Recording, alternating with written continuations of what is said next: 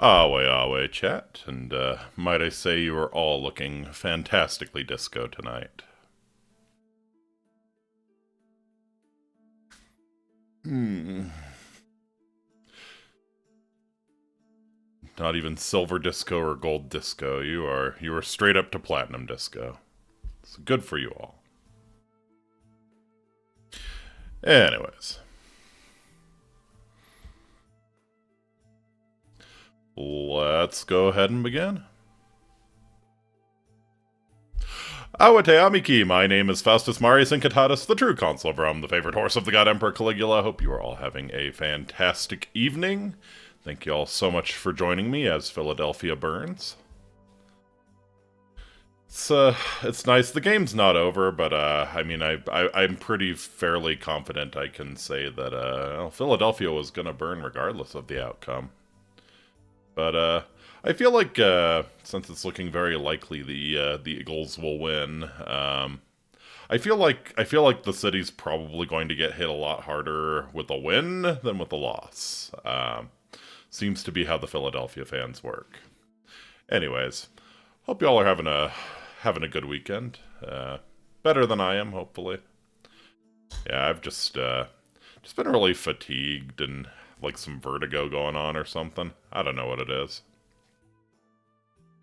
But feeling good enough to stream tonight, and hope I feel good enough to work tomorrow.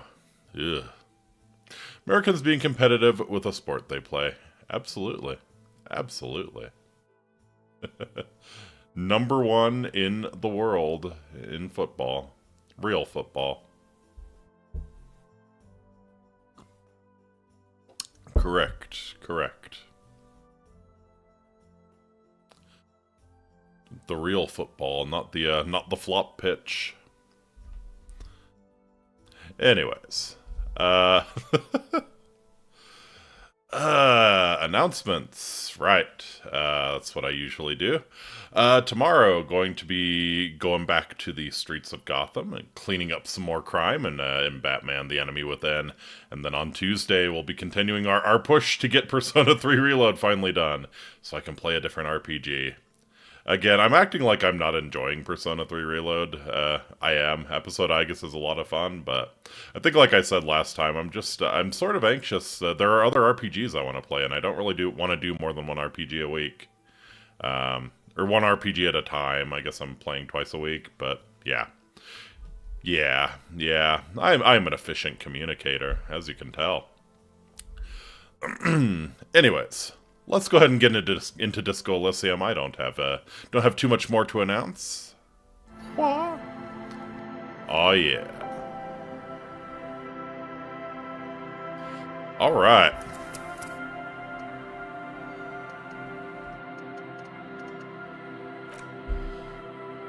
Don't be afraid to say weird things. People are more forgiving to persons of power, like police officers, yeah, or politicians, or music stars.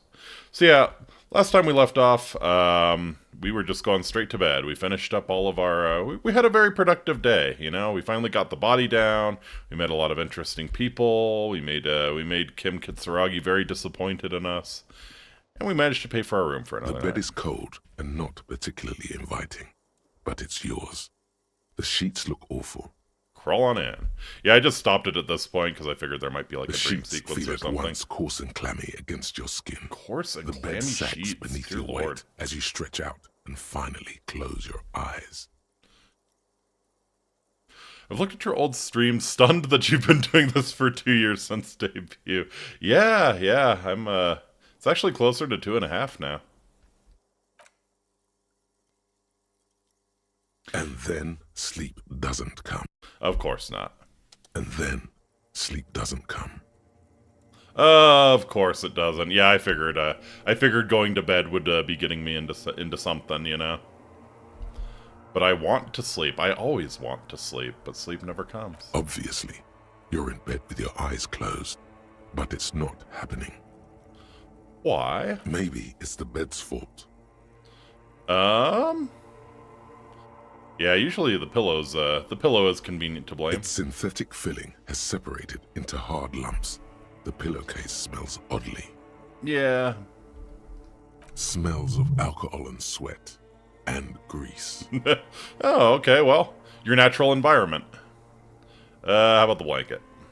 It barely covers your toes. No. Stretch it over your soft belly.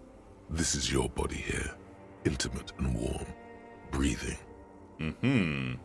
Under your thrumming eyelids, you see a dizzying array of colors. You won't get off this carousel quite so easily. Oh, God, are we having withdrawal already? We didn't drink anything today. Ew, stinky pillow. Yeah. I'm at fault there. I don't wash my pillowcases as much as I should. It's a little better. Colors, scenes, and half-formed phrases still litter your mind. Part of you is still trying to solve the case, isn't it? No tears, only dreams now. Your breathing steadies. A great silence washes over you. No, please. Until your eyelids Please do not twitch grab the in your UV sleep, light. Please, God, and no. Images start forming. Mm-hmm. I figured we'd get a dream sequence.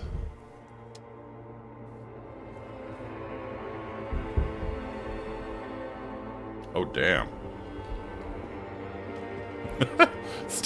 Still have my bag for picking up bottles to recycle even in my dreams. That's nice. Slow motion. No! Right. Okay. Can't access my inventory.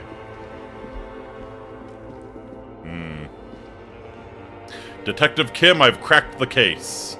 That's fantastic, Detective. How did you figure it out? It came to me in a dream. The Chadliest of citations. It's a disco ball. Yeah. Oh, that is a disco fucking corpse there. Look at that. Mm-hmm. Yeah. Death becomes you. Death becomes you, Harry Dubois.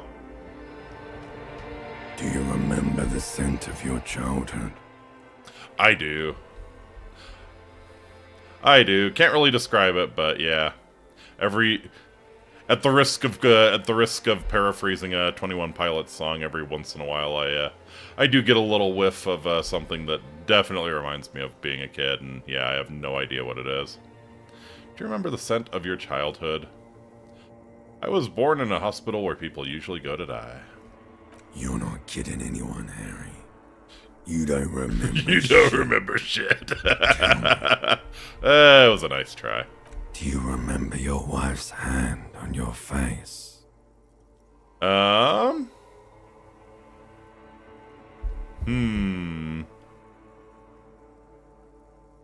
I left or I was left. Yeah. We know who this is. I was left. Yeah, I can't imagine Harry being the one doing the leaving. That's right, funky baby. That's right, funky baby. And you just stood there.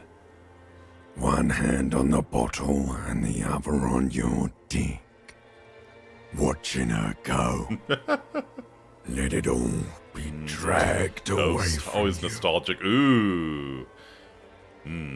Fuck, that sounds good. I'm gonna have to get some toast after this stream is over. Tell me, where are your friends? Human beings have friends, Harry boy. Such a cock.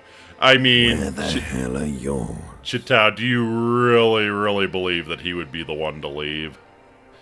Knowing what we know about Harry, like, really, do you believe he'd be the one to leave? I can get it all back, or I don't want to come back. I'm kind of getting the vibe that we're too far gone. They were only cramping your descent into the abyss. Now they're gone. 3 times gone and never coming back. All of it. You failed. Cinnamon toast with real fucking You butter, failed yeah. me. Okay, this is getting a little real. God damn it. You failed Elysium. Failed Elysium. What's Elysium? Everything. The Pale and the Aeschylus. On the surface. The outer magnetosphere.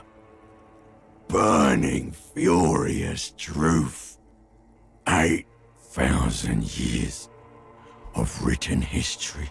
Wow. It's failed everything that is and everything that ever was. But maybe we don't have to. Maybe we don't have to fail everything that will be. You really dropped the ball, Harry. 4.6 billion people. And you failed every single one of them. You really fucked up. Yeah, I think I've talked to you before. This is like the same voice that the corpse had when we talked to it during the daytime. No, Harry. You were just talking to yourself. That's all you ever do. Even in your dreams. And the act is wearing thin.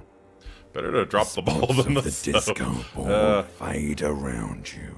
Oftentimes, one comes after the other. So can we lucid dream this? Who knows if we're lucid dreaming? I guess we can control our dialogue, so maybe we're sort of lucid dreaming. You'll be back in those cold snakeskins in no time, sweating up the bed. Stinky boy. Stinky.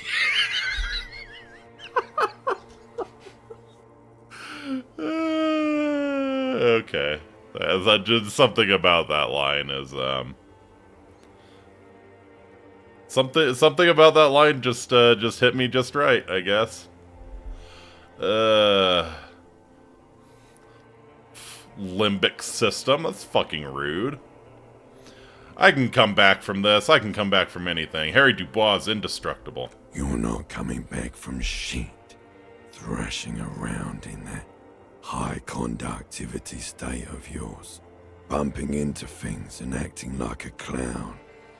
Who are you kidding? You know what? God damn it, I'm trying. I'm trying. That's more than we can say for you, Mr. Bloated Corpse Man. You're trying to what? I can't hear you. This is just a word dream now. Jumbled up garbage. The pictures are gone. The bed rises to meet you. A thin, sleep-like state. More glass than velvet. Grinding in your head. It's a good way to describe this voice, honestly. So something is wrong. Sleep shouldn't be this bad, this dry, this unnourishing. There's something wrong with your thoughts. Some kind of new type of hangover. Oh god, there's another type? We're a pioneer. We are a pioneer. Discovering all the different kinds of hangovers. Oh yes, party boy. And it's worse than the one before. Just think of the shit you saw. Here it comes too. So soon already. A silent alarm goes off in your head like clockwork. Barely let you sleep at all. Time to get those clothes on, Harry. Yeah, this is gonna be me tomorrow morning. Time to go to work in the shit factory. Yeah, this is me every morning.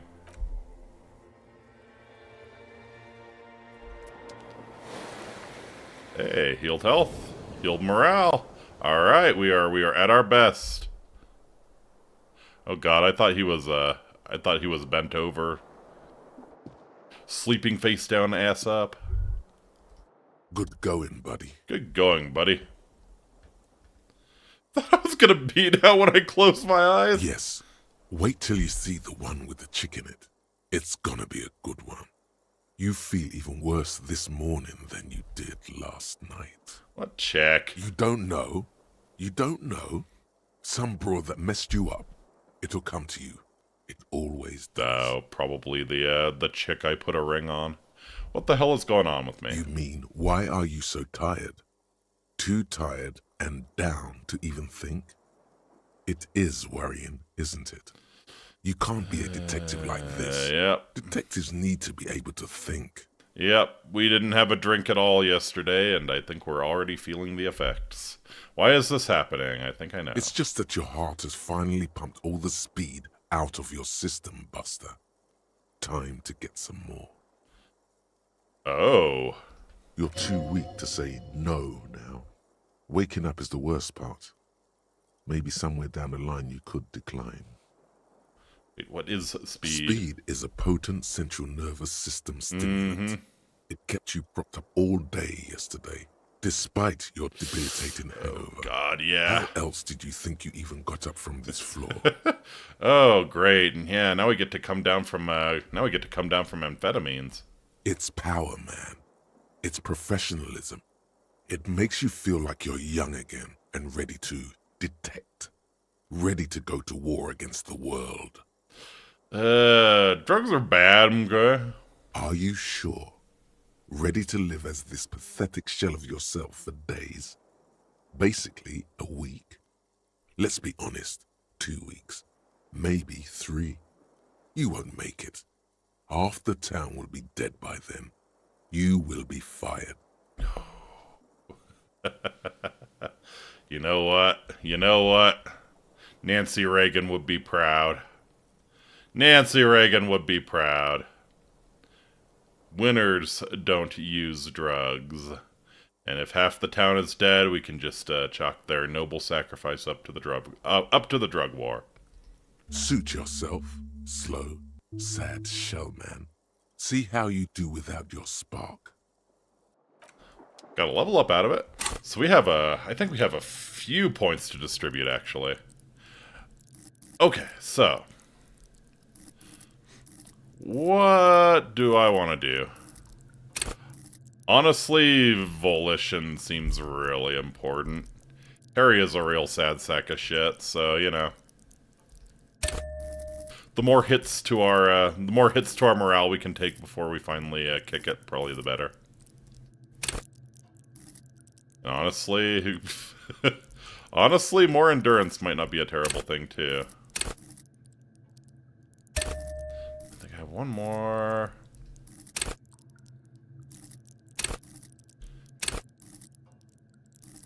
I think a Thor. Yeah, I should probably shore up some of the ones I'm not very good at. Ding. There are a lot of suggestion rolls, and I think I would like some help passing those. Alright. I think this is good. I think this is good.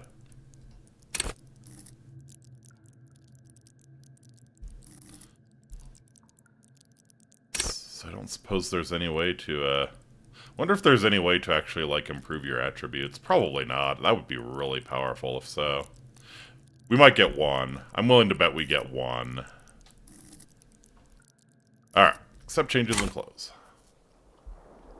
So yeah, I'm thinking more health and mana is probably going to be important. Alright. Anything new and exciting with the room? Words fail to describe how rank it smells in here. They should have sent a poet. Yeah. Poets would be used to rank and disgusting conditions, usually. Lodu. Uhu reservation minus 22 centigrade snowdrifts. Dang.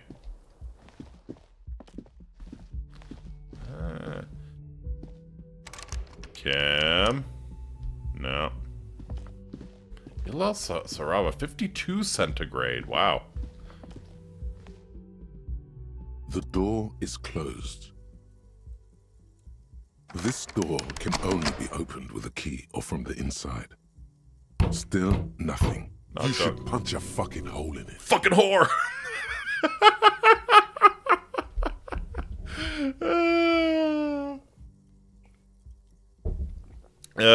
No.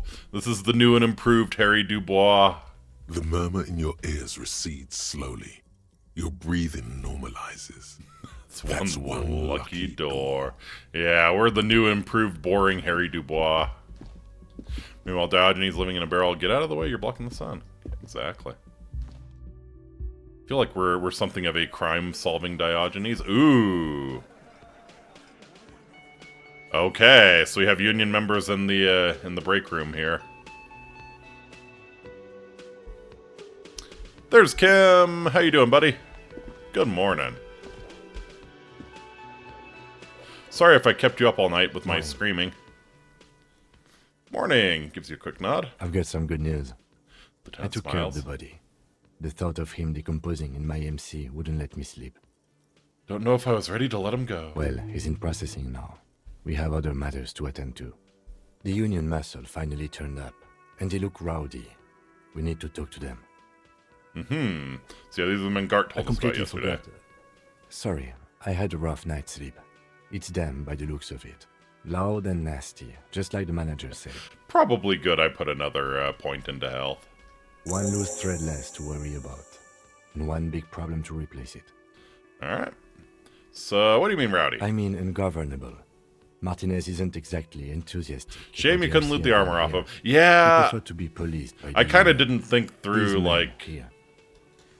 I sort of intended to loot the armor, but I didn't think through, like, yeah, once Andy puts it in... Or once, yeah. Once Kim puts it in the body, Kim put the body in the, in his car, yeah, probably can't get to it anymore, so... Sort of screwed up. Men who drink beer for breakfast? There's talk of an armed wing of the Union called the Hardy Not the Boys, Hardy Boys. who are responsible for state policing. I think it's them. If the Hardy Boys are here, why the fuck are we solving this mystery? There's a lot of them. Should we call in reinforcements? That would just escalate tensions. No captain would sign off on it. Solving one murder isn't worth a conflict between the RCM and the Debarders. Yeah, you're not wrong. In fact, even the death of 2 detectives might not warrant an all-out war. So let's keep a cool head, okay? Yeah. Well, I was born in a Dublin street. He's not exaggerating about that mortal danger, just calmly factoring it in. Your fists clench and your pulse rises uncomfortably. Do we need to talk to him? Everything points to the Dock Workers Union.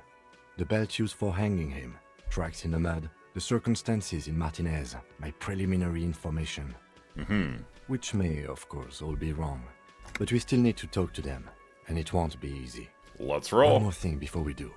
We don't have to talk to them immediately. We can walk right past them, continue with our business. Yeah, streetwise. Zoom right past. Do it on your own terms. But aren't you curious to know what they have to say about the murder? I would be lying if I No said I hurry wasn't. to leave. They think they own the place. Anyway, I leave that choice to you. Whatever you decide is fine by me. Alright. How you doing? Just a moment. The woman turns back to the cafeteria manager. And there's no public phones nearby? The closest phone booth is down the coast. Sorry for the inconvenience, ma'am. Could we use Kim's radio? It's fine, I understand. Thank you anyway. I'm glad to see you again, dear. Where is the cryptozoologist, by the way? The lady is distressed. Perhaps something more upbeat might cheer her up. Alright. Howdy, Lena, what's kicking? Please don't trouble yourself about me, sweetie. I was just hoping to make a call, but the Whirling's phone line isn't working. Oh. The Union office probably has a phone, but I can't really get there. Or to the phone booth down the coast. And Gary's phone is dead too. So what's wrong with the phone line? The manager was vague about it. Why would he be vague about phone problems? This is something to look into later. Ask God, maybe. Yeah, definitely. Why'd you need to use the phone anyway? To let the young woman who's house sitting for us know that we may be delayed. Morel, my husband, and our friend Gary were supposed to get back by Monday night. But they're still missing, and I haven't heard from them. Uh-oh. I was also hoping she'd heard from Morel. Uh-oh. Well, I think I have my suspicions about the cryptozoologist now. A little missing persons puzzle might just be the thing to take your mind off the hangover. I'll bite. Has your husband gone missing before? That's just it. This isn't like him at all. He always plans his expeditions so carefully. Maybe Bigfoot actually got him. A cold breeze hisses through dense thickets of reeds. Something sweet in it, somnolent. A damp chill goes down your spine. When you look around, you're still in the whirling in rags. Sounds like a predatory plant or something. But you have more important things to worry about. She glances out the window toward the bay. So, what's this exposition? What's this? Yeah, give me some exposition about the expedition, lady. Just some field work, sweetie. Morel is a highly trained scientist. He and his assistant Gary are studying an extremely rare species of insect. So rare it probably doesn't exist. But they should have returned by now. They were just going down the coast across the water lock to set a few traps. He said they'd be back on Monday. What could be keeping them? So who's this Gary person? Oh, sweetie, it's nothing like that. She smiles. Gary's as loyal as they come. I trust him with my husband's life any day. So are they in a rough neighborhood? There's a nameless old fishing village nearby, but we've never had any trouble there before. There is a lot of crime around here, isn't there? Sure is. I can't say it's the best part of town, but I wouldn't worry too much about a pair of grown men traveling together. The lieutenant doesn't want to agitate the woman. And he's doing a good job of it. Do it. Find her husband. This will surely lead to a cryptozoological mystery with that extremely rare Inland species. Empire is never wrong. Some fringe science is exactly Exactly what's what we needed needed. right now. Spice up that vanilla murder investigation. Thank you, conceptualization. Sounds like police business. I'll help you find your husband. Are you sure we have time to go chasing after bug hunters just now? I did suggest we play it cool, but...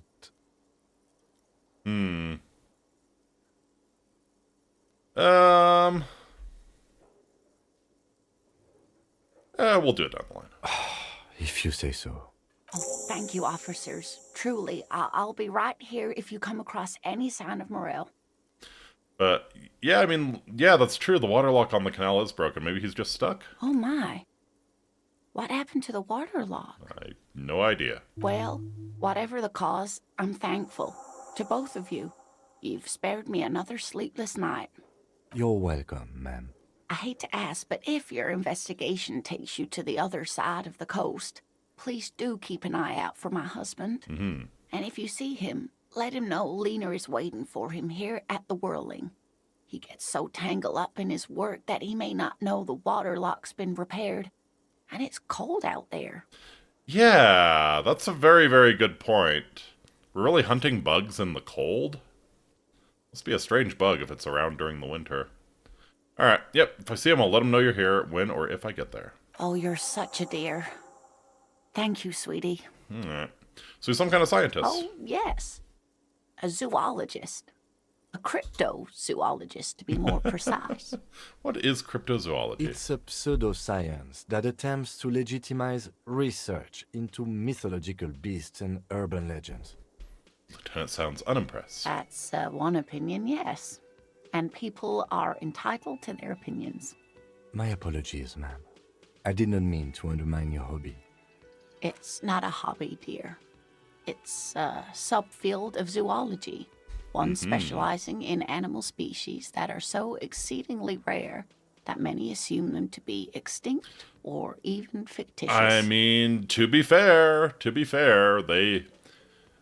Not all the time, but every once in a while you do hear about them finding a species that they thought was extinct, or, yeah.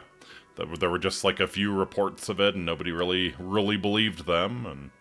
Like, shit, even in, like, really heavily populated areas where there's, you know, been a lot of research, there's a lot of people, you know, like, hunting and fishing, and, yeah, you still find new shit, so, yeah. I'm, not totally downplaying cryptozoology. I wonder if this, crypto bug is able to Edgar people, please no. Searching for such species called cryptids is difficult and often thankless. And frankly, many scientists are too lazy to do it. Universities these days are rarely interested in supporting real research. Tell me about some cool cryptids, lady. Yes! There's really no point in manipulating anyone. She'd be only too pleased to tell you about her work. Go on and ask. I'd love to hear about some of the cryptids. Oh, I'd be delighted. Truth be told, I could really use the company too. One cryptid. Not a One couple. cryptid. Is one turned into some kind of cryptid extravaganza? Says you. Fine. Fine, just one little cryptid. He nods and assumes a waiting posture. If cryptids existed, we would have already found a body. Yeah, I mean, if Bigfoot, I buy that argument.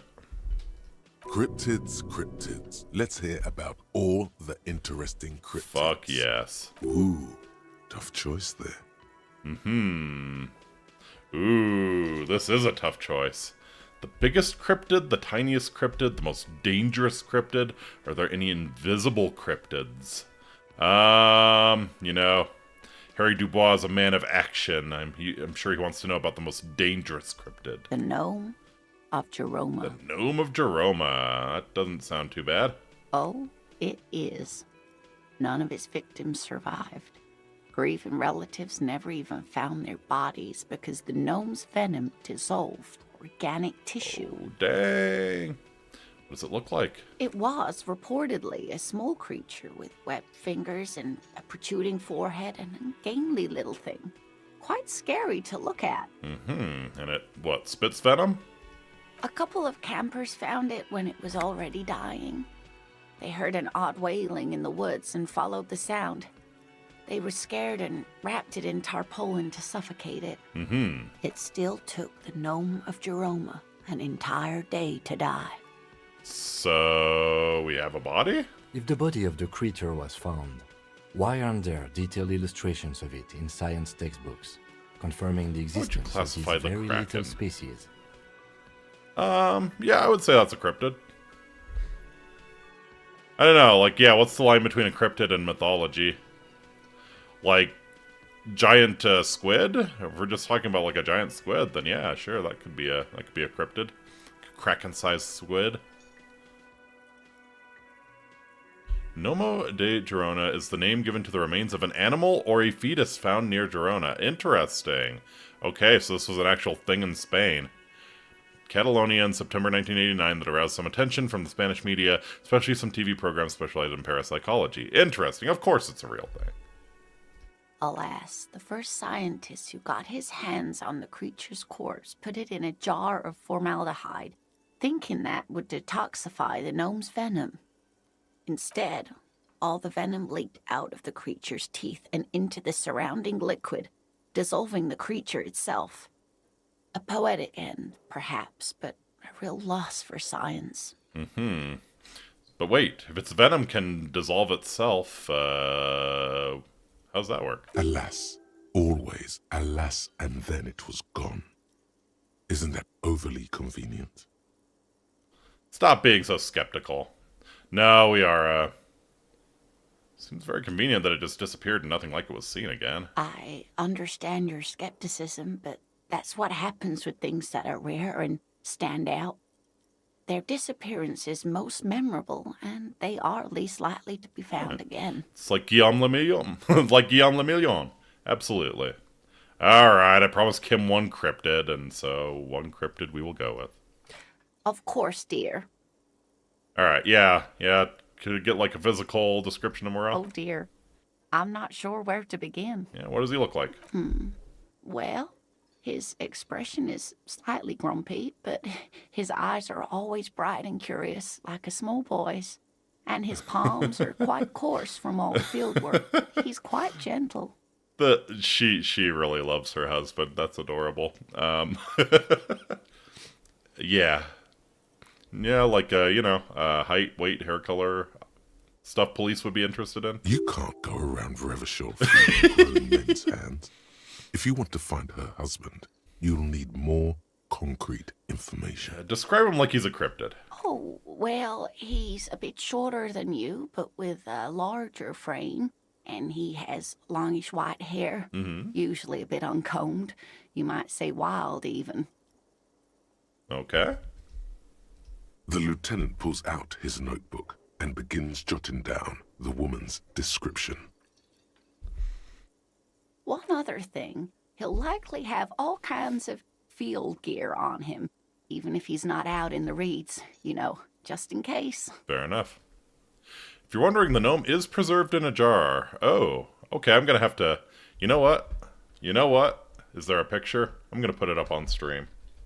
Gnome of Girona. Let's see.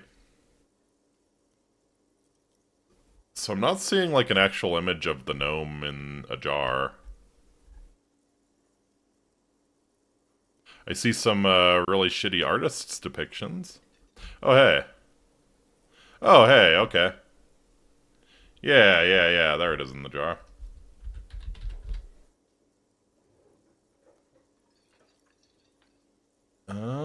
Could we get something that is like, you know... Really? Is this the only picture you had? This is like... It's 156 by 185. Come on. Visual search this. Surely someone's blown it up. Alright, fine. This one will work. No.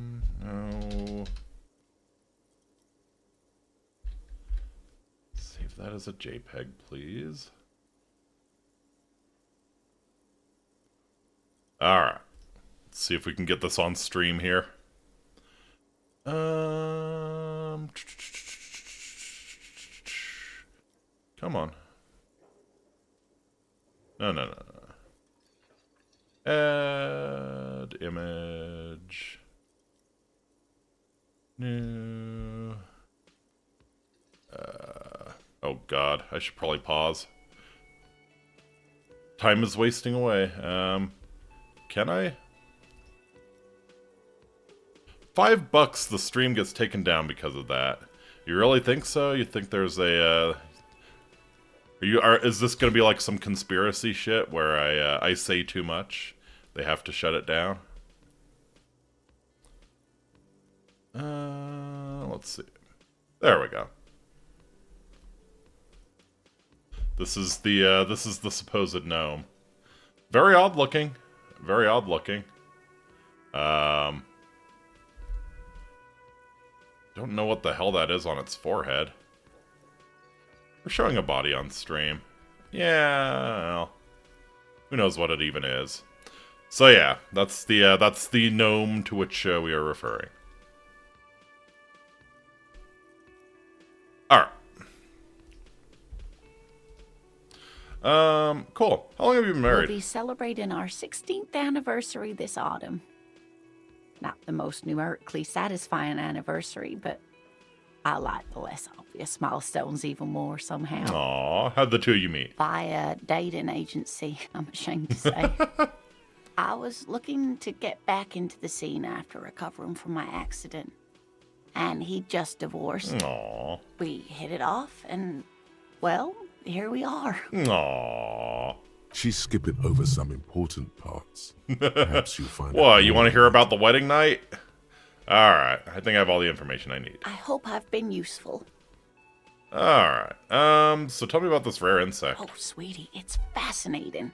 But I shouldn't bore you with entomological minutiae. The lieutenant. Come on. Okay, Kim, this one's germane to the case, at least. I want to hear about the insect. Well, it's a phasmid, Phasmid. but Is it invisible? Ah yes, Phasmatodia. A diverse group of insects whose bodies resemble twigs. Oh, leaves, I see. that sort of thing. Ghost insects, colloquially. Thank you, Autism Brain. Oh yeah. Here comes the Here comes the interesting. interesting. Absolutely. where other phasmids imitate sticks or leaves, this one's a living reed. It disguises itself among the reeds here on the Insulindian coast. Hence its name, the Insulindian phasmid. Indian phasmid. Perhaps you'll end up co-discovering the phasmid with us, officers. She looks you in the eye and nods thoughtfully. There's a touch of awe in the way she enunciated the creature's Indian name. phasmid, yeah. I knew it. We're gonna be chasing made-up insects. Yeah. with cryptids Damn or- right we are, Keb. Damn right we are. It's not made up, officer. I can assure you. It's simply elusive, so much so that most establishment zoologists doubt it exists at all. Alright, so is it dangerous? Not at all. Why else would it hide itself so carefully? I don't know about that. Some predators, like ambush predators, hide themselves very carefully.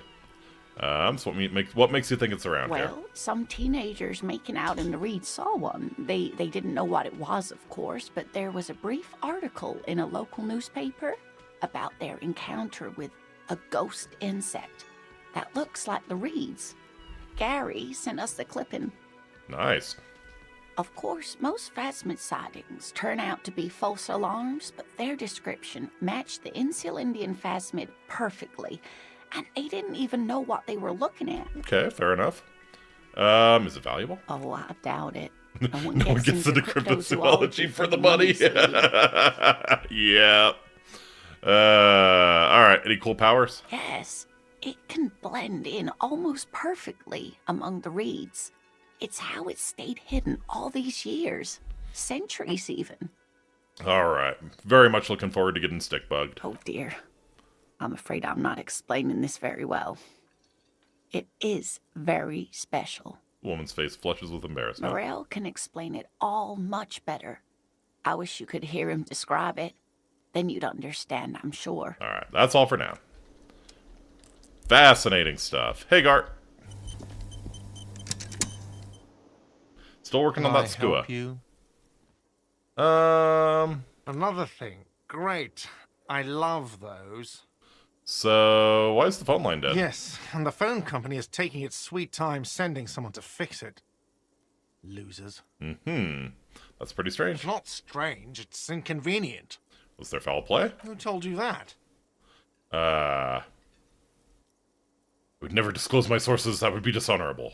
Fine, yeah. It looked like someone had messed with the wiring. It was shortly after the hanging, but I don't know if it's at all related. Plenty of assholes around here who aren't murderers.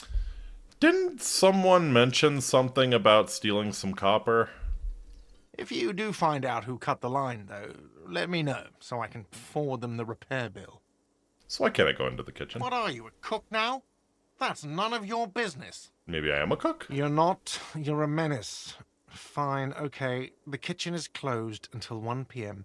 because the real cook is working.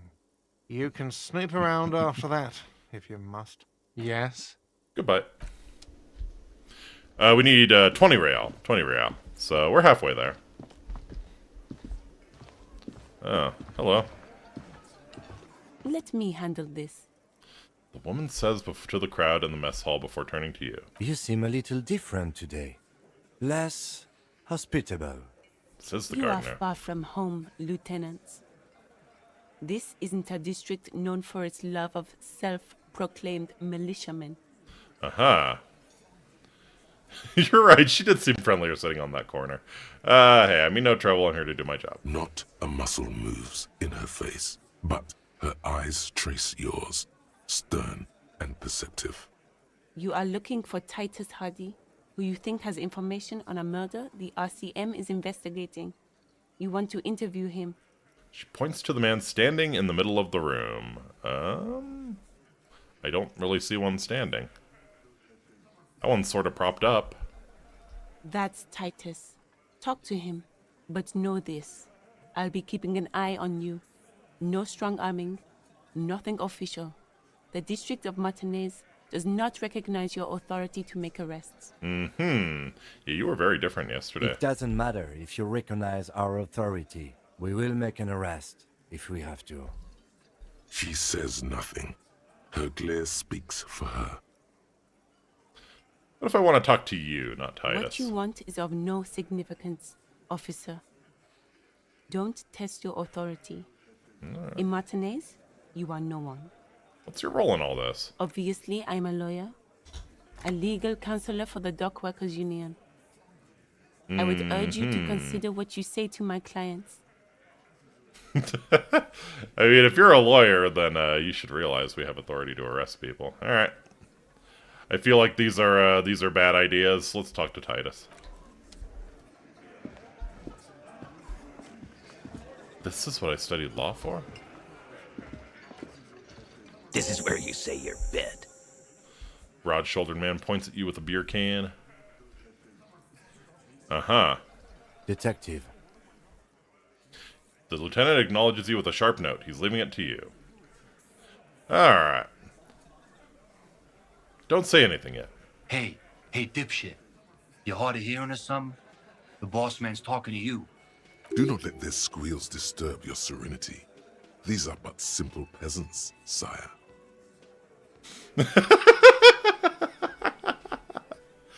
The chatter is too inane to reach your ears. Raise your chin and gaze into the distance like a prince. What, is he fucking kidding? This guy high or something? Shanky? Okay. Gee, I wonder what you do. Little guy looks at his mates in disbelief. Hey, asshole, up here. We're talking to you. We're looking for Titus Hardy. We need to talk about the man hanged out back. Oh, this is about him. A real looker, that won't. You sure took your time, huh? Waited for him to get 2, real 3, 4, ripe 5, and pretty 6, for you. 7, 8, perhaps? There were 8 people. There were 8 people at the scene of the hanging. Oh, he was a real pretty boy. Hanging up there, letting out that pretty boy smell. Yeah, you'd know something about pretty boy smell, wouldn't you, Glenn? I can't for the life of me understand why you did it. I mean, I would have just left him up there. You must really like cleaning up other people's shit. You might want to start asking your questions now. It's not going to get better than this. These guys are so macho, they're ready to confess to first-degree murder. Ask if it was them. Do a head count first. Connect these men to the tracks you saw in the yard. Chances are they're going to match. Yep. As I thought. Starting from the right. Boot size 44. Blonde man. In his 30s. Overbearingly masculine. Sure enough. Sitting on his right. Standard working boots. Size 45 or 46. Eldest in the room. Probably mid-50s. Smoker. Quiet. Across at the other table. Hobnailed working boots. Size 43. Gang tattoos. Mesk or Sarah Mauritian. Let's in go. his late 30s, early 40s. A symmetric burn on his neck, resembling the letters Los Los. Los, Has he los. tried to burn it off? Leave that life behind? And then, standard working boot. Steel reinforced toes. Size 46. The big dick. Wide at the shoulders. and lean at the So, hips. this was the one who carried Rubber him, cap, right? Fingerless gloves. And numerous scars. A little under 40. The emblem on his vest says Rowing Club. A little patch below it reads T. Hardy, Captain. In the far corner, standard working boot. Steel reinforced toes. Size 44. 40-something. Non-alcoholic beverage in hand. You squint. Is that a plectrum? Where? On his neck. Forget it. It's not important. Talking like a guitar pick? Let's call this one. a Yeah, musician. okay. And the little guy? Size 41. With the light step. Not a child, after all. An older man with a rat face. Mean, watery eyes, and 2 front teeth missing. In the middle, heaving and wheezing. Boot size 46. Okay. Deep marks. Probably carried the victim over. He alone is 130 kilos. Add the man in armor, and you could easily exceed 220. Gotcha. Fat Angus. In conclusion, these 7 are the actors on the crime scene. The footprints were theirs, but there's a discrepancy. One of them is absent. The odd soul. The trucker. Exactly. The missing lady driver who was running the drug trade. Does it mean the Hardy Boys are involved in the drug trade as well? I mean, this would fit what Joyce told us, but I don't want to make any assumptions. Maybe. But hey, you've stood there for about 4 seconds, not saying anything. Now is a good time to hit them with questions. Where's the 8th Hardy? The fuck is with you, fella? So, found 8 sets of footprints, but there's only 7 in VO. Where's the 8th Hardy boy? What are you talking about, madman? There's no 8th Hardy Boy. There's 7 of us and we're all here. Or what? You want to be the 8th Hardy Boy? We ain't hiring. He shakes his head. Actually, boss, we've been talking and we Oh, Glenn, thank you. This person Glenn wants to hire, he really respects. Uh-huh. She? So there's an 8th Hardy, and it's a Hardy girl. Who might it be? Elizabeth? The gardener? Shut the fuck up, Glenn! I do the talking here. Now what the fuck do you want, cop? It has to be good, if he won't let you pursue it. Looks like the lieutenant thinks so too. So let me get this straight. There is an 8th Hardy boy. It's a she, and you don't like us talking about her? That's right. We're not talking about this. This is a private Hardy Boys matter. Nothing to do with your shit. And you're not cops here. Don't go digging around if you don't want a bullet in the back of your head. I'm watching you. Good. We are all watching each other. Officer, your question. Kim's freaking ice cold. This is great. There's no point in pushing it further, he thinks. This is already a victory. We'll learn more about this 8th Hardy sooner or later. So, the man hanged in the backyard. Did you do it? The pretty boy. You guys really love talking about that pretty boy. Funny. But my partner and I have a serious matter to discuss with you. Why are your boot prints all over the scene? You mean these boots? Yes. We all got a pair. We wore them the night we took the pretty boy out back and hung him. By the neck. Okay, there it is. God damn. Yep, they're just straight up admitting it. As he speaks, his fists contract, going through the motion again. Okay, Savoring okay. it. Wow. So yeah, clearly they think that they're beyond the law and that the Union will back them up no matter what they do, and they're probably right, unfortunately. But that means that if we give the mercs these people's names, they're gonna fight the whole Union. So yeah, we get exactly what Joyce doesn't want. So we have to isolate these people somehow. Yeah, we did this. Together. All of us. Until he was dead. That's why our prints are all over the scene. So you just confessed to the murder. Goddamn right. Your lawyer can't be terribly happy about that. No. These 7 honest men have equally come forth. They told you what happened so that you don't waste any more of your time. All 7 together. They're diluting responsibility. It's an anti-arrest tactic. So, I think the most pertinent question, why'd you do it? Why? 'Cause he was worthless mercenary scum. And he stepped out alive in my town. So he was a mercenary, that's it? And he stepped out of line. Repeats, jaw clamped shut like a vice. Okay, I really would like to get some more information on the supposed assault that happened, so we can verify. What kind of mercenary? The kind that shows up when you start a strike. The experienced kind, too. Had Cohoy and Semenine written all over him.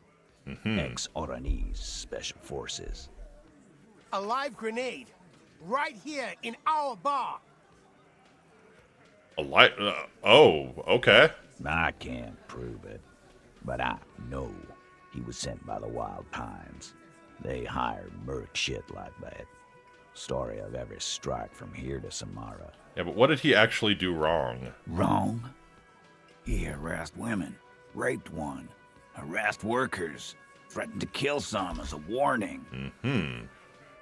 Sorry, sir, unlike you, the lung doesn't discriminate on who it targets like how you hang him, exactly. Alright, who did he R-word? From rape to harassment to threats of violence. Why the strange de-escalation? To kill us all, if we don't open the gates, if we don't let the scabs in, if we don't bend over. And that was before Cracks his he knuckles. started coming here. Uh-huh. Yeah, he said it was his favorite joint now. Started coming here every night. Drinking, grabbing girls. Grabbed one of ours mid-karaoke, right there on the stage. He grabbed someone? Lieutenant is trying to make sense of this flood of information. Yeah. This girl's on the mic. A beautiful girl, young. Gets into the second verse of Lover Lake. The fucker grabs her legs, starts screaming. Dang. Show me your cunt. Why don't you Dang. Then, he gets knocked on the head with a wine bottle. Doesn't even fall down. Mm-hmm. So is this the same girl who was assaulted? Aren't you fucking listening? My man is talking to you. He took care of it. They got the girl out before anything else could happen. So who is the girl who got assaulted? Yeah, me and Eugene got her out. Aren't you fucking listening? Thanks, Shanky. There's something odd here. Seems like they don't want to talk about that rape Titus mentioned. Why not? This is a serious allegation. Mm-hmm, exactly. Make them talk about it. Who was it? No. You're not getting the name. That's a Martinez matter. And I'm not discussing it with you clowns. Mm-hmm. So, yeah, who called the shots? Are you deaf? There will be no singling anyone out. You can't arrest a Hardy Boy without arresting all Hardy Boys. I mean, we have ample reason to arrest all of them. They all participated in the lynching. Do you think you could do that? Do you think you could arrest them all? A trick question. Don't let her lead the conversation.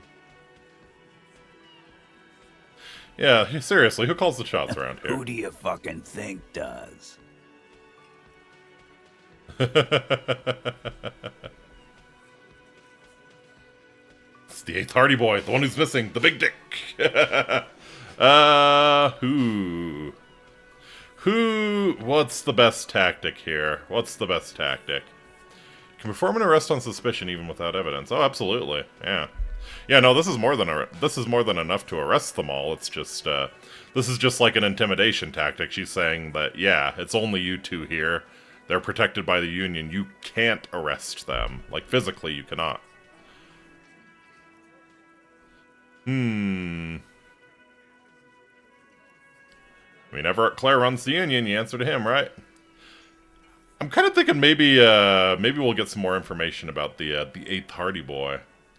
It's the 8th Hardy Boy, the one who's missing, the big dick. Titus, no one was thinking. The long-haired one breaks in. That there's any question who's the leader. That's how he would have ended it. Titus won't let him. Mm-hmm. No. Fuck no. The big dick is right here, asshole. You're looking at it. Right. Fucking. So I assume that probably if you guess anyone but him, you get this, which is what you want. It's what you want. Disregard the outburst, officer. None of the boys have any comments on their power relations. That night, they acted as one. That's all. You are a shitty lawyer. But you are in a terrible situation, so I get it. So when did this occur? You don't have to keep answering his questions. I know, Lizzie. Relax. We killed him last Sunday night. Mm-hmm. Seemed like a good way to end the week. And how long had you known the victim? Known him? We don't associate with scum like that, asshole. Yeah. Who do you think we are? Mm-hmm. Quiet.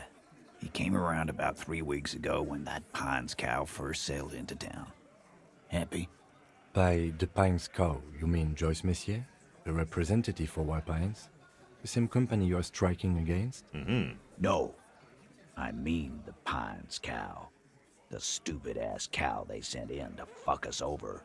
Mm-hmm. But you know what? He rubs his chin, pretending to mull it over. This is where he tries to sow discord between you two. Because he knows the company is responsible for bringing the mercenaries into town. Uh-huh. Why don't you ask her about the pretty boy? I'm sure she has interesting things to say when you ask her hard enough. That's enough insinuation for today, Titus. Officer, your interview is drawing to an end. Don't waste your last questions. So how did you kill him? We hanged him up by his neck until he got real still. Wasn't that obvious, Copper? Didn't they teach you anything at the cop school, idiot? The autopsy did not reveal anything too conflicting this far. You just have to wing it. So did you muffle him? We haven't heard any reports of screams. I mean, that's a very pertinent question. Titus, you don't have to clarify anything. We overpowered him. Dragged his unconscious body to the tree. Okay, so they did knock him Put a unconscious noose around first. his Makes neck sense. And hanged him till he was dead and steady. Then we left him for seagulls, maggots, and you fucks. Make them a bit more uncomfortable first. Then see if it all adds up. Uh-huh. Well, hey, a trained killer. If yes, then how did you manage to overpower him? With numbers, asshole. How do you think? You're right, Lizzie. I've done enough explaining here. No, he hasn't. Not yet. Where did this overpowering happen? Weren't you fucking listening? The fucker came to our bar. It happened right here. Shanky might be lying. Alright. Alright, here's hoping for some good RNG. RNGesus, please bless me here. Come on. Come on. Actually, they're admirably, surprisingly composed. The entire room. Given how many questions you've lobbed their way. Maybe one of them is fidgeting? Well, this one. But he's always fidgeting, so don't get your hopes up. Fair enough. Like what, Copper? Any remorse? How many people have you sent to the Shays? Ever felt remorse for them? Chaise électrique is the method of capital punishment in Ravages under the Coalition. During the suzerain's reign, it used to be the firing squad. Or send them to Reunion to rot. For 20 years. For life.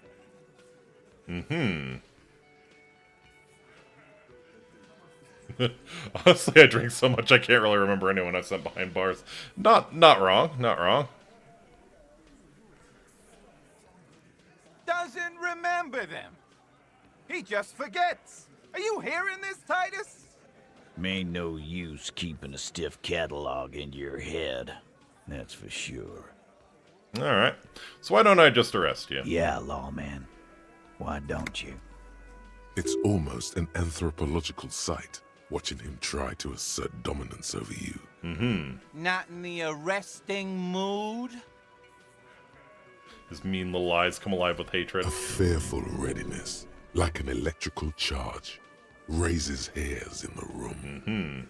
By your side, the lieutenant keeps his hand away from his holster.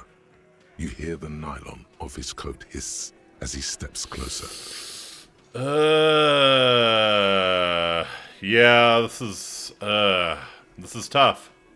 Well, that's just tough. Wise move. You made the right choice there. Now make another one and get the fuck out of our booth. We're not gonna do this again. Alright, so what are we gonna do now? Nothing. Your investigation here is done. Leave Martinez, go back to your stations where you belong. I think we're going to stick around, thanks. Some things don't add up here, Titus. Lieutenant closes his notebook. Done this job for long enough to know that people don't just confess to first-degree murder. Even if it is a group responsibility. We're going to look into this. Good luck with that. You've heard everything a rent-a-cop is gonna hear from us. Real law officials. You're lucky you didn't get a beating. Rent-a-cop. So that's what this is about. He doesn't see you as his equals.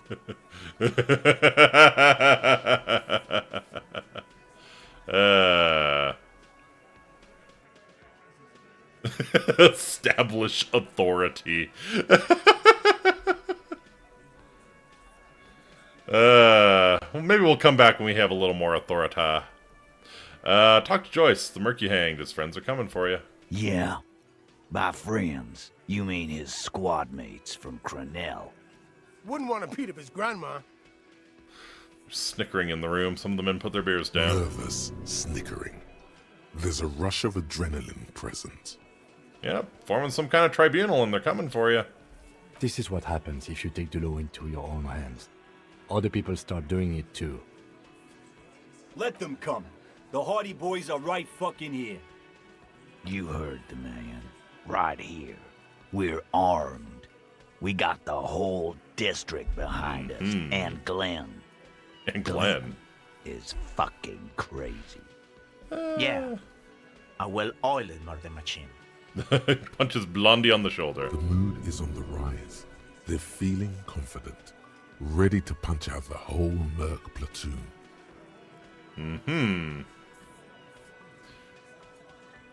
I would say save, then tell the Mercs the names to see what happens. That's so stupid, I wonder if they'd even let us do it.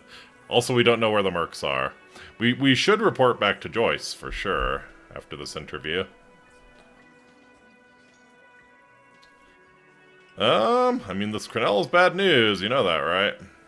Yeah, they're armed with automatic weapons. We got weapons of our own. We got Ister 50s, Zeelagers. Glenn's got a knock cannon. Nice!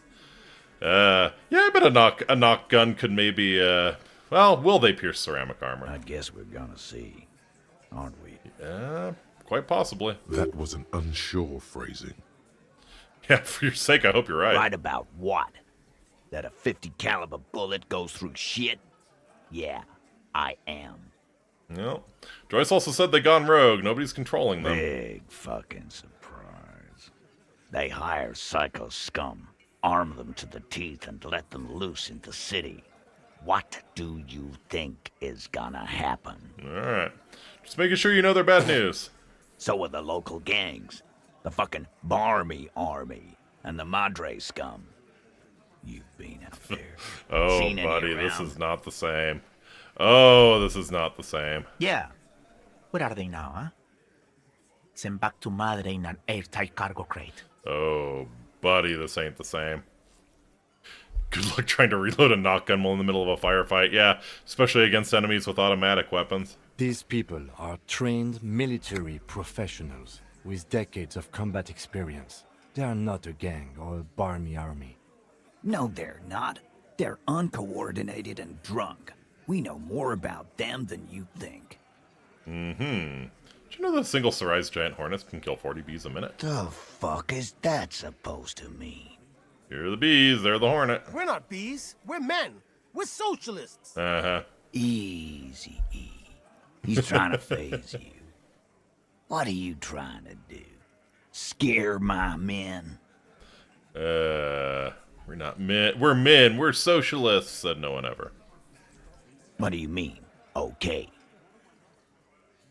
I mean, okay, they're gonna wipe the fuck you. They're gonna wipe you the fuck out, Titus. No, they won't. Get out of here with your negative energy. All he means is that the situation is serious.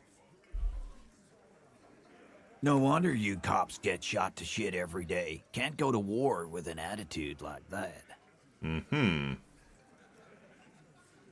So yeah, I think I've connected you to the local drug trade. Like hell you have.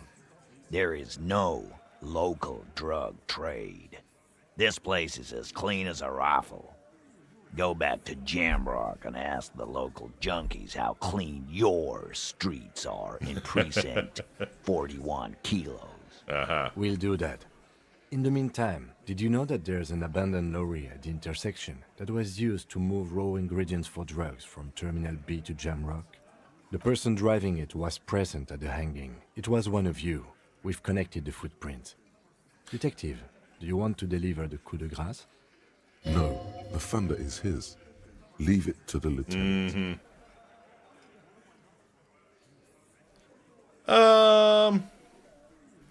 There is no local drug trade except you. That's a mighty interesting theory.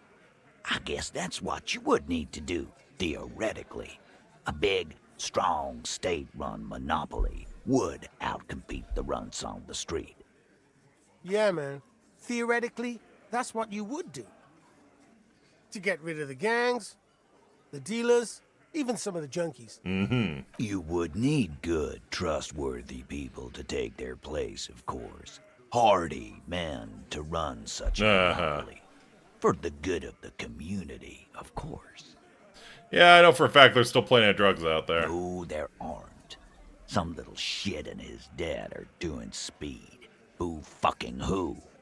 The stuff's probably from Jamrock. That's impressive that he knew what I was referring to. Yeah, I was thinking of the speed Kuno had. Whatever you've seen is peanuts. Look at the big picture, man. The place is a paradise. And all thanks to Hardy Boys. Theoretically, of course. We're just talking politics here. My answer to your drug accusation is, how dare you? Go fuck yourself. Not quite yet, Mr. Hardy. There were 8 sets of prints on the crime scene. There are only 7 Hardy Boys here. Yeah, the one who's missing, she runs the thing, right? My answer is, fuck off. Mind your own business. There is no 8th Hardy. I run this goddamn scene. Finally, you got something out of him. This could prove useful in the future. And here we go. Back to the usual. I know. Fatty walked on all 4s. He's so fucking fat, he left 2 sets of footprints. Go fuck your mom, Dennis. That's more like it, boys. You heard him. It was Angus on all 4s. Anything else you need to know? I think I'll take off for now.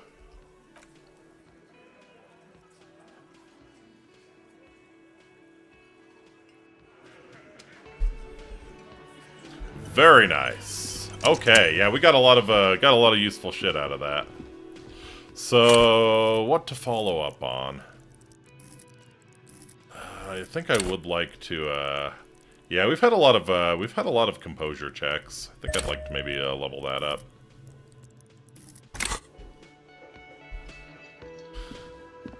Alrighty. You awake yet, buddy?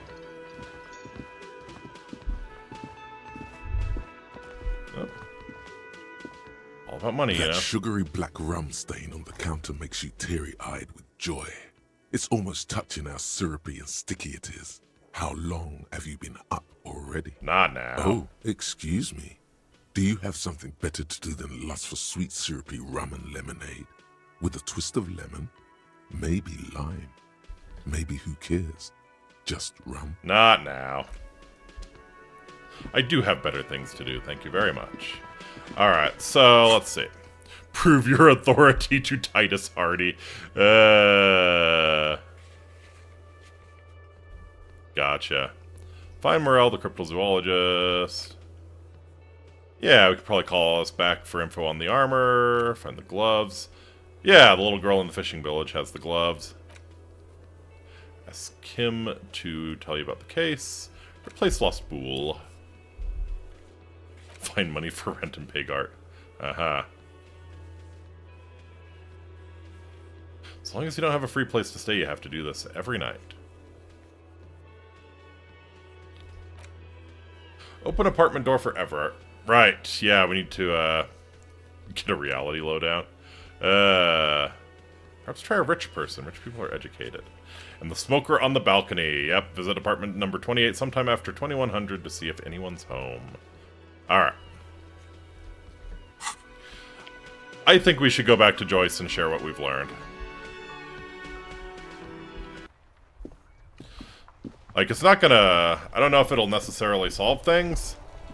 Like, Joyce is probably gonna say basically what I've said. Like, yeah, if all the Hardy Boys are standing together on this, they're backed by the Union. What's your deal? Shit ain't nothing to me.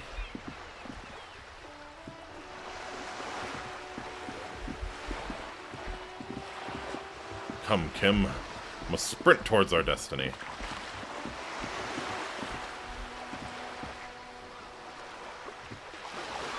Splatter of bullet holes lines the wall.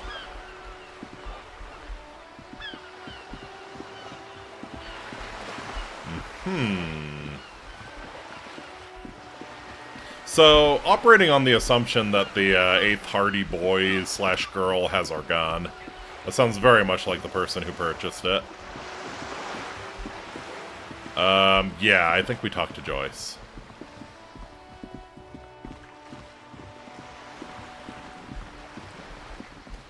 She might have some ideas on how to proceed. You're back. Good. What can I help you with?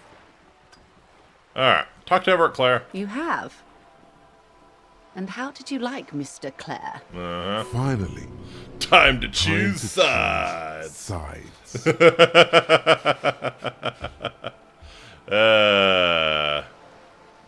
He is not the champion I have chosen. Wish to swear fealty to you in the cause of capital. He is a bloated rainbow socialist. Oh, come on now. He has his uses. How else would he have stayed in power all these years? Or wait. No, you know how he stayed in power. Actually, She answers her own question. corruption. That's how he's done it. Fantastic, Verm-like corruption, reaching into the bowels of the earth. She looks at the ground and nods. The position of my unusual colleague does not reflect official policy. I hope you understand. The RCM does not pick sides. Of course. And I don't expect you to share anything he told you with me. I'm not a corrupt Verm myself. However, if you felt like discussing something, how could I stop you? Are we not human? Are we not curious to hear another person's take? It's only natural. Yeah, let's go, We would Joyce. only be gossiping. Intellectually speaking, it would be quite interesting to hear what she has to say about these things. Absolutely. Tell her she'll like you for it. Uh-huh. Mr. Everett is helping me find my gun. Oh. That's so helpful of him. Uh-huh.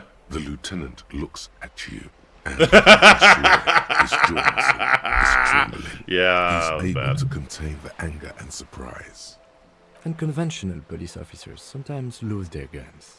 They then go around and tell people about this, to gauge their reactions. It's all part of detecting. Nice attempt at a save, Kim. Incredible. Simply incredible. And how is it going? Has this detecting produced a gun? Can't say it has. Well, maybe he's not as helpful as you thought then. Is there anything else? I'd rather talk about something else for now. Of course, Detective. Should something come up later down the road, don't be afraid to drop by for a chat. Until then, is there anything I can help you with? Tell me about Wild Pines. What we do?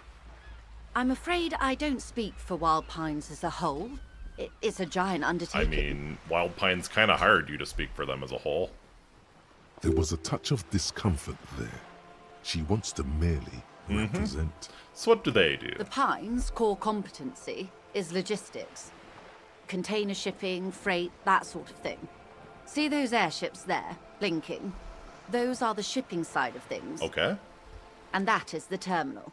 Another subdivision deals with energy, oil and gas exploration, offshore platforms. The Wild Pines Group is one of the original Revacholian Indo-tribes.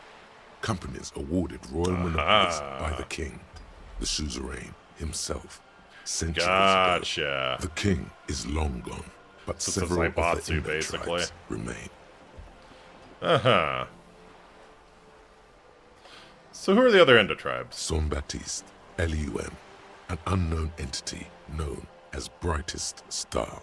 You're in good company, it Why, seems. thank you. How much money does Wild Pines have? I'm not at liberty to discuss the company balance sheet, but I can tell you that last year, the company booked more than 20 billion real in revenue. Fair enough. A billion? Wow.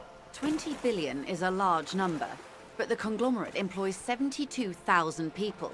They all need to be paid. Then there are capital improvements, interest payments.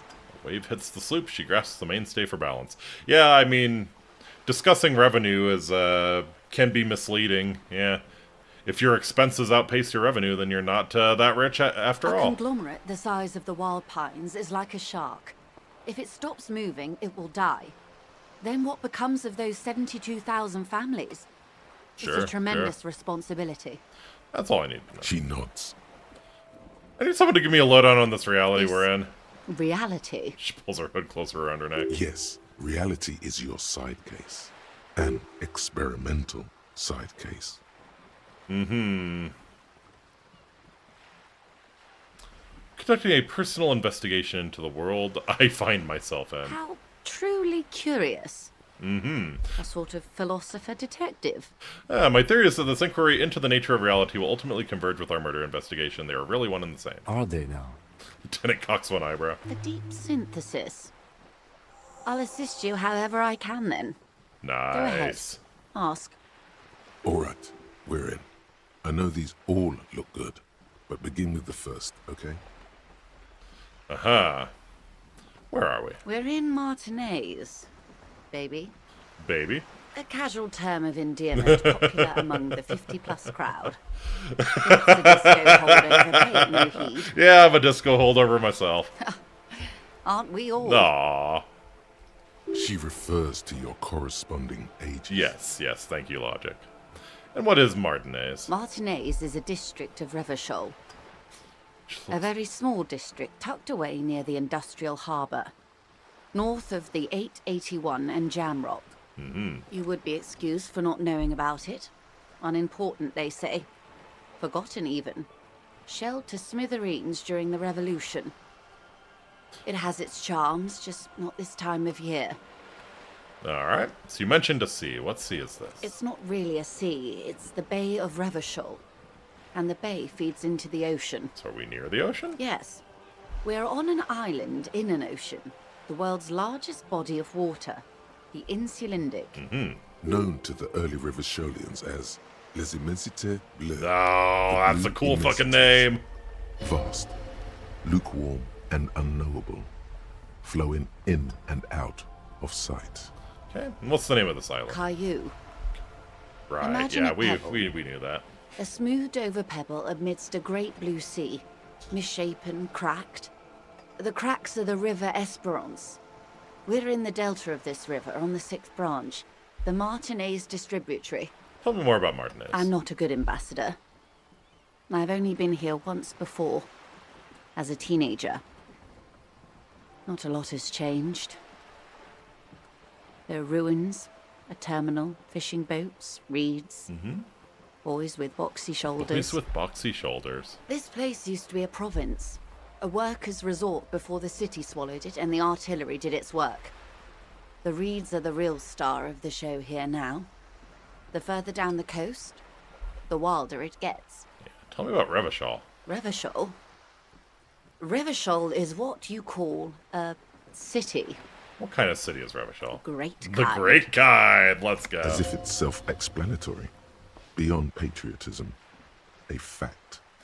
What makes Revachol great, and can we make it greater again? History detective. They built this city to resolve history. Our part in it, at least. Our centuries. Mm-hmm. Okay, who built this city, and did they use rock and roll?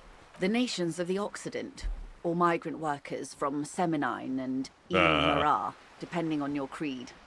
And when was Revachol built? In the DeLorean century. 380 years ago. Let's see. And why will it resolve history? They say it's where the terrible questions of our time will be answered. The tensions are highest, the fault lines deepest. Mm-hmm. By that I mean conflicts. Ideological conflicts. The stuff of men. Why here? We are standing on a fertile, self-sufficient island able to sustain up to 200 million people in the middle of the Incitatus Ocean, the world's connective tissue. It's where the money is. So we're in an unimportant part of an important place. I think it's fair to say so. Martinez is about... Points across the water where the skyscrapers rise. A sparkle of lights on the horizon. Like morning stars above the curvature of the planet. Can I just say I love this writing so much? 22 kilometers from the center of the world. 2 kilometers from That the center of the soldering world. iron is the bank of the world building. The bottom floors are Incicom. Come on. Coalition Joyce, government, you're smart enough to know it's Insulindian soldering Mission iron. Command. Insercom, Coalition Government Insulindian Mission Command. Look and see. Silence. She lowers her hand. The water, the light. It's as though you're seeing it for the first time. There is no recognition, only the immensity of the sea and the cold radiating from it. Where are we? We are where we are. I have no Jamais sure vu answer to give, derealization. unfortunately. This is one thought you need to complete. Where are you? Where the hell am I? Was there something else you wanted to know? I remember something about a lowdown. This has been informative. Thank you, ma'am.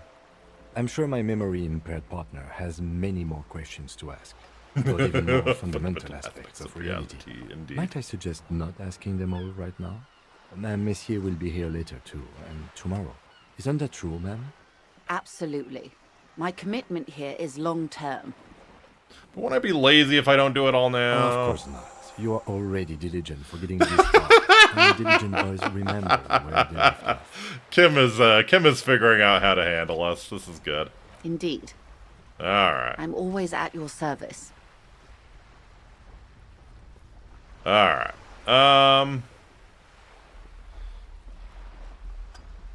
That's all for now. Glad to have been of assistance. Thanks, Joyce. You're a real one. It's clear you like the hard stuff, Bruta. Bruta? Ooh, can I have some oats? What is my lower intestine going on about? Lower intestine? The term is metabolic and circulatory system. Alright, what's the hard stuff? Fascism, Bruta.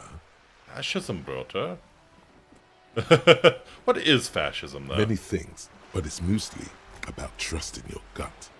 Who does your gut tell you is the source of Ravages' problems? But you were my circulatory system. Quit stalling, Bruta. We're talking about the weakest, worst, most insane thing. The weak link. Foreigners, financiers, leftist academicians, or liberals?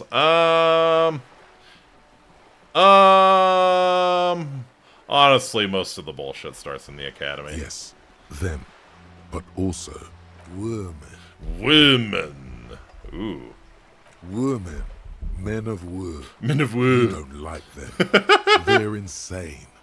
Their idiocy needs to be scrubbed off this world with rubbing alcohol. Women need to go back to the fucking kitchen. I could use a sandwich right now. That's what fascism boils down to. The rest is also important. But the main thing is that women need to know their place. I'm having a stomach seizure because I don't have a sandwich on my plate. Stomach truth. You're having a stomach truth. Oh, baby. Retruth that stomach truth. Why am I getting this? Because you've said the hard things that others won't say. The good things. You've said them many times. Fascism sounds so bad, though. What if we call it something else, like traditionalism? Okay. Okay. Yes, let's call it that. Good thinking. That sounds much better. Traditionalism. You like the sound of that. Okay, I've made up my mind about it. You're going to keep your vooz, right? Keep your vooz, Brota. I don't know. I was kind of enjoying being the being the ANCAP cop. I think I'll continue being the ANCAP cop. I'm not going to be played by an upset stomach. There's a slow, painful growl somewhere in your intestines, knocking on your alcohol-engorged liver. It is one of betrayal and disappointment.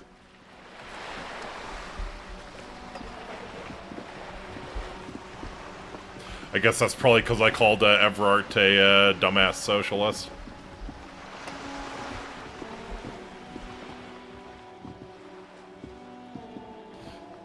Hello again, How you doing, officers. How you doing, Cindy? Have you come to admire my mural? Yes, I have. So what is this? Oh, hello. A signal blue naval coat. That's interesting.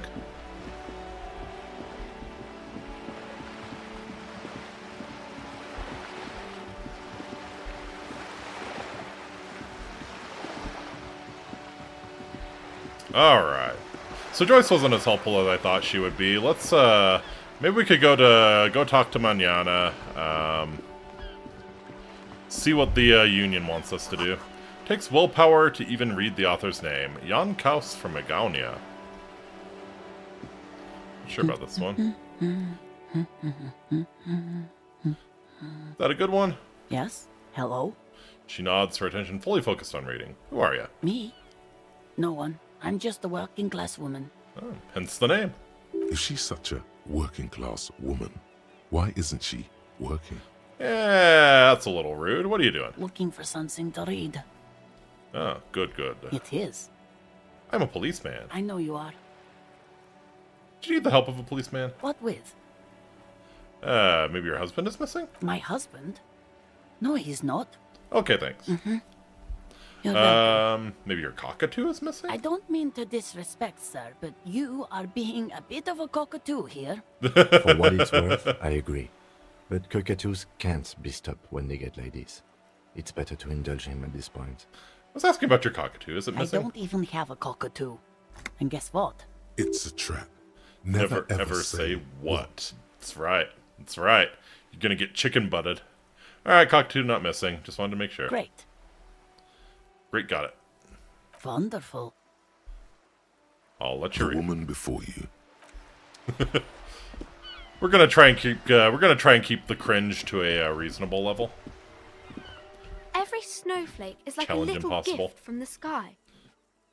Should you be at school? I do my studies at home at the moment. I have to help Mum keep this place running. Yeah. What is school anyway? School?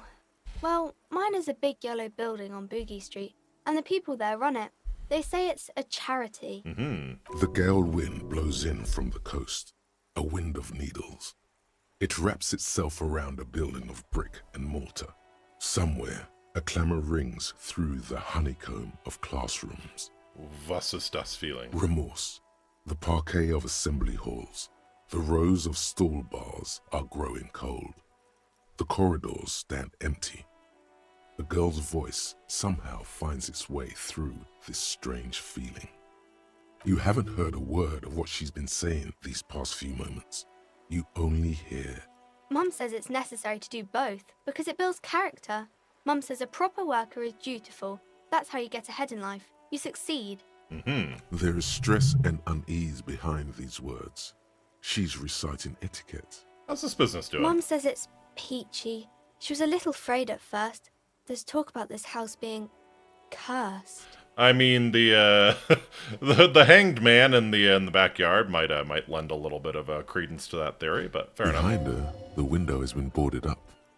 You sense the boards creaking, twisting for a second, and some kind of doubt in her tense shoulders. Cursed in what way? Cursed in the way that makes them say that no business has ever really thrived here, sir. That they all go... Ass up. I wouldn't really say it like Aww. that, but I guess so.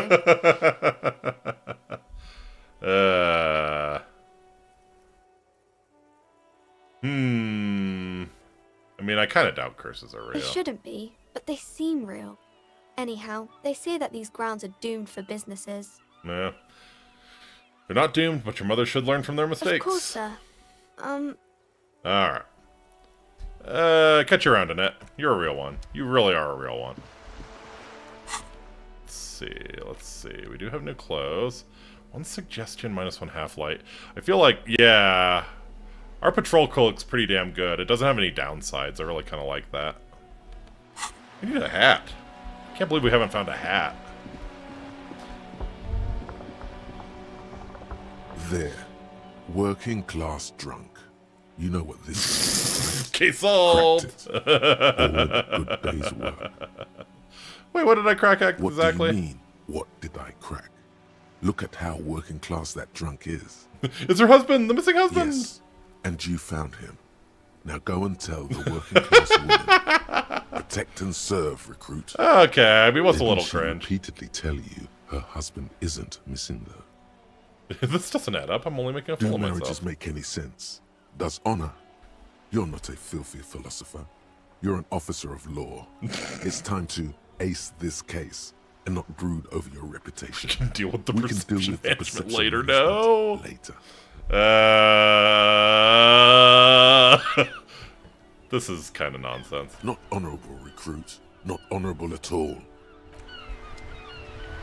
Work hard, I play hard. Nobody works harder. Look how working class and drunk you are.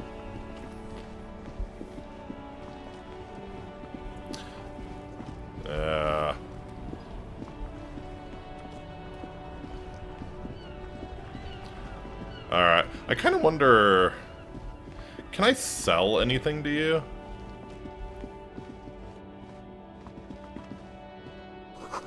Applying to the company that controls the drawbridge. Everything's still cool here, officer. Alright. And I think I already bought whatever he was selling, right? You keep coming back. That's good, officer. Keep browsing those clothes, keep saving that economy. What you got? Find your hands deep in tattered and faded garments made from weird polyester blends that make your body itch and sweat in all the wrong places. So standard disco clothes. The box smells like cat piss or like an old person with no money. Economical, but also trendy. Look firsthand, buy secondhand. Keep the economy moving. Alright. Nothing for now, Lang. Thank you, though. Thank you. Maybe I can pawn some of my clothes here. Just thinking about how I'm going to pay for a room tonight. Oh. What are you?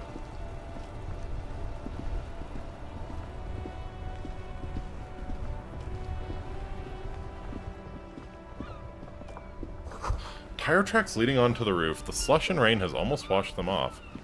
Oh, interesting. Tire tracks up onto the roof, huh? And this is the pawn shop.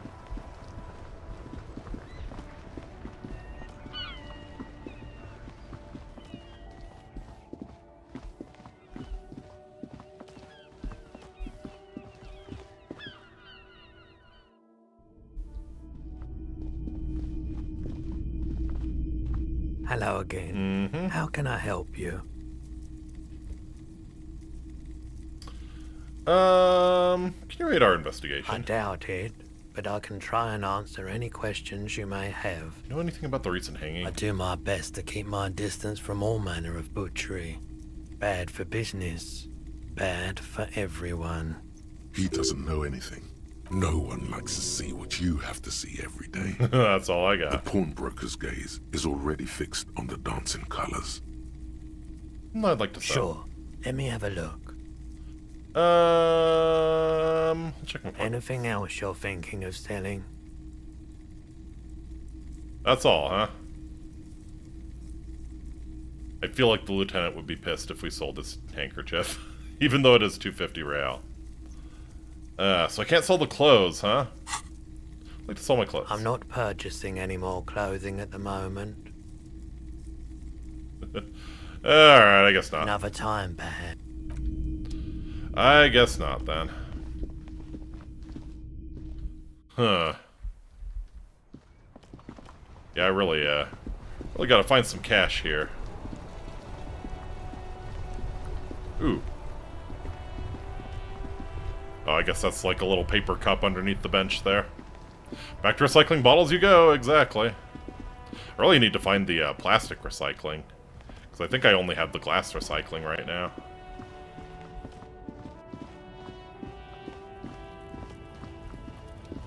Welcome to Ravages, buddy.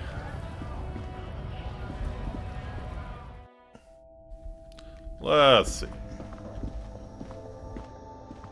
The tear machine stands in the... Your bottles clunk into the machine, and the money appears with a satisfying jingle.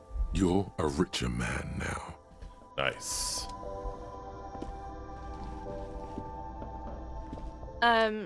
Is this about the questions again? Because I don't really know anything. Does Fritta have a warehouse in the back of the Whirling in Rags? A warehouse? I don't know. Maybe.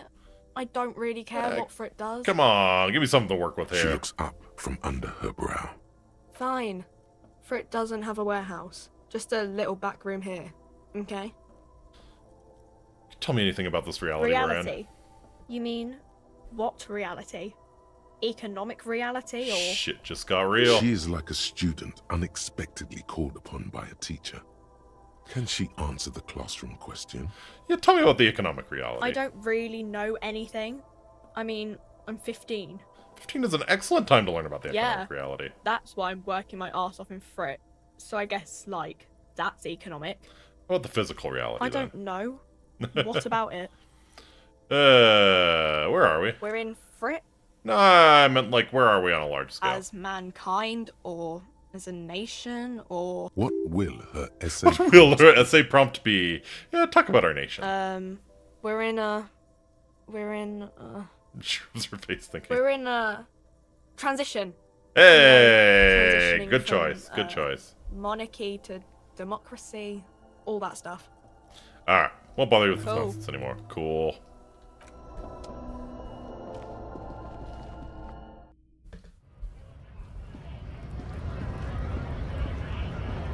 All right, mañana.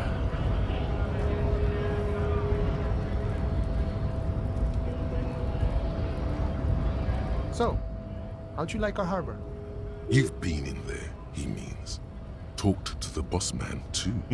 It was kind of complete shit. It's but a rest area on the path leading across open plains. He notes solemnly, then turns to you, a wide smile adorning his face. Right. You talk to the boss, eye to eye, like men of the plain. If you have any more questions, I'm set to talk. Everett said you had a key to the door. A key, huh? What door is this key supposed to open? I said it belonged to a weasel. Oh, say no more. I got you. Taps the side of his nose with a little wink. I got that key right here. And let me tell you, it's mighty good of you to help us out during the strike. Mm-hmm. Working class solidarity, as they say. Yeah, I saw an opportunity, I took it. I'm a hustle grinder. I'm not so sure about the Yeah, hustle give me that grind, right now. but Only have You know, to it doesn't preach the matter. anarcho-liberal It's a good thing you're doing. sermon 8 more times today, and we can afford a room. what you're looking for is a basement door behind the greenhouse. That's behind the whirling in rags. That's all I know. Basement door Our behind the greenhouse. organization is what you call compartmentalized. Means we keep out of each other's business. Okay, but where did you get the key from? The janitor gave it to me. Nice fella. We talked about life and things that really, truly matter. Yes, I'm sure the janitor's life and how it would be over if he didn't give you the key. None of this mess we're in. This jiving and juggling. What's it for? To feed our children, I guess. Anything else I should know about this task? This weasel person, when he'll be home? I'm more of a philosophical dock worker. I like to talk about the big picture stuff. Who I am, who you are, what we are fighting for. Man takes a big sip from his flask. He means he's not going to tell you, cause he doesn't know. But he will shoot his mouth off with you now that you're working for Everard. Makes sense. Who he is, and what they're fighting for. This is interesting. Ask him about the Hardy Boys. Yeah. Do you know anything about the Hardy Boys? Los Ardis? Los Ardis? They're an independent militant group. A bit too high-strung, but it comes with the responsibility. They're sort of like you. Preserve the rule of law and all that. Except it's Everard's law. But really, they're just like you. Alright. So why are you striking? We're negotiating our share. Or share? Aye. He seems pleased with himself. How large a share would you like? All of it. However, right now we want all the harbor workers to be on the what a so they could take part in the decision. what a well-considered and fair negotiating position. This seditious talk sounds like communism. Just so we're on the same page, communism is basically wanting to kill the rich people or deporting them to a labor camp in southeast Grad. But don't say that out loud if you're a communist.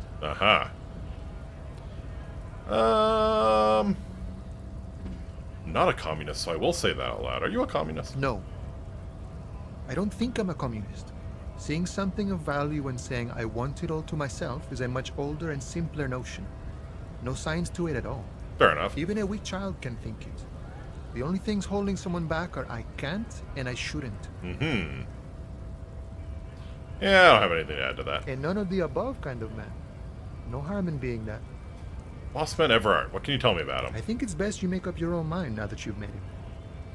In my eyes, he is a capable organizer and a decent businessman. Yeah, what does bossing the union entail? I guess you kind of get to be the village chief. He oversees the harbor, makes deals with the owners or other relevant parties. Watches out for his own. By that, you mean corruption? By heavens, why would he not be corrupt? We live in a harsh and disordered world, see? And in this world, the old man is corrupt for our benefit, and we know it. Appreciate it even. He is, personally, not too lavish. I mean, the deaths seem kind of lavish. He is reasonably lavish. Reasonably lavish, of course. That's his prerogative. It's not like you want a saintly demeanor on a corrupt motherfucker. That would be a manipulative illusion. You know, you're not wrong. Besides, there are no non-corrupt systems in the world anyway. And moralism is the most corrupt of them all. This man has political theory, and it has not failed him today. You just spent a lot of time thinking about the political situation. Sure. I've had the necessary free time. Fortunately, there's always time. Spreads his arm wide, using the reach to show how much time he has. The look in his brown eyes conjures up an understanding. For him, having command of his time is the most important thing. That's, that's very reasonable. It all comes together now. The way he speaks about scabs, his general attitude. He's a follower of a 500-year-old Franco-Nigerian boyadero code. It's of Vespertine cool. I definitely know what those words mean. That of a noble peasant or a traveling herdsman. True to yourself, independent in your actions, loyal to your friends. Maybe I am a boyadero? No. No. Unless. No. No. The man sits on the railing, his hands reaching far and wide. Yet it feels as if he could effortlessly go even wider, if need be. An endless torrent of time. Any idea who killed the hangman? The mercenary, eh? Who could have killed him? That's indeed the question. Why even do such a thing? I mean, they used a cargo belt from this harbor. What a thought. Why would noble workers resort to such a thing? Unless they were pushed, of course. Who did the pushing? Your dead guy was an enemy combatant. So what does that mean? He was an agent of the opposition, attempting to undermine our honorable efforts. Did you kill him? I ain't the murdering type, but that's just me. Large organizations like our union have all sorts of men. With all sorts of we already met Los Ardis. He's not lying about not doing it himself. He means a more violent faction could easily take care of such a thing. Understood. This has been of limited use. Still, thank you. No problem. I wish the best to you in your search. Sure, I'm glad it's not my search. Got a blast.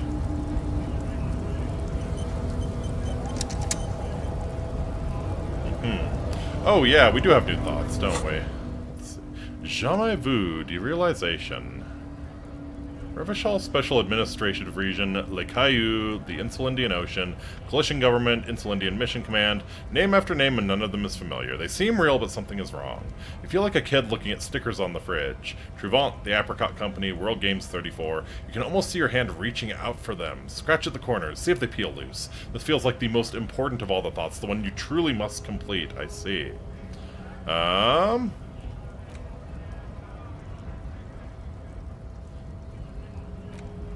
So I guess maybe I need next skill point to unlock a new slot, and yeah, probably go for Jamais Vu.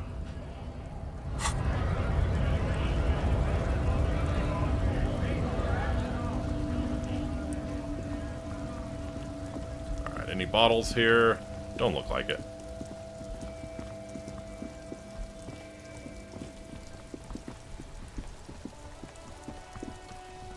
To get to the greenhouse, we probably need to go around the long way.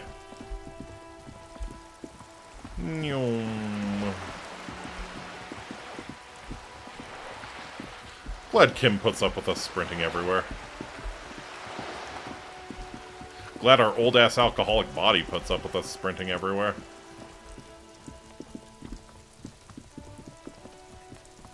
Alright, door behind the greenhouse. Yeah, maybe that? Oh, there's splattering of bullet holes on this wall. The spread pattern of these bullet holes makes your chest ache. Your breath grows heavier. More old bullet holes. Half a century at least. From the revolution. Probably a firing squad, right? You peer into the faded marks in the stone. They peer back like an endless row of tiny black holes. Sweat starts trickling down your brow. Your chest feels tight looking at them. It's closing in, caving in, ever tighter. Your breathing grows even heavier. You okay there? And I started feeling real bad for a sec. Might be the after effects of your past escapades. What are you looking at? What's with all these bullet holes? Remnants from the revolution. These are over half a century old. So no crime has happened here? Perhaps a crime of a sort ages ago. But no, these do not warrant an investigation. Tell me about the revolution. I want to hear Kim's take on it. Not much. I don't have a fresh perspective on it. Should we go? Fair enough. Kim is very good at keeping above the political fray. This must be it. The basement door is weather-worn. The copper nails holding the upholstery in place have turned green from sea air, and there's a knocker shaped like a lion's head. Let's see if we can the hear leather anything. upholstery is worn and rough against your jaw. You don't hear any It's a leather upholstered door? In fact, it's oddly silent in the yard around you. No birds chirp. Knock, knock. You knock silently. The upholstery muffles the sound. No response comes from the apartment. I guess no one is in? What's your opinion of this, Lieutenant? Let's be honest. This isn't what I joined the RCM for, but every day tells you something new about yourself. Apparently, working with the local union boss to get info on an investigation is not something I'm squeamish about. So you don't mind? If the Merc Tribunal happens before we solve this, we are looking at casualties. What's one unlocked door compared to that? Fair enough. On the other hand, we could just leave and tell Everard we opened the door. No one seems to be tailing us to see if we actually did it. Yeah, I don't know about that one. Lie to Everard, that's also an option? Yes. Presenting a fabrication is known to get results here and there. You took this task. You make the call. The door is right here. You can just open it and be done with this. Besides, if you never open it, you're never going to find out what's behind the door. I feel like fucking with Everard at this point in time might be a little dangerous. Maybe when we get our gun back and he doesn't have that leverage on us. But yeah. You try to be as silent as you can. It takes a bit of rattling of the handle to loosen the bolt. Finally, the door unlocks with a small clack. Thoughts race through your head. There might be important information in the apartment. I mean, there might. As you hold the open door, you can feel the air moving. A little draft, a whistle. Maybe just a peek, right? Master Investigator, you just can't keep yourself away from locked hidden places, can you? It is my duty as a cop to investigate every square inch of this world. Attaboy. The world's secrets the were Jamrock made for Shuffle. you. They wait patiently for you to uncover them.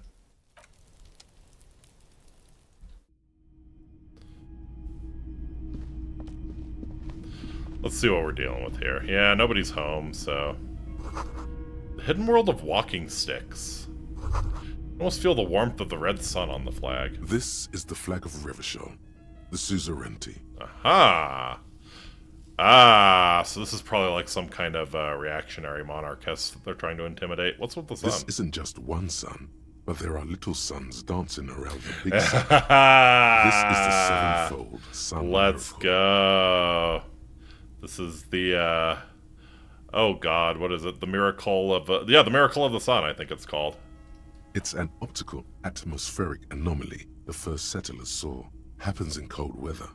6 small suns around the big one. This complex halo phenomena is how old Ravages got its flag. I see, so it's a sundog. Lieutenant, the old flag of the suzerain. The tenant is an old-fashioned guy. By old-fashioned, he means very right-wing. Aha.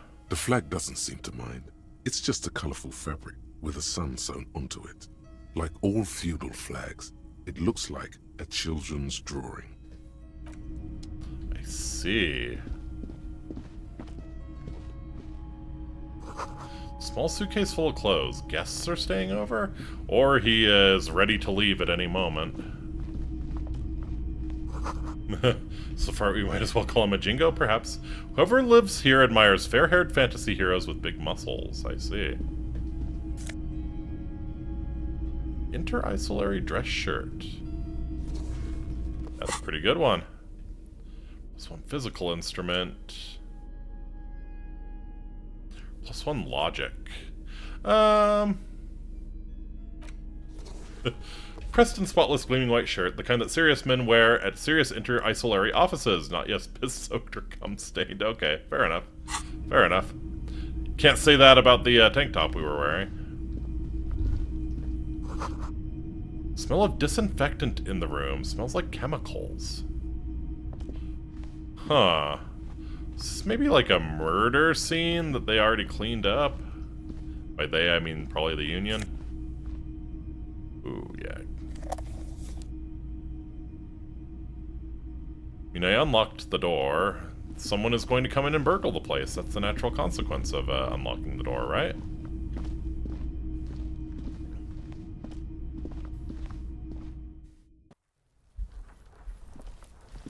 Okay, so yeah, obviously the idea there is just to intimidate a reactionary.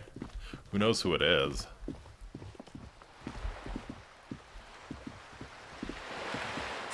Let's see. Open apartment door. Let Everett know you unlock the door. Okay, yeah, let's head over to Everett then.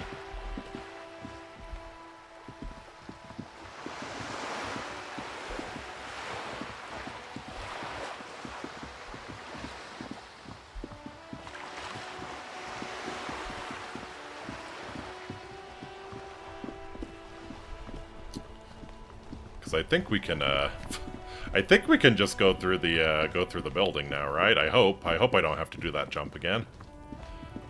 It seems a little cold. I really don't want to take my pants off again. Ah, who am I kidding? I'll take any excuse.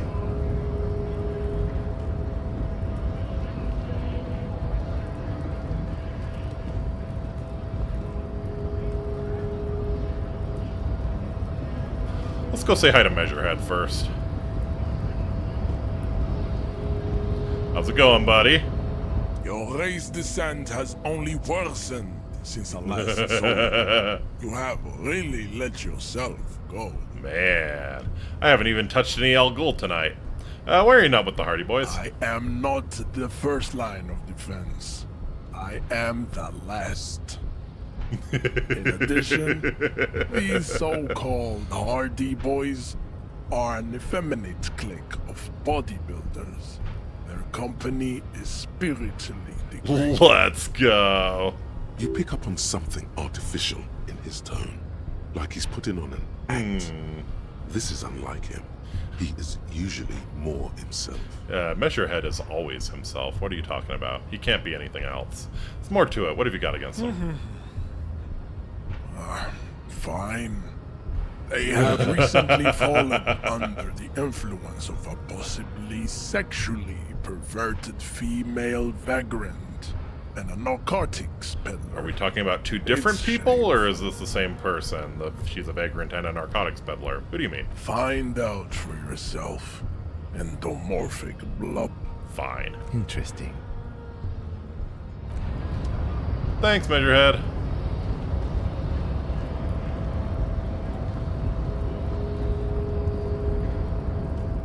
Oh, good.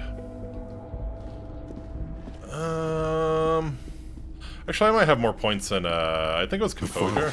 A Volition, steady yeah. as ever. Yep. With the unlocked drawer. Let me force myself You're to trying the full. hard, Fuck, come on. But the data here is unbelievably dry. Something about contain the drawer slow.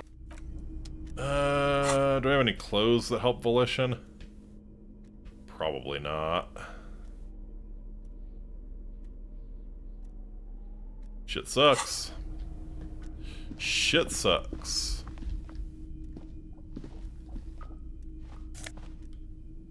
The magnesium.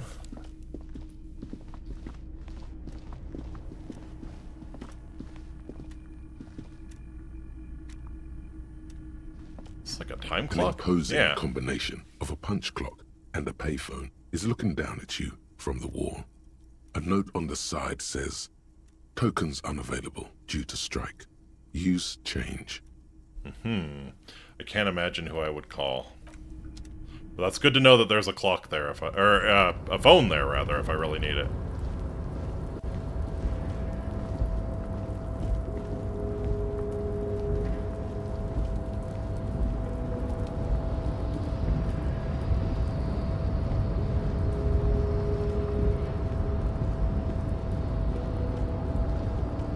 Alright.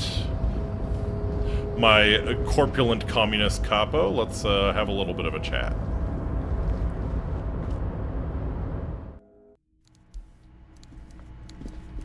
Ooh. Don't suppose the coffee is warm now? No.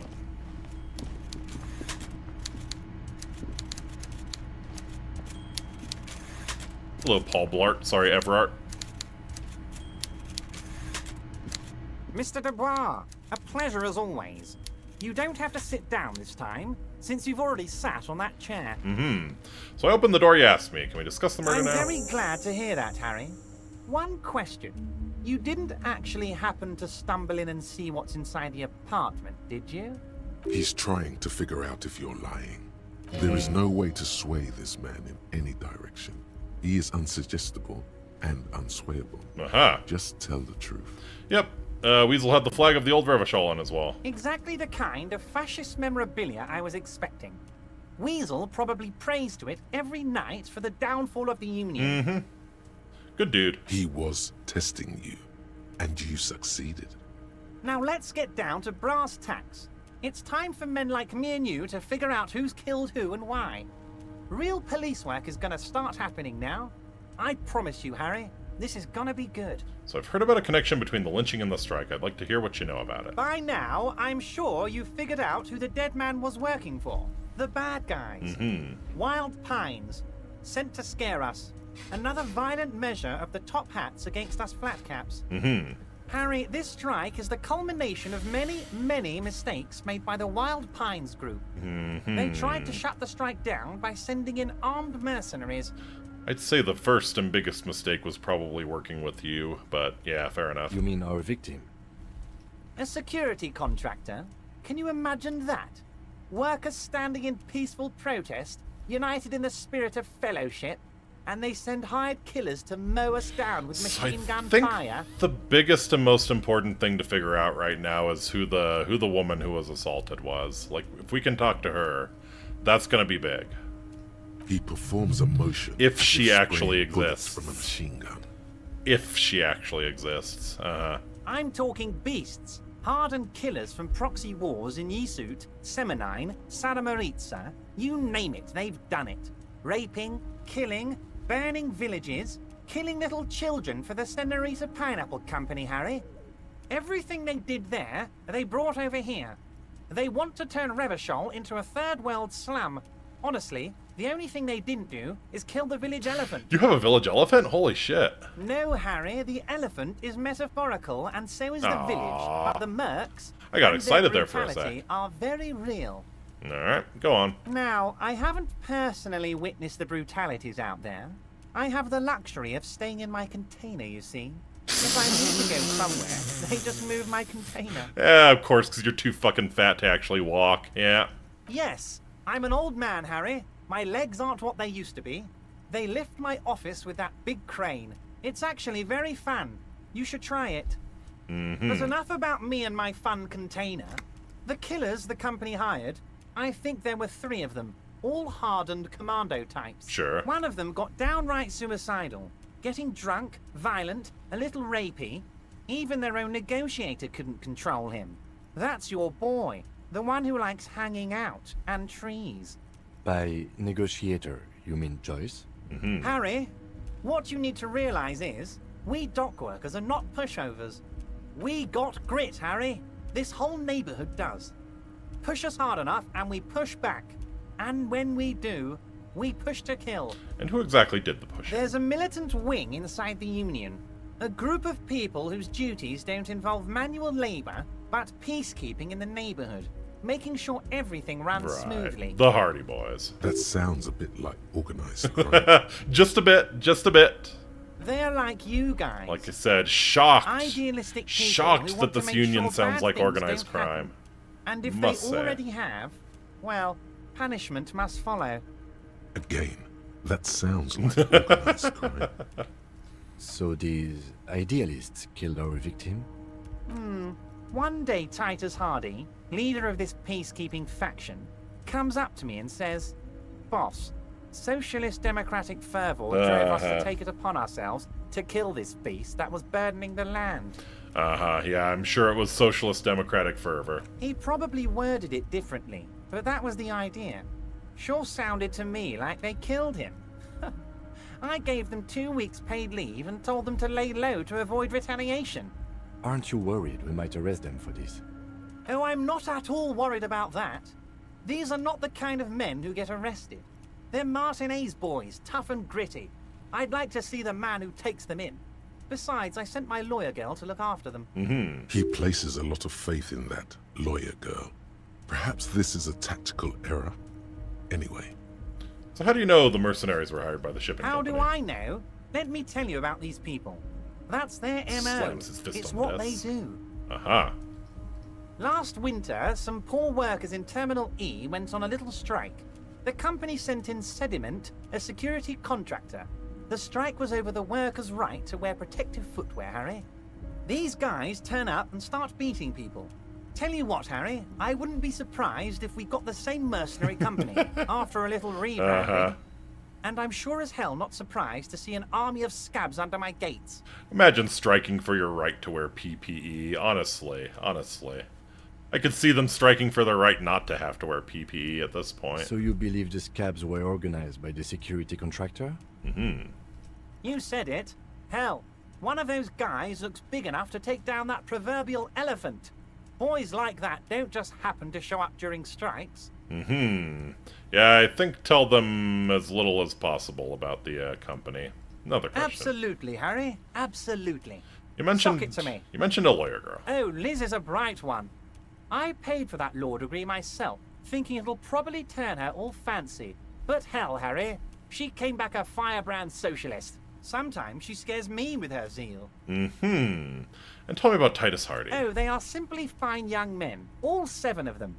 Exemplary union members, always working to advance their position in the local socialist democratic movement. Core members. Old Theo used to run them, but things really kicked into gear when Titus took the reins and named the group after himself. Gotta love his initiative. Interesting. Who's second in command? They're almost all of them great guys, born leaders.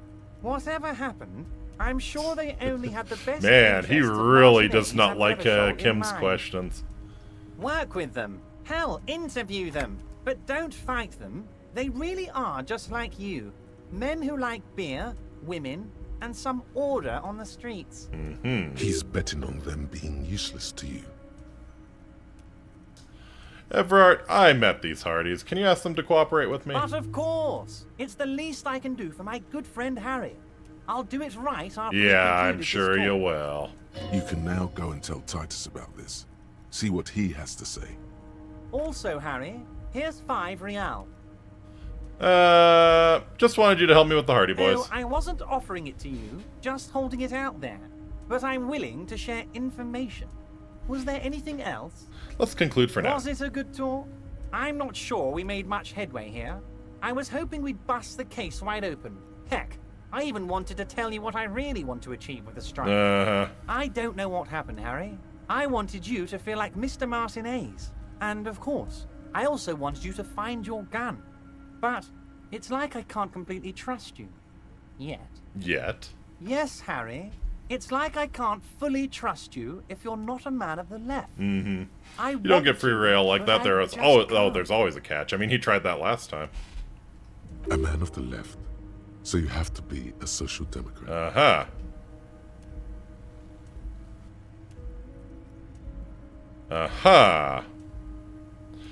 Yeah, you're right. I'm a hustler. Perfect, Harry. That's perfect.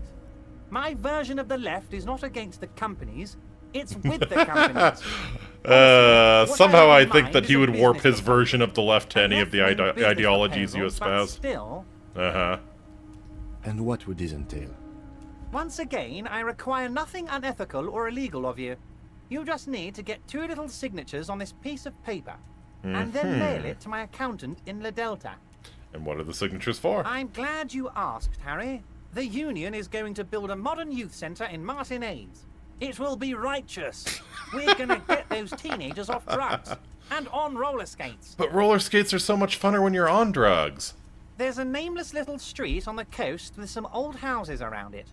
Most people have already signed. I just need 2 more signatures to get this mission off the ground, Harry. And what will happen to the current occupants? They are just going to have to deal with the construction noise for 6 months, and then they'll be living like kings. Right next to a fancy new youth centre, designed by the best architects from Stella Marie. Uh-huh. And the youth center wouldn't happen to be on land that they own, would it? Is he absolutely sure the tenants won't be thrown out in the street? Are you 100% sure no one's going to end up homeless? Am I? Harry, these people, Martinez is the most important thing in my life. I would never let anything bad happen to them. We're going to build a youth centre there. The value of their properties goes up and kids have a place to play in. I'm looking out for these people. Not pulling the rug from under them, Harry. I'm looking out for all of Martinez, not just the harbour. And where is this place exactly? On the coast, Harry, across the canal. There's a cul-de-sac there, a little village they're calling it. A gloomy place. You'll find it. I trust your detective skills, Harry. Water drips from the eaves. A woman looks at her freshly tarred skiff. There's a pair Shivers of is so cavalry cool. boots under the fish in the box, and the wind howls like a vicious spirit.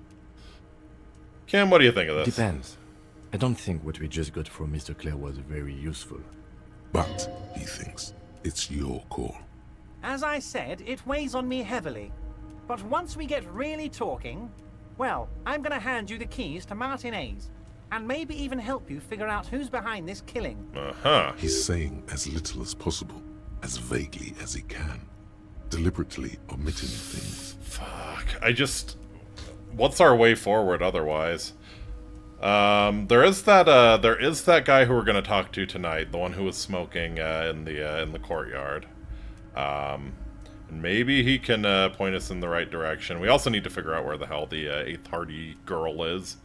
I mean, nothing wrong with saying we'll do it, right? You bring joy to my heart, Harry. Such a pleasure to be working with you. Except but don't do the task. That's kind of what I'm thinking, maybe. You need to get signatures from Isabel Sadie and Lillian Carter. The cul-de-sac is right past the pawn shop and across the canal. I hear there is some trouble with the waterlock, but they should fix it by Wednesday morning. Aha, okay, so that'll be tomorrow. Once you have the signatures, mail this to 13022 La Rocca in La Delta. Then I know we can do business together. Anything more to ask about the murder? Most certainly, Harry. Nothing brightens my day like brainstorming these things with you. Actually, never By mind. all means, Harry, what's on your mind? You can ask me how I got in. Harry, honestly, I'm just relieved you didn't get a hernia. A man your age. Yeah. My body's gonna break down any moment now. Rubbish, Harry. Rubbish. I mean, look at you. For your age, you are obviously in peak physical condition. Real silverback. Yeah, you would know a little something about that. Is this what peak physical performance looks like right here? Anyway, I assure you, I am a very well-informed man. Information reaches me before I even get the chance to request it. Alright. See Later. you soon, Debardeur. Just kidding, but not too much.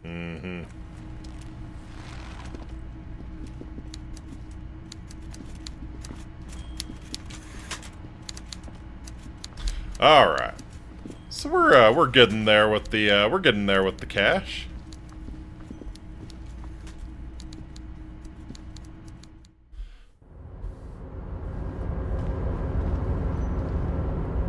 How's it going, my dude? Oh, hey, mister. Easy, Leo. I knew you'd be back to talk with old Leo here. Yes, I did. It's like Lady Llerose said when she opened a bathhouse in the basement of my apartment building. They can only get so far before they're aching to get back. And lots of folk really did keep coming back. Yeah, coming and going, I'm sure. I had questions for you, if that's not too much trouble. No trouble at all, mister. No trouble at all. It's like that old saying goes, wisdom withers if not shared. And old Leo is always up for sharing. You're Ubi, right? Oh, yes. Born and raised in Arish, mister. Mum had to leave my dad after he got a bit violent. Took us here to the new world. I was about 10 then. Too old to lose my accent then. People say us Ubis are up to all sorts of trouble with sheep and other animals. I just want you to know there was never any of that where I come Okay, from. if you say no, so. Sir. Those are just nasty rumors. If you say so. No beep beep, I'm a sheep playing 24 hours on repeat in your brain? Thank you for clarifying that, sir. So what you doing with the containers? Oh, I'm just making some covers for them containers here. Yes, I am. Yes, I am. So it's easier for the crane operators to spot them. Uh-huh. What's going on here? The containers in the yard are green in Wild Pine's livery, and the mountains rising behind Leo is all red in Union colors. I see. It's like some red infection was spreading outwards from the container yard's core. There appear to be cisterns underneath the Union container covers. Uh-huh.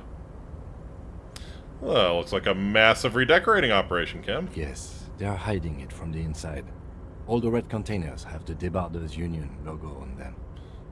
And what's under the red covers? Oh, I don't know, mister. They say it's some chemicals.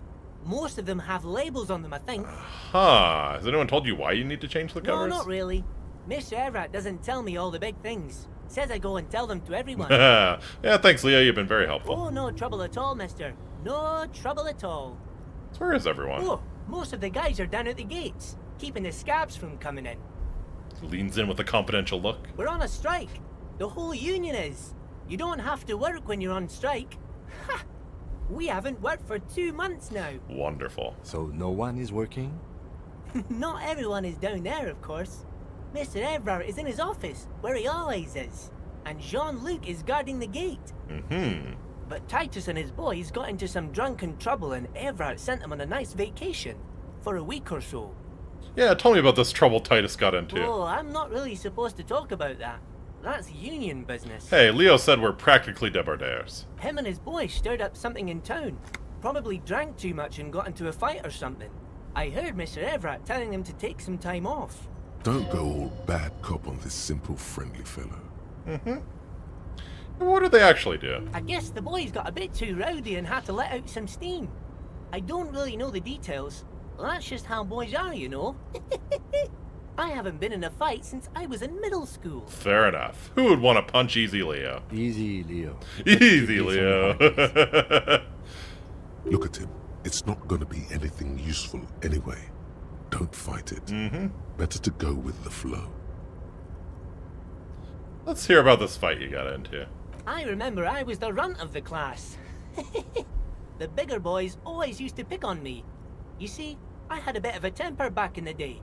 Flew off the handle like nobody's business. But Mr. Everett and his brother always came to help. Once they beat him so bad he needed stitches on his head. Nice. Noel never started another fight with anyone after this. Mm-hmm. I've a gut feeling that the merc that died was hitting on the girl but wasn't trying to grape her. Instead, a girl Titus has a crush on. I think that's a very reasonable assumption, yeah. Yeah, it's... I feel like if he actually did something, like, if he actually assaulted the girl, they'd be more forward about it, right? They probably wouldn't go to all of this trouble of, concealing who it was, or if there even really was a girl who it happened to. So, yeah, I think you're probably right. Mr. Everett and Mr. Edgar are real That's a pretty good theory, honestly. Maybe they were romantic rivals. I'm sure you'll be good friends. He's friends with everyone around here. You're never getting anything useful out of him. It's good enough you found out Everard has a brother called Edgar, and he helped Leo. Yep, I'm off. Okay, so I do have a skill point, so I think I am gonna unlock that. I'm going to... Esprit de Corps, Jamrock Shuffle.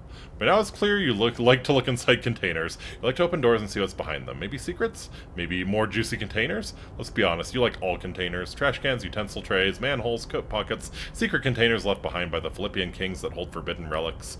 Okay, you haven't come across one of those yet, but one day. Wait, is that why you're so hell-bent on opening containers? Do you think you'll find the Holy Scepter and the Orbe de Montagne? Perhaps. But no, I think Jamais Vu is the one we should internalize.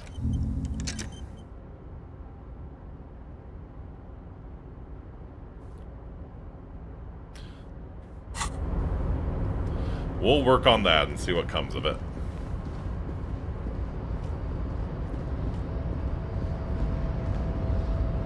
container we don't open is the Ark. I could see Harry opening the Ark. I could see Harry opening the Ark.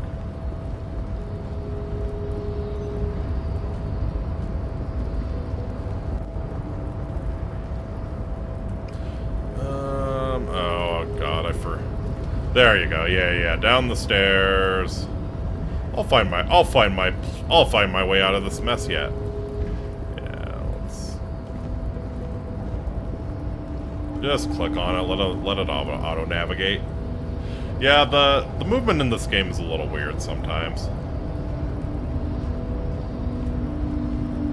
Wish I could toggle sprint or something.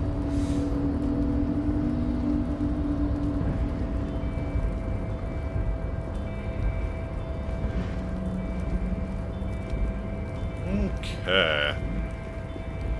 So where to next? I feel like, yeah, I feel a little,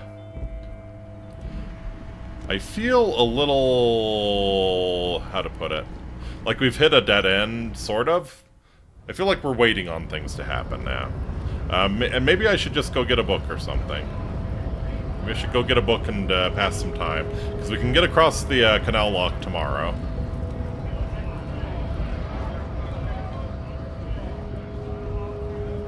Let's see, what kind of tasks are we looking at? So yeah, can't do that until tomorrow. Try to prove our authority to Titus Hardy. Morel is across the lock, so we can't do anything with him. I guess we could hear about the victim's armor, yeah. So spool, find money for rent, and pay Gart. Track down your badge. Yeah, who put the clothes in the trash? Who else has unauthorized access to the whirling trash? Find this person and you'll know who tampered with the scene. It may take a while. Ask another about the tattoo's possible meaning. You should probably talk to about 2 people about them for this. Aha. Who else would have an idea of the tattoo's possible meaning?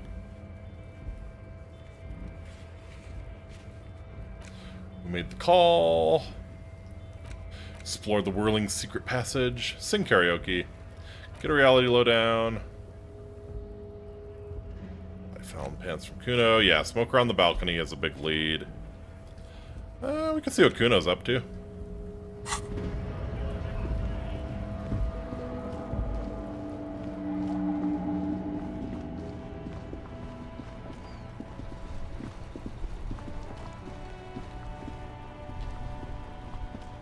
Ooh. Trash container? Yeah! Score.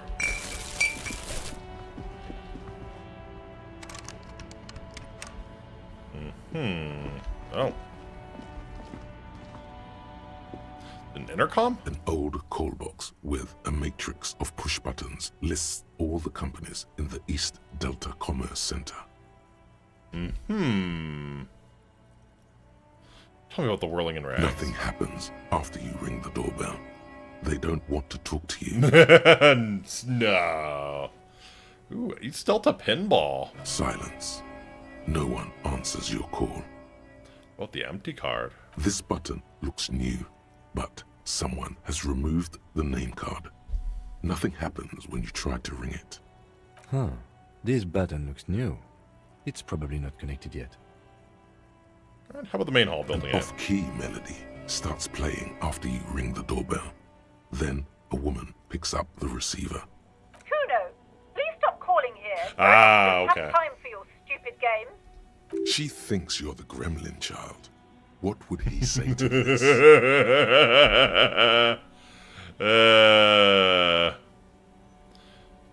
Fuck off, pig! I'm Kuno. I don't give a shit. Let me in. Pardon? This is not Kuno. Who is this? Please just stop calling here. I don't have time to deal with this. Oh, fine. A single beep indicates that the line has gone dead. How about the Andrew Orlando Hair SCA? You ring the doorbell. What an ominous name for a hair salon. Doesn't bode well for anyone's hair. Just seeing the words Andrew Orlando gets your hackles up. Its very existence is a threat to your masculinity. I see. To say nothing of your hair. Are Temeteps boxing for young athletes in All gym? you hear is static, but no one answers the call. 24-hour windows? You ring the doorbell. But nothing happens. Emma's fashion atelier? You wait for a minute or two, but all you get from the call box is silence. No one answers the call. Fabron's taxi. Looks like someone has melted half the plastic off with a lighter. The doorbell doesn't work anymore. Bummer. Slipstream SCA. You hear static from the intercom speaker. It sounds as if someone has picked up the receiver, but isn't saying anything. Sanguine, my brother. You can almost hear them breathe. Anyone there? Yes, hello. This is Tricentennial Electric. Woman's voice crackling and fragile through the static. Have you come to place an order? She sounds almost antique, as if her voice was being played off an old wax cylinder. A receiver must not be working properly. Thought I was calling Slipstream SCA. My God. The lieutenant exchanges a look with you. Sorry? It's you. My God. I didn't think I would This is a hear your prank, voice. right? It's a woman, and she knows you. Your heart beats faster. Oh boy. Who cares that you don't remember her? Just go along with it. Drunken rampage? No. Something's wrong here. Are you sure she's talking to you? Yeah, it's me. Here I am again, crawling back into your life. Michelle, just please. Yeah, so they're definitely playing like some sort of a recording. She stops and you can hear her breathe heavily, her breath distorted by ancient static. Sounds like a ghost. Wind blows through your clothes and you feel detached from your surroundings. Inside the building, a cold memory hangs. Why did you even call? I don't understand. You've been gone for months. I thought you didn't care. Of course I care. It's just that I've been going through some tough times. Ever since I came to work here, it's been different. As if my mind's been wiped clean. A spot of static overrides her words. When she speaks again, it sounds like she's submerged. It's so nice. It's so nice to be able to finally... Oh, lucky. I forgot to remember to forget. She sounds like she's about to cry. The cold is deep under your skin, as if you were talking to someone who's 100 years away. Somewhere inside the building, water is flooding the cellar floor. Please don't cry. She doesn't answer. What's so nice about forgetting? Silence. The only thing you can hear now is static and waves washing ashore on the bay. I get it. You don't want to talk to me. No one ever wants to talk to me. Another seagull passes by. It's getting cold standing here, staring at the silent call box. It must have been some kind of faulty wiring. We should maybe stop playing with this doorbell. It looks ancient. Alright, it's a goodbye then. You press the number sign on the keypad that terminates the call. 12 name cards on the call box read. Okay, let's try Fortress Accident SCA. Silence. No one's home at Fortress Accident. And Revachol Ice City. Silence. No one answers the doorbell. Alright, let's try that again. No. Nope. Hold on. The last thing you need in your life is more hysteric emotions. Forget it. Find something else to do. It's a +1 wax cylinder. So yeah, they're playing recordings.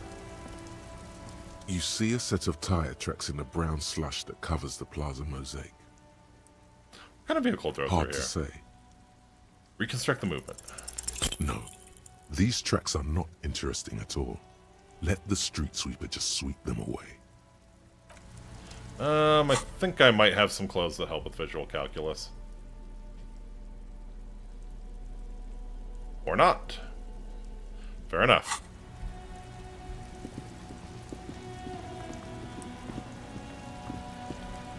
Oh, Kuno, what are you gonna do now that your favorite body is gone? You missed a good show before. A kid came by and completely fucked the tree to pieces. He fucked the tree up! Fucked it good! It was porno!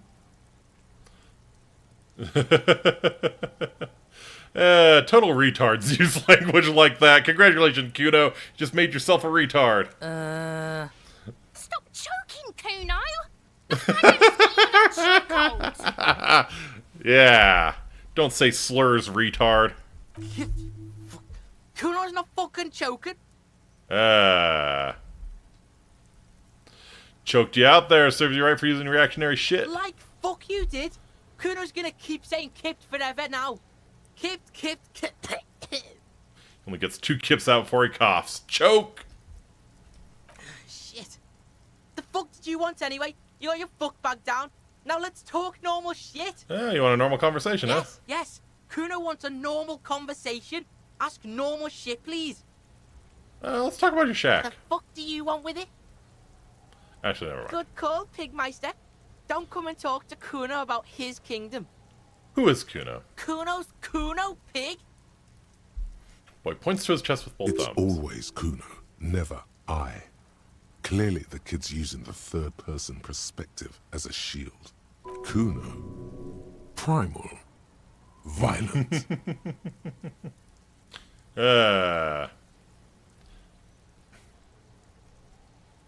that some kind of gang name? Sounds like something you call a rabbit dog. Think about it. Think about that rabbit Kuno shit. Watch out, Kuno! He's trying to fiddle you!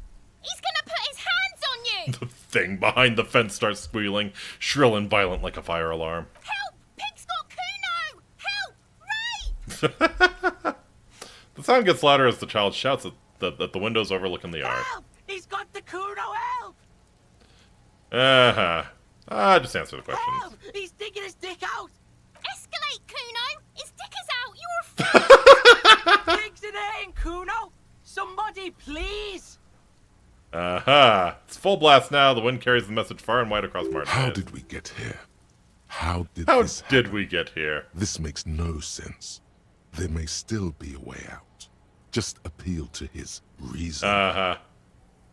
What is this sick charade? No! Get off, Kuno, you sick fat fuck! The nearly psychopathic way they could slip in and out of the act implies you're not the first victim. Be logical, kid. I haven't done anything to you. Fucking logical! Help! The logical pig is fiddling Kuno! Should we really punch Kuno? I don't know, man. I don't know. You can shoot Kuno S later on in game. I'll leave the details to you. Thank God. Thank God. Who put you up to this? No one. Kuno's doing this because he likes it, pig. This is where Kuno establishes dominance over you. Change your plan. You can't let that happen. It will make things harder down the line. You may end up missing crucial information. Help! The pig's gagging him! Kuno can't speak! Someone put you up to You this. put him up to this yourself when you decided to talk to him in the first place. Listen to your friend. It was the harbor, wasn't it? They're trying to compromise me. I can hear them laughing now. You're fucking losing it, you fat fuck! Help, people! The RCM is trying to fuck Kuno in the ass! Shut him down! I think I actually got it. Oh! Thump. The blow connects surprisingly well, leaving your knuckles tingling. Kuno feels it. This was no light tap. I'll take the write-up for this. The disoriented 12-year-old is trying to get his bearings. I'm 12 and what is this? It's a beating, bitch! You made me do this. You did this to yourself. Exactly what you're gonna do, call your parents. No, officer. You did this. Get yourself together. Okay, pig. He's no longer wearing his demonic grin. Something happened. The punch made him much calmer. Kuno knows to respect that violent shit. You should see Kuno's dad. Kuno's dad doesn't give a shit about anything. Declares with pride. The creature behind the fence has fallen ominously silent. Only her eyes are alive. From actor to actor. Made your little boyfriend look like the bitch boy he is. Okay, pig. talk to Kuno. We're back in this shit. The fuck do you want? So you respect me now? You're dreaming, pig. That's not how this shit works. A little. But don't expect anything to change. Don't let him dominate you, Kuno. Fuck his fat ass. Uh-huh. Yeah, sure. We can roll and try and figure out what's going on with this kid. He's on your crime scene, bossing you around. And he's been here for some time too. This is where he hangs out. You have to get more out of him. He could be useful. Hey, you want to help the RCM bust a murderer? Fuck, no. What are you? Fucking mentally handicapped? Kuno, they've almost made you a snitch now. Ease off, see? Kuno always takes the bullet over the hammer. No, it's big boy style, incredibly proud of himself. He'd rather die than work with the justice system. Alright, later, Kuno. Kuno doesn't fucking care. Fuck, that's satisfying. Kinda wish we got to slap this one instead, but yeah. Kuno's fucking electricity! 20,000 volts! Kunovolts!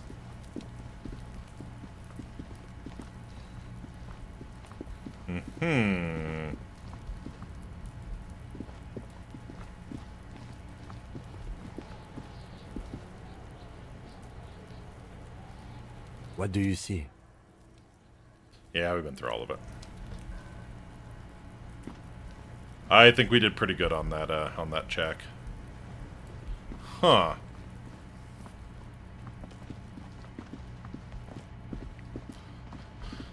Alright. What else to do? What else to do?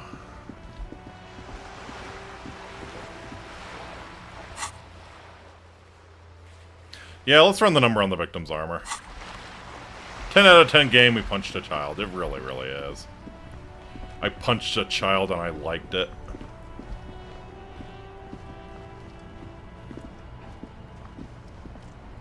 Inside, you see a set of steering levers, a radio microphone. This is Precinct 57. How may I assist you? Have you heard back from the ICP about the serial number? Yes. The armor was produced by Fairweather in their facilities in Betancourt, sur la Clé in 42. Okay. It was part of a special order for Corps de Pharmacie, a security firm critical contracted to success, you protect knocked the Kuno interests out, of yeah. Oranese pharmaceutical companies in the Seminine conflict. Okay. Special order for Corps de Pharmacie. Conduct to protect the interests of Orange's pharmaceutical companies in the Seminine conflict. Interesting. So, it seems the armor went to Seminine. That's where the paper trail ends, though. Even the firm has proven difficult to track. Corps de Pharmacie has been renamed several times over in the years since the armor was issued. Yeah, I'm guessing one of its names is Cornell. Yes. That is the most recent name the ICP has been able to connect to the CBP. And the one before it was Downwell. I also have one called Sediment, but I think that might be a different contractor. Okay, so we're not sure if they were Sediment as well. No, they work with Sediment. Oh, okay. And Somatosensor, it seems. Alright. In the last 9 years. So these are the same mercs that went in to break up that strike Everett was talking about. A suit of armor like this would have been manufactured with a particular person's physique in mind. You should ask for whom this suit was fitted. Who was it fitted for? Yes, but the ICP tends to be reluctant to share private sector records. I could try to talk them into it, though. Yep, it's imperative we learn whose armor this was. Sure. Call back tomorrow. Hopefully I will have more information for you then. Any reason to contact the 41st again? I'm thinking now. 57's over and out. In the cabin, you see a set of steering levers. Okay, so there's that.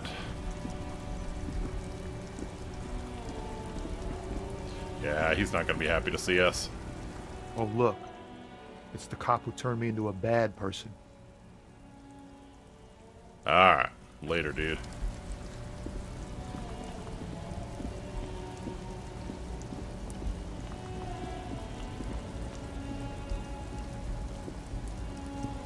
Come on. And I really have to go. I guess I could talk to the old lady trucker, see if she's got anything new. Lowman, you caught me at an opportune moment. This awful weather keeps me awake. You can entertain me with your questions. Aha. Still don't really understand this whole Boyadero thing. Of course not. To truly understand the Boyadero, You need to listen to on the Western Plain. A boyadero, boya for short, is a cowherder from upstream Magritte, the great steppes of northern Mesk. People like Manana at the gates have turned it into an ideology of sorts. Sure. So what's It's that? an old ballad about a young girl who falls in love with a daring boyadero. He promises to marry her as soon as he returns from the Western Plain. Guessing that doesn't happen. Of course not. The boyadero returns from the Western Plain a changed man. One night, as he and his beloved are out walking along the river Magritte, she pleads with him to give up his riding and settle down. In the background, you can hear the orchestra swell as the screen fills with the maiden's imploring eyes. Yeah, I see where this is going. So the boyadero strangles his Oh, beloved I and did not see throws where I her was going. body in the Magritte. Then he rises up because the Western Plain is calling to him. Uh-huh. That's not where I thought that was going. You have to understand. A true boyadero needs a whole horizon to himself. He can't be tied down by man or woman. His beloved was selfish. She didn't know what it meant to love a boyadero. Before I came, you seemed away. She's just a distracted old woman. We should maybe let her get back to her things. You hear that, Loman? I don't think your partner likes you spending too much time with me. Why is that, Lieutenant? Nothing. I just don't think she's connected to anything. He doesn't want your frail mind caught up in something here. Something unconnected to the case. But connected to this woman tuning out like that. Should you drive a lorry if you get like that? Oh, don't worry about me. I'm one of the best camioners around. I drive routes no one else will. What routes? Lomonosov's Land, Udashnaya Zemlya, the Western Plain. She nods and closes her eyes again, letting her mind submerge. Terrible cold comes over her, rattling her teeth as she stares inward. The Transcatalia Magistral. You for 1A. Adestradas du Mirador. All the good ones. The deep trenches. Where the bluebirds fly.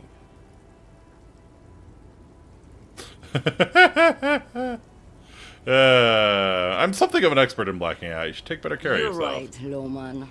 I'm the one who should take my health more seriously. Thank you for looking out for me. A correct appraisal. You're quite shabby. Is that all you woke me up to say? Yeah, later.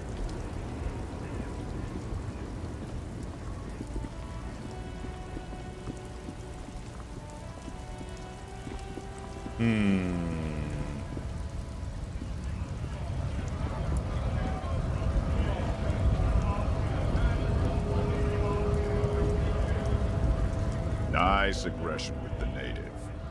Don't let the chief fool you next time. You don't need to be that up in his face. Leave yourself space to move. Not bad advice, actually. This might do the trick. Let's talk about our right to work. So who are all these strikebreakers? Honest men and women with rights to work, to be useful, not toys for corporate interests. Man runs a hand through his steadily graying military haircut. We came here to help the harbor run smoothly in time of crisis. If union fucks don't want work, they ought to let in those who do want work. I have a question. Why do all these men follow your leadership? Because he's a big bad motherfucker. You think they follow because I'm big and loud? No. They follow the rules of the market, the rules of the economy, because they were given a job to do! What is a strike? When a bunch of ungrateful, lazy cockroaches can't get their act together, decide to block honest work for other people. And what do they want? Beats me. They mumble nonsense about boardrooms and workers' rights, while we have the right to work! Let's go. We work to earn the right to work, exactly. There's something odd in the way he carries himself. His set of clothing looks vaguely mismatched. The different pieces of the attire seem ill-fitting. Could just be colorblind. What does that mean? His shirt is far too small and an unpleasantly tight fit, while the overalls, held up by a belt, seem to fit a man with much more corpulence. You wearing new clothes? He ignores your question choosing instead to turn to the emaciated workers, raising both fists in the air. The clothes are obviously not his. Silence is the answer. There's something off here, but he won't say what. I see. You've been talking to him for quite a while now. Something is off with this guy. Ask him where he's from. Okay, where exactly are you from? What's it to you? Deep-set suspicion drips from every syllable.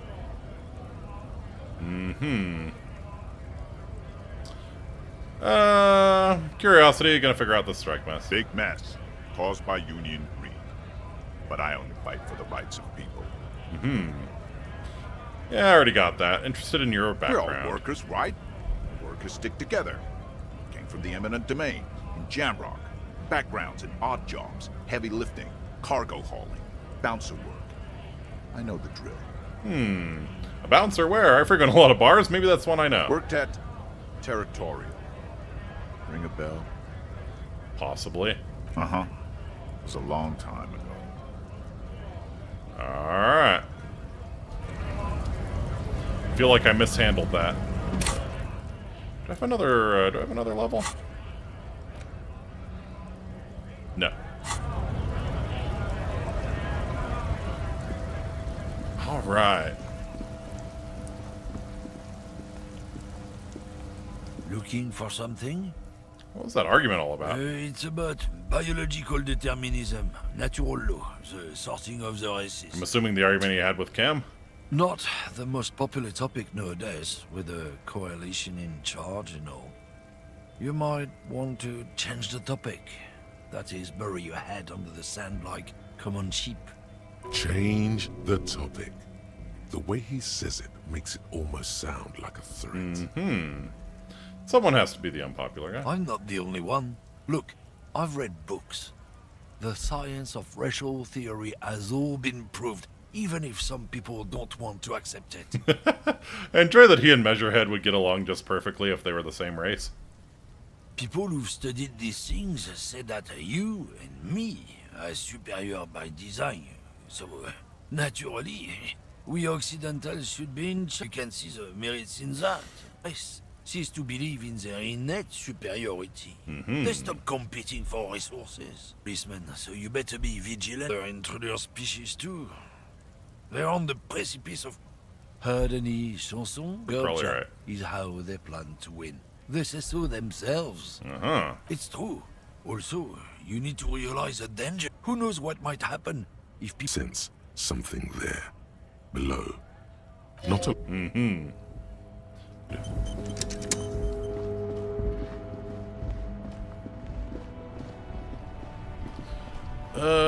Yeah, kind of a little stressed out about how I'm gonna pay for my room at this point. So yeah, I need to pay for the room before we talk to the guy. Yeah, I just need to... Fuck, maybe I should have taken that $5 from Everart. It's tough. That's tough.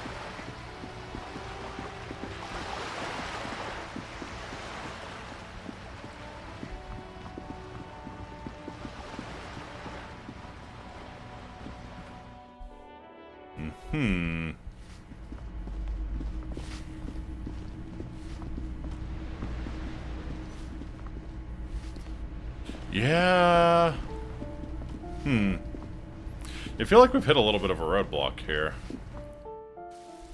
I sort of want to buy a book, but I really need to save my money to buy a room for tonight. I don't know. Like, is missing a night a losing condition? Who knows? Who knows?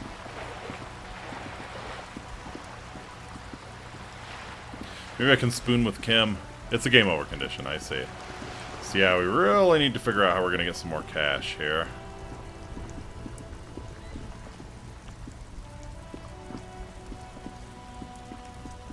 I mean, we can pawn the,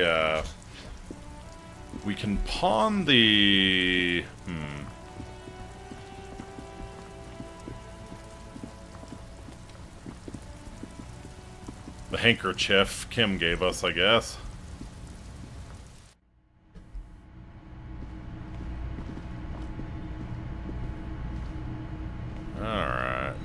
Nothing else too new and exciting here.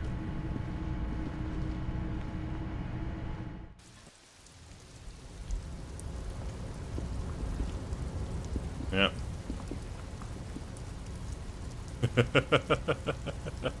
You know it's bad when a way to make money is accept the, yeah, accept the fat dude's money. Yeah. I mean, I probably should have.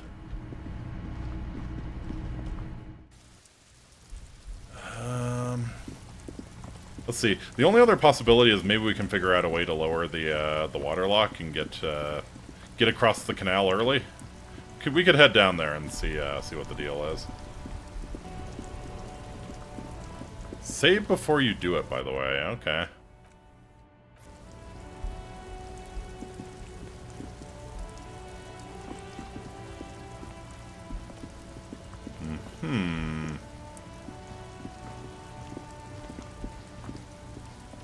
Oh, hello. G'day to you, officers. So either be so lucky or end badly. Oh, you have a knife? A burly man hangs out by the waterlock, carving up a generous serving of salami with an old hunter's knife. His eyes are fixed on a man stranded on the other side of the waterlock and on an enormous billboard that has fallen down into the canal between them. What are you doing here, man on the waterlock? My friend Barry the Butcher is stuck on the other side of the waterlock. I'm keeping him company and eating this salami. From the corner of your eye, you see a man in a yellow shirt and grey overalls waving at you from across the canal. He seems disappointed about the wreckage on the waterlock and the salami. Ooh, having a bad Very day, good Barry. stuff. Anything I can do for you, officer? Man on the waterlock picks the skin off a slice of salami and takes a sizable bite. Do you know what caused this wreckage? I wasn't here to witness it, but those look like tire tracks on that sign. Weird, huh? Then again, plenty of daredevil drivers in Ravages. So someone tried to jump the waterlock with their, something. The words, daredevil driver, sound ominous to you. Too bad it also takes a year and a day to repair anything around here. Especially a waterlock. The rest of the coast is closed off till then. So what's further down the coast? Well, there's the fishing village, an abandoned fish market, a bizarro church. Not much use to the congregation, though. There always seems to be something wrong with it. Yeah, not really much else. Just bombed out ruins. Can I have some of that salami? Sure thing. It is salty. It is savory. It is chewy. The hangover only makes the salami more tasty. Let's go. Want some too, officer? Why not? Lieutenant ponders the offer for a moment, then decides to go for it. Right by. A couple of indicator lights are missing from this control panel. Loose wires dangle from the now vacant holes. Your Viking In the comes middle out of church? is a lever. Gold? Beneath it, a small metal plaque. This panel usually closes the waterlock, turning it into a bridge that lets you cross the canal. But there's a crashed salmon and butter sign in the way. Pulling the lever probably won't do anything. Pull it up. You pull the lever all the way up until the metal clicks against the contact pins. You hear a soft clunk. Then, nothing happens. Push it harder. Nothing happens. A cold gust of wind blowing in from the sea interrupts the silence of the situation. The lieutenant hums to himself while staring at your activities. Release the lever. A spring brings the lever back to its original position. You still need to close the waterlock to get across the canal. Some other way. Wasn't there a sign over there saying functionality will be restored on Wednesday morning?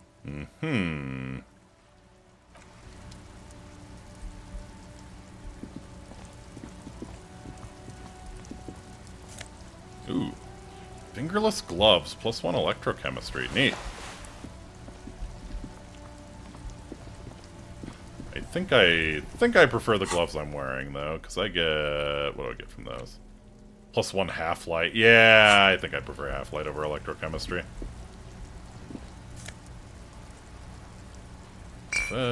Sure. Wonder if I could sell my Nosophed in magnesium. mean, not a very good decision for my health, but you gotta do what you gotta do, right?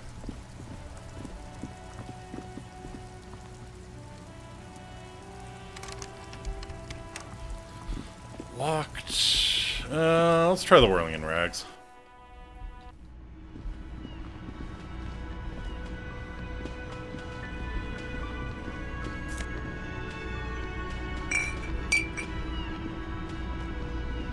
Oh, hello, dear. There you are again.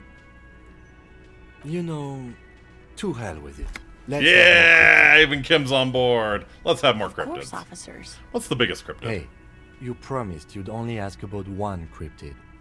I thought you wanted to hear about another cryptid too. The lieutenant pauses thoughtfully. Something in him breaks. Something in him breaks. Ah, fuck it. Let's have more cryptids. Yeah. The biggest cryptid is, of course, the horrible giant of Kokonur. Kokonur. The giant lives in the most arid parts of the vast Kokonur Desert in South Samara, casting a strange light across the barren wastes. I mean, strange light. Is it bioluminescent? Mirage or a psychogenous luminance. She does not elaborate on the nature of this luminance further. And just how big is it? No one knows for sure.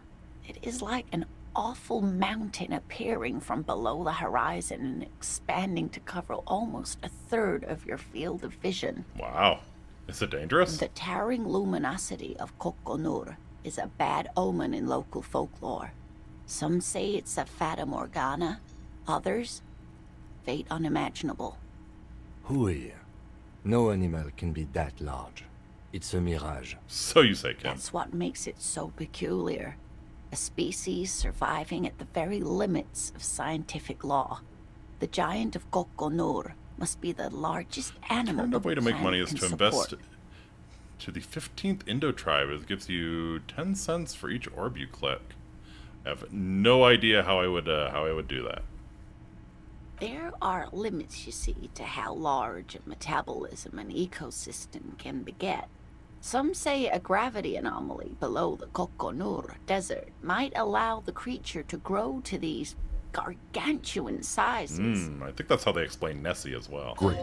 This is great. This is great shit. You need more. Gravity anomaly. Dig in it. Dig in this parascientific stuff right here. What's the tiniest cryptid? Cryobacter catlensis. Cryobacter catlensis. So like an actual microorganism? Yes, a unicellular bacterium that was discovered in one of the northernmost points of Kotla on the Boreal Plateau by renowned geologist Caitlin Mijanou some 70 years ago. So this is like a bacteria that was frozen in a glacier for who knows how long. Bacterial colony Mijanou found had remained alive while frozen in ice for longer than anyone could reliably estimate. Certainly from before Perception will allow you to recorded find history. stashes in the world, sure. Mijanou disappeared shortly after injecting herself with the bacteria she had brought back to study. No doubt in hopes of prolonging her own life. You mean there is an immortal geologist wandering the world? Yes, and she's quite mad, too. After she treated herself with the bacteria, she stopped aging, but also became increasingly eccentric and irascible, so that even her oldest friends were forced to pull away. Oh boy. We can assume that she has been living somewhere in the wilderness for decades now, all alone except for the Cryobacter catlensis coursing through her bloodstream. Terrible. Any invisible cryptids? What an interesting question. And the answer is yes, there are. Of course. All fairy tales have someone or something invisible in them. Shush, Kim. I need to hear about the invisible cryptid. It's the Col de Mamadaqua. Col de Mamadaqua. Name means thin whisper of sound, and that's precisely what it is. Self-replicating sound waves, invisible and intangible. So it's an the echo, Col de Mama basically. is very afraid of us, which makes it incredibly difficult to track. Col de Mamadaqua can also be translated as a whisper, light and low. A whisper, light and low. Yes, that's another translation. They're both quite lovely, aren't they? Although the low part is a little ironic. The Col de Mama d'Aqua makes, or rather is, such a high-pitched sound that other animals, including humans, can't hear it. It could be everywhere, all of the time, and we wouldn't know. Fine, I'll bite. How can an animal be a sound? Many scientists have asked the same question. Some have claimed that it isn't itself a sound, but a tiny corpuscle that emits sound waves. But there's no evidence to support this theory. Could it be here, right now? It could be. As I said, it could be everywhere. And we wouldn't know any better. It could be ringing all the days of our lives and nights. Maybe it's predatory. What if it's predatory? It's not. Don't worry. If it were predatory, we would have found it by the damage it inflicts. Maybe it predates something that we can't really perceive about ourselves or about others. I wouldn't be so sure. Exactly. What What if the damage is also invisible? invisible? So what evidence is there of this animal being a sound? Plenty. It's the evidence that led to its discovery. In the 20s, a group of Areopagi ornithologists, that is, scientists who study birds, were trying out a new recording technology for capturing sounds outside the range of human hearing. When playing back recordings they had made in the foothills of the Ea mountain range, they noticed certain anomalies, patterns that seemed random at first, but on closer examination were consistent with the waveforms of songbirds. So they're invisible birds. The scientists soon discovered they could track and even predict what appeared to be feeding, mating, and migration patterns based on sound waves in a strictly delimited range of ultrasonic frequencies, even higher than those of the highest pitched bat calls. Neat. She transforms when speaking about strange animals into a confident woman. That's cool. They realized that they had discovered a new species and called it the Col de Mama d'Aqua, after the Paracanassian name for the voice of God, which is said to be very silent. Yeah, wow. They grew quite obsessed with these little birds. Even though they couldn't see them, they could distinguish among individual birds and even began to name some of them. Name them? Sequester, Time, Joscan. Those are but some of the Mama d'Aqua they followed individually. Why is the Mama d'Aqua so afraid of us? That is a sad story. A group of university students assisting with the field work in their enthusiasm for the project, and no doubt because they were preoccupied with impressing their professors, nearly drove it to extinction. How would you know? They tried to communicate with it and had no other means but sound. So they started sending out sound waves at frequencies they thought might match the Mama d'Aqua's. And what happens when a sound wave meets another sound wave of the same frequency, dear? Cancel each other out. This lady really should be a teacher. She's really good at the explaining things. Well, we don't know what she does. Psst. They cancel each other out. They cancel each other out. Exactly. And these tests were performed so recklessly that when they happened upon the right frequency, well, they wiped out most of the population. Wow. After that, the corpuscle appears to have migrated elsewhere. There have been recordings of anomalies similar to those spotted in Ea, but they've been few and far between. It's impossible to confirm the presence of any stable Col de Mama d'Aqua population anywhere. Of course. A common thread in these. Disappearance and unfalsifiability. I like the story, though, ma'am. I'm glad you did, dear. Yeah, fair What enough. about what? Yeah. Of course, dear. Cryptids were fun. The cryptids were fun. Yeah.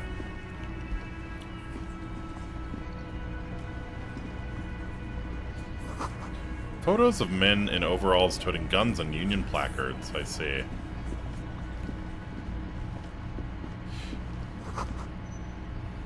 Even odder are the Mamba, Saimamba, Samama, Mafusa. Not heard of that. Mama, say Mama, Samama, Mafusa. Huh. You see a heavy steel door. The door does not Open budge. up!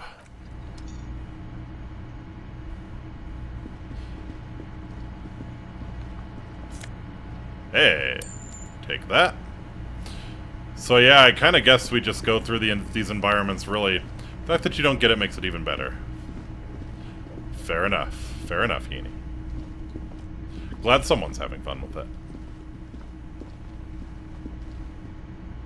Smirk. Can I help you? That's my bill Got for the tonight. 20 real? Not yet. Then why are you wasting my time? And yours? Another thing. Great. I love... Yes? Okay. I got it. I think it was good. I would probably think it was good too if I got it. Black Dynamite. Okay. Yeah, have not watched. Oh, pinball machine.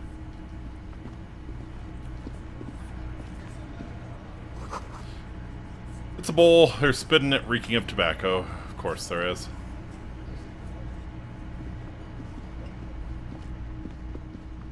If we can just find 6 more people and preach the neoliberal gossip to them. Was that? Could it be the Calder Mama Duck one? No.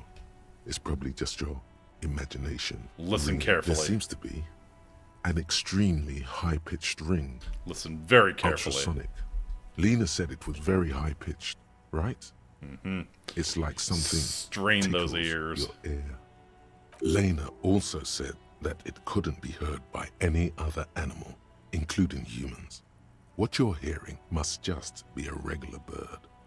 Honestly, your ear isn't hearing a whole lot.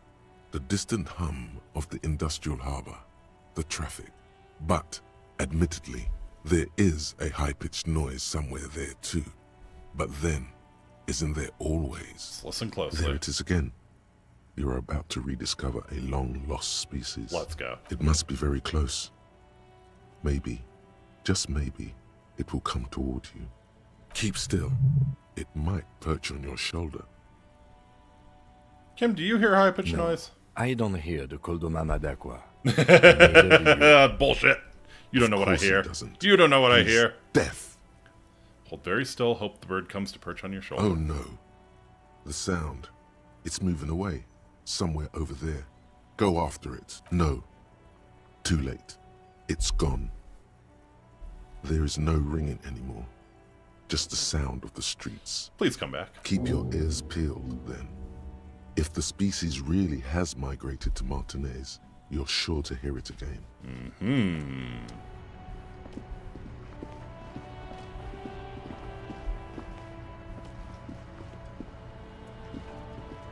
This Postlovantorie mail collection box has been heavily vandalized with graffito. A closer inspection reveals 2 bullet holes. I think in it would the be front. graffiti. There's probably not just one graffito on there. A faint sticker on the side reads, RCM Emergencies Desk number 8102, with a slogan, Mankind, be vigilant. Good mail delivery box. The box seems happy. I'm Eat glad. shit, pig. Fucked by a cougar. And St. G with a crown have been scribbled on it. Jenny is a whore, and best set mailbox also. Mm-hmm. Yep, I've been there. Been there. The mail collection box seems cathartic, thankful even. So do you. You shudder, then you swallow, and then suddenly you see it. Over all the other graffitos, someone has, using the tip of a very sharp knife, cut the words, Revachol forever. Alright, leave.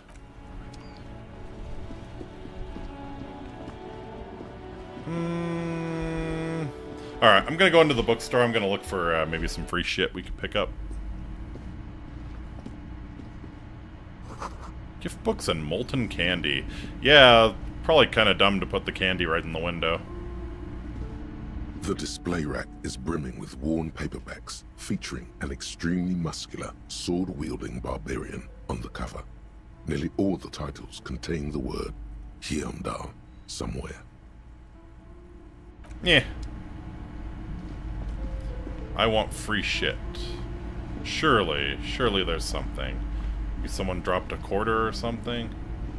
Must be. It must be. Oh.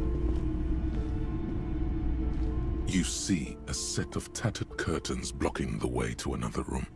A strange cage-like trinket dangles from the curtains. Excuse me, officer. The back room is strictly for employees only.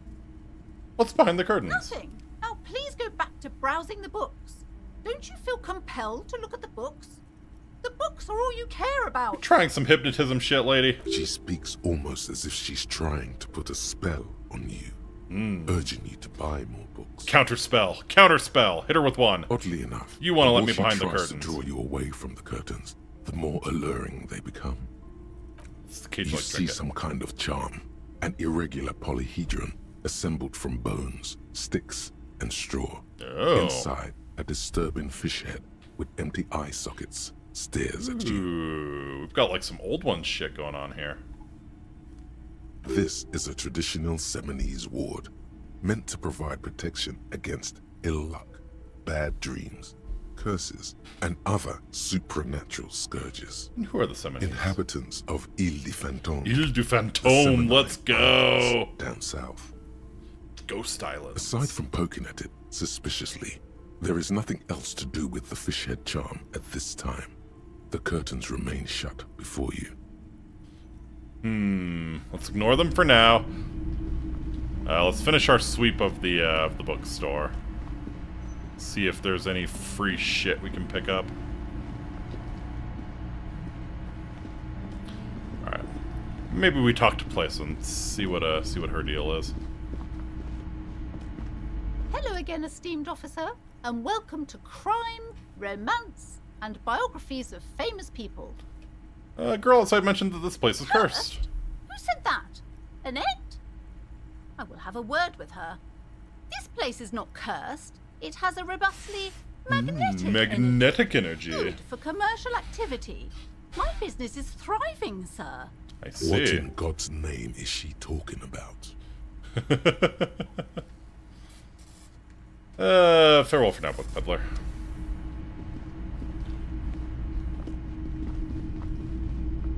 Just a peek, right? The Just curtains, tattered with age. Just as you're about to pull apart the curtains, the petrified voice of the shop owner cries out once more. Sir, don't touch that. I told you it's off limits for the customers. Her hand is closed around her pendant, her fingers nervously playing with the talisman. Parapsychologically speaking, we're done if you decide to open them. I won't be held responsible for the consequences.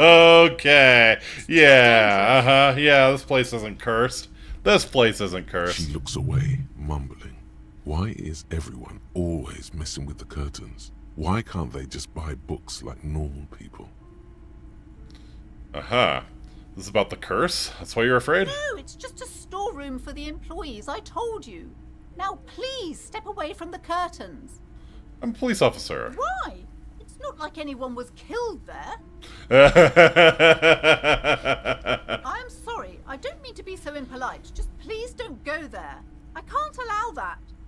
You'll only make things worse. Okay, you gotta tell me about the powers now. The curtains do seem frail suddenly, not robust enough to contain a slippery darkness. I sense this place calling for me. You do?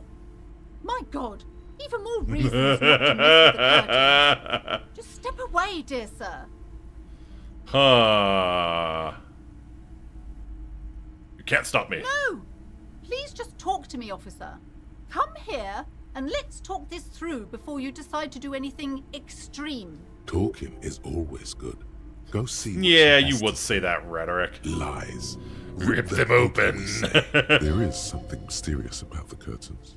Be careful. The curtains, tattered with age and covered in dust, hang before you. Alright, let's talk. Hello again, esteemed officer, and welcome to Crime. I already told you, it's just a storage room for employees. I don't understand why it's so important to you. Just let it go, officer. Go buy some goddamn books. You're supposed to be drawn to the books. If it's just a storage room, then why does it have a Seminese ward protecting it? It's just for decoration. She wavers under your gaze, mouth pressed into a tight-lit smile, then something breaks. Okay, fine. It's because this place is cursed. Just like Annette said, they don't call it the doomed commercial area for nothing. Are you happy now, officer? Happy that you've ruined everything? She closes her eyes and starts mumbling something to her Host pendant. of hosts, she prays. Guard me and my honest business venture from the curse that lurks behind the curtains. Oh, wow. Take it easy. You've broken her resistance. Pushing her further will gain nothing. Have you sought help from anyone? Yes. I've contacted numerous parapsychologists, and even a pair of Simonese mediators. They provided me with the wards. The wards help to keep the doom at bay and protect us against the darkness that lies further in the building. Even though now I fear, it's not enough.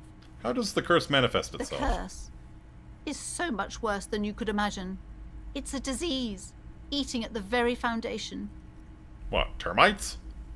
A shiver runs through the woman as she looks around the dimly lit It's store. the curse of financial distress. No. Of ruin. No, and come the fuck bankruptcy. on. Uh-huh.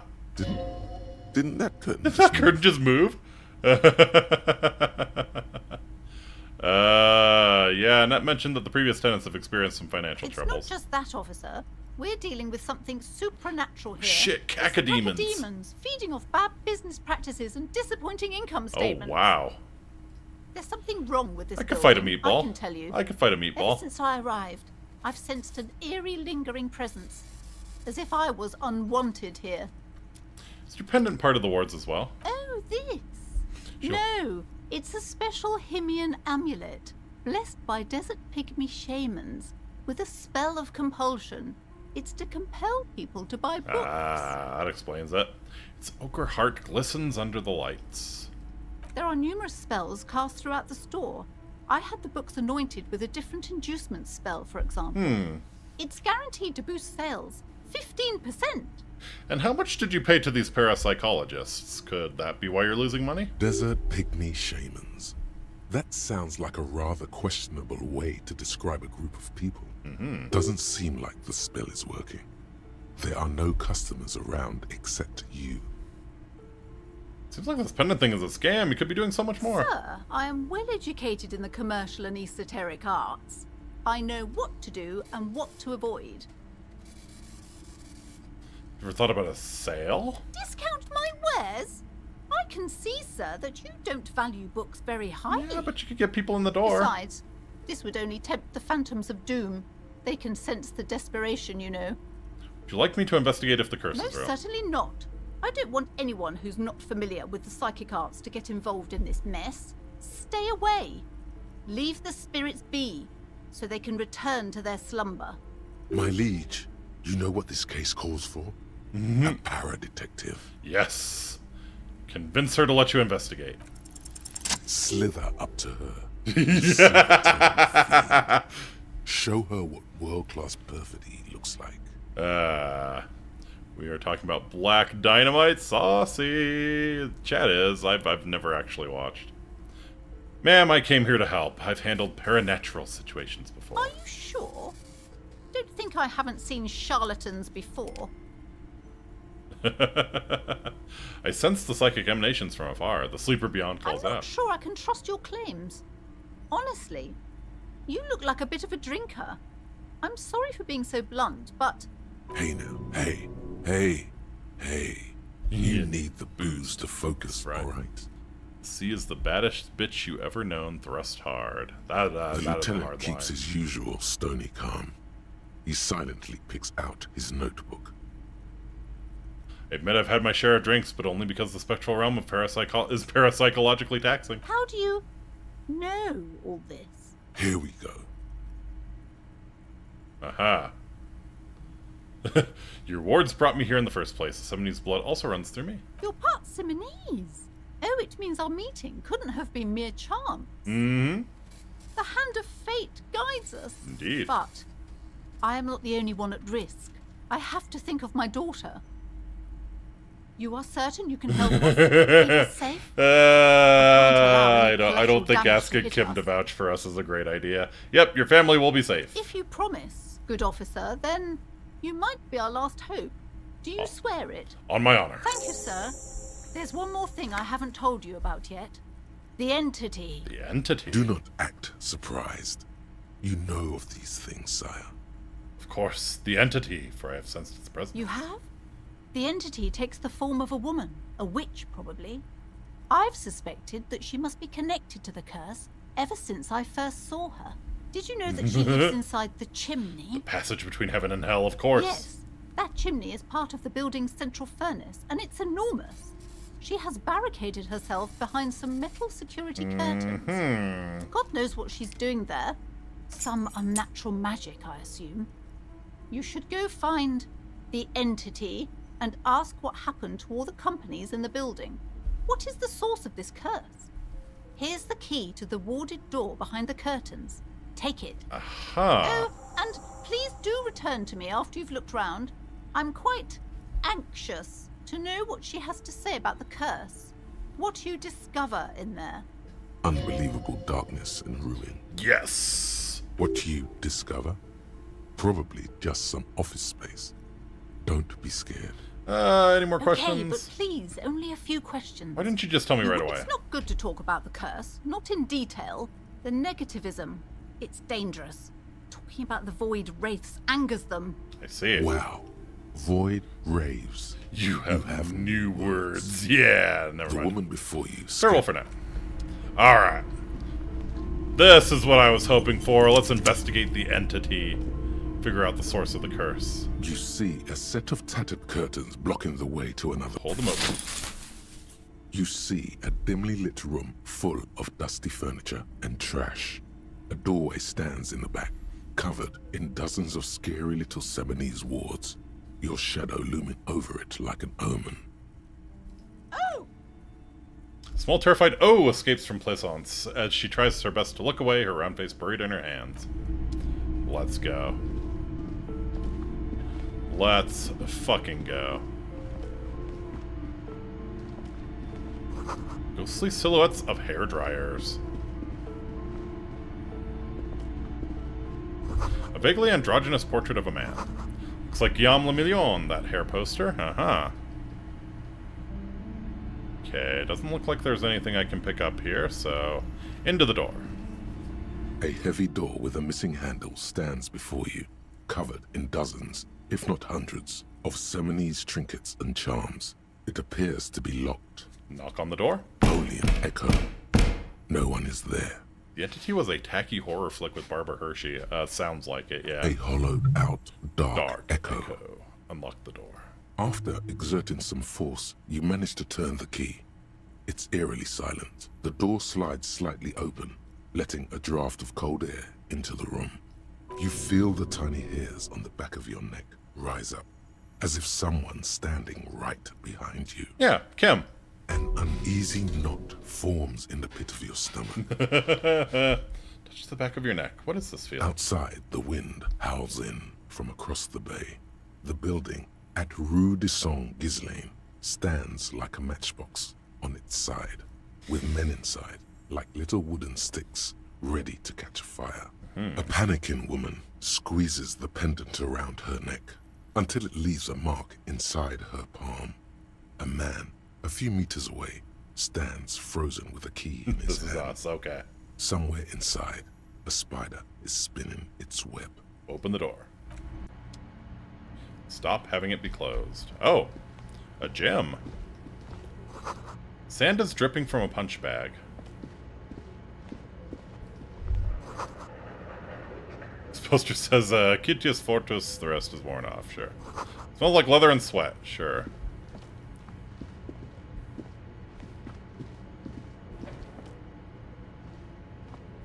Worn out wall bars, they look unsafe. Uh-huh. Oh, Kim, you've something to say? What is this place? I think this may be the Artemitep's Boxing Club for young athletes, yeah. I think you're right. Though it looks like no one's been here in ages. I doubt the electricity still works. Good thing we have a flashlight on us. Don't forget to take it out of your bag before we move on. Some specks of dust shimmer in a faint beam of daylight falling from the window. Other than that, the room is dark. An eerie feeling rises in your chest. If there's a reason no one's been here Yes, for ages. because it's closed. Because it's closed. No need to look for supernatural explanations where a banal one will do. Now let's move on, shall we? Fair enough. Alright, so yeah. Equip flashlight.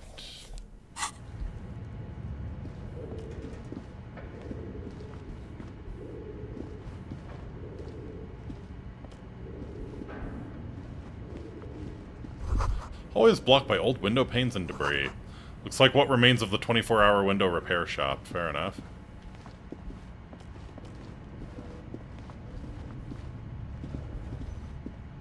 Ooh.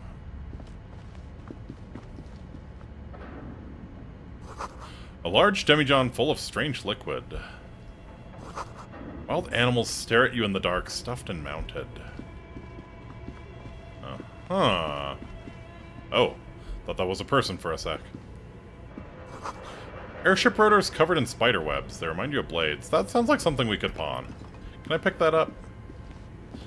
I gotta be real. The real reason I'm going back here is because there's abandoned stuff we can pawn, maybe. Naked mannequin torso. A strange yellow color. Oh, the music. Blue velvet, soft to the touch, moth bitten. Oh. Well, hello.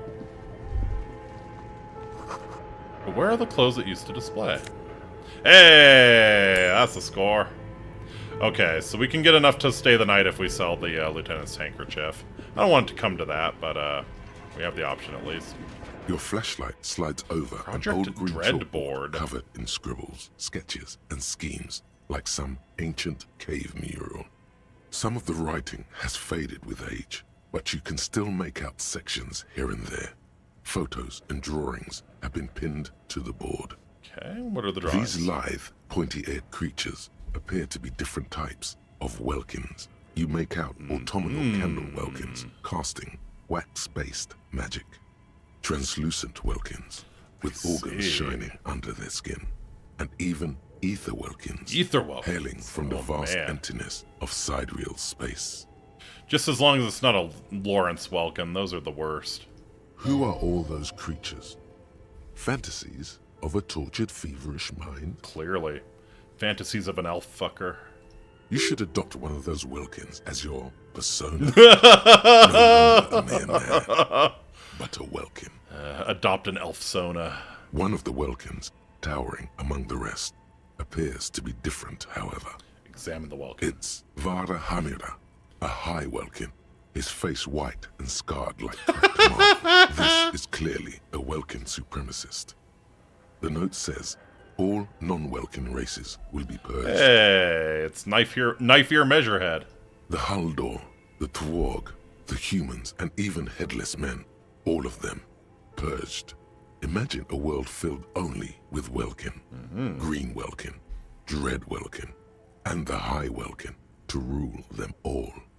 An inordinate amount of time has gone into drawing these little Welkin creatures. One of them is a Welkin supremacist. Political commentary. That one has a great beard, too. Lieutenant Laws at the Welkin's facial hair. Why would anyone spend so much time on this? Some people really like building a world, I think. No. Who would do such a sick thing? This looks like Are a these concept creatures? art for a project. It's not really real. This has been educational. Just look at those details. So much effort. The photo collage depicts barren, icy landscapes wrapped in perpetual night. You see permafrost and glacial landforms, dead trees grown in under the snow. Entire oceans have been frozen from shore to shore.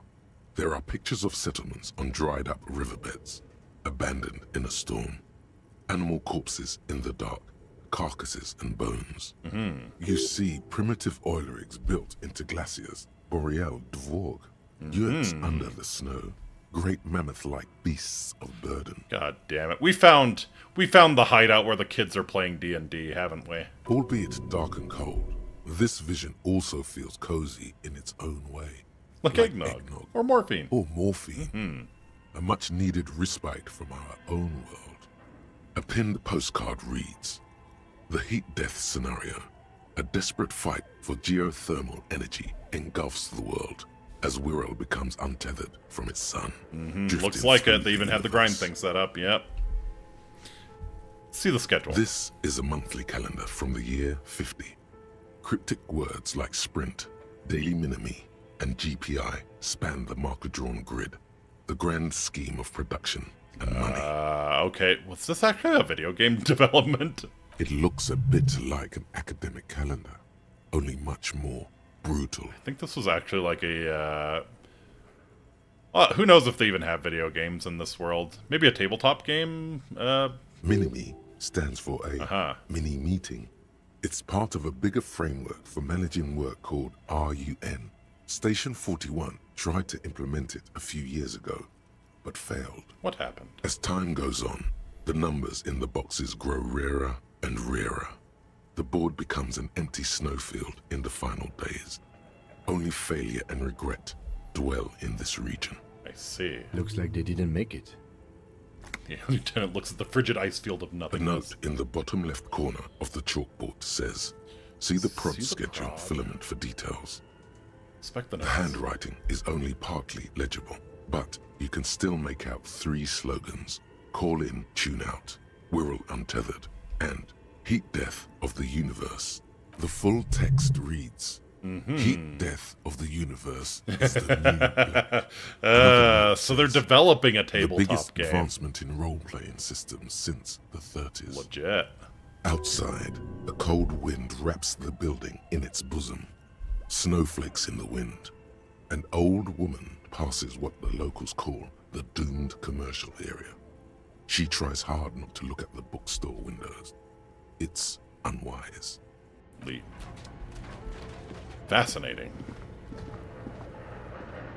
This old fireplace is covered in lines drawn in blue and red marker, the mesh spreading over the stone like blood vessels on alabaster skin. It looks ghostly and strangely ancient. The whole thing resembles Kadran mosaic tiles. Very pedantic.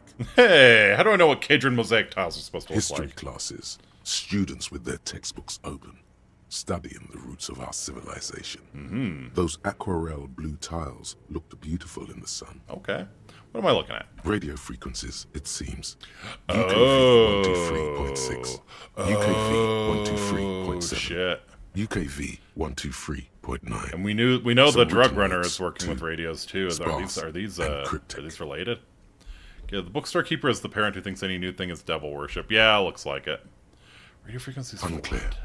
It looks like a cardiovascular system split into veins and capillaries. Very advanced. Must be an elaborate piece of I art. think so.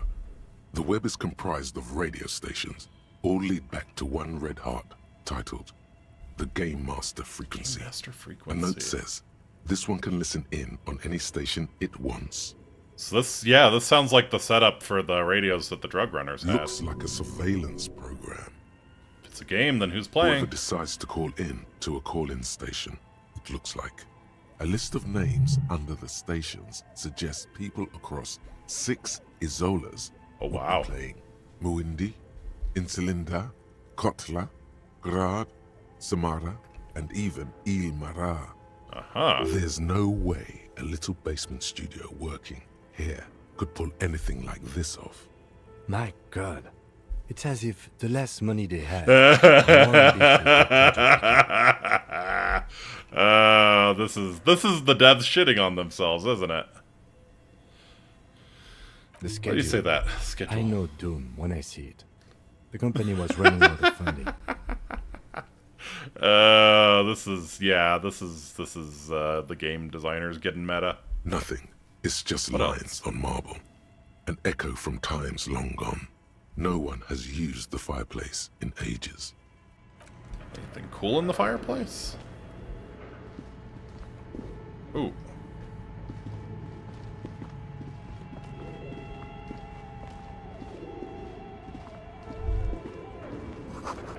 Is this Emma's atelier? Yeah, that makes sense. Yeah, this was what I was hoping for. We find a lot of loose change lying around. Production schedule filament memory. Steel rotor blades bearing a slipstring logo. Okay. What's that? This cube-like crisscross of filaments feels oddly fragile in your hand, its intricate structure covered in dust. Silver tape on the side reads, Production Schedule. Note, the filament contains information that can be read using a radio computer. Okay, yeah, the pawn shop guy will probably be interested in this. 50 real, we're almost covered for 3 days. Missed if you checked out the stuff near the marble plate. I think I got distracted by the, skis with slipstream printed on the laminated top Looks layer. like someone tried to reconceptualize their business here. I don't get it. Look, the skis and rotor blades both bear the same slipstream logo. Aha. It seems likely that they started out making one, failed to turn a profit, and then pivoted to producing the other. Yeah, question is, which did they start with? Which did they pivot to? That's a good question. A strange leap of imagination, yet they still failed. How sad. Reality is ruthless. Truly is. We'll probably know if we put the production schedule thing into a reader. All right, so let's see. I want to check and make sure. Yeah, I don't think there's anywhere I can go here. So yeah, let's check out the stuff near the marble plate. What are you? This appears to be some kind of machine with a cube-shaped heart and a wired framework. The keyboard has a rectangular on-off button. A piece of paper still hangs from the printer. The radio computer. Just sitting here without anyone inside. Sounds surprised and a bit cautious. Think I should turn it on? We have one of these down at the station, but I never really learned how to use it. Turn it on. The machine lights up like some prehistoric animal stirring from its slumber, revealing fluorescent play and print keys on the keyboard. The hatch on the machine's central compartment is wide open. Anything in there? It's empty, like a beehive without its brood. Some cables have been left dangling, disconnected. The filament you have would fit perfectly inside the compartment. Insert the production schedule. Like a smooth draw, the filament slides into place. On the keyboard, the play key starts blinking. Press play. A bar of fabric right above the keyboard starts producing a soft hum. The sound of static seeps through the machine's planar magnetic driver. Have you stirred the ghost of the doomed commercial area from its rest? Could this be its dismembered heart beginning to flutter? Oh no. It was already glowing and now it's also making a sound. Half-Light, you're a little bitch. It's probably some alien with good reason, but you're a little bitch. The static gets louder, slowly filling up the abandoned hall, until a voice speaks out, crackling and old, cutting into the air. Good afternoon. Fortress accident en rue de Saint-Ghislaine. This is East Insulindian Repeater Station 1. Please repeat. Is this the production schedule?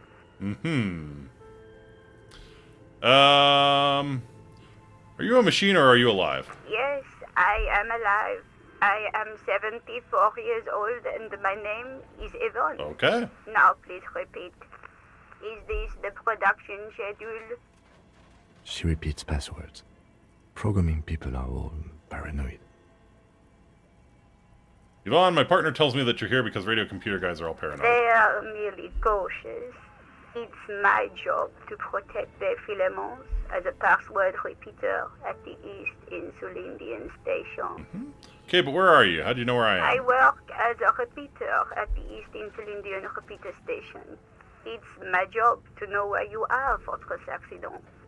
As for me, well, I am sitting in my cubicle, surrounded by a wall of radios. On an island on the river Esperance, a small woman, all skin and bones, sits How long in a room has she been filled waiting to with hear audio from us? Thousands of tiny lights are reflected back from her prescription lenses, like stars in the dark. Now please tell me the reason for your call, Fortress Accident.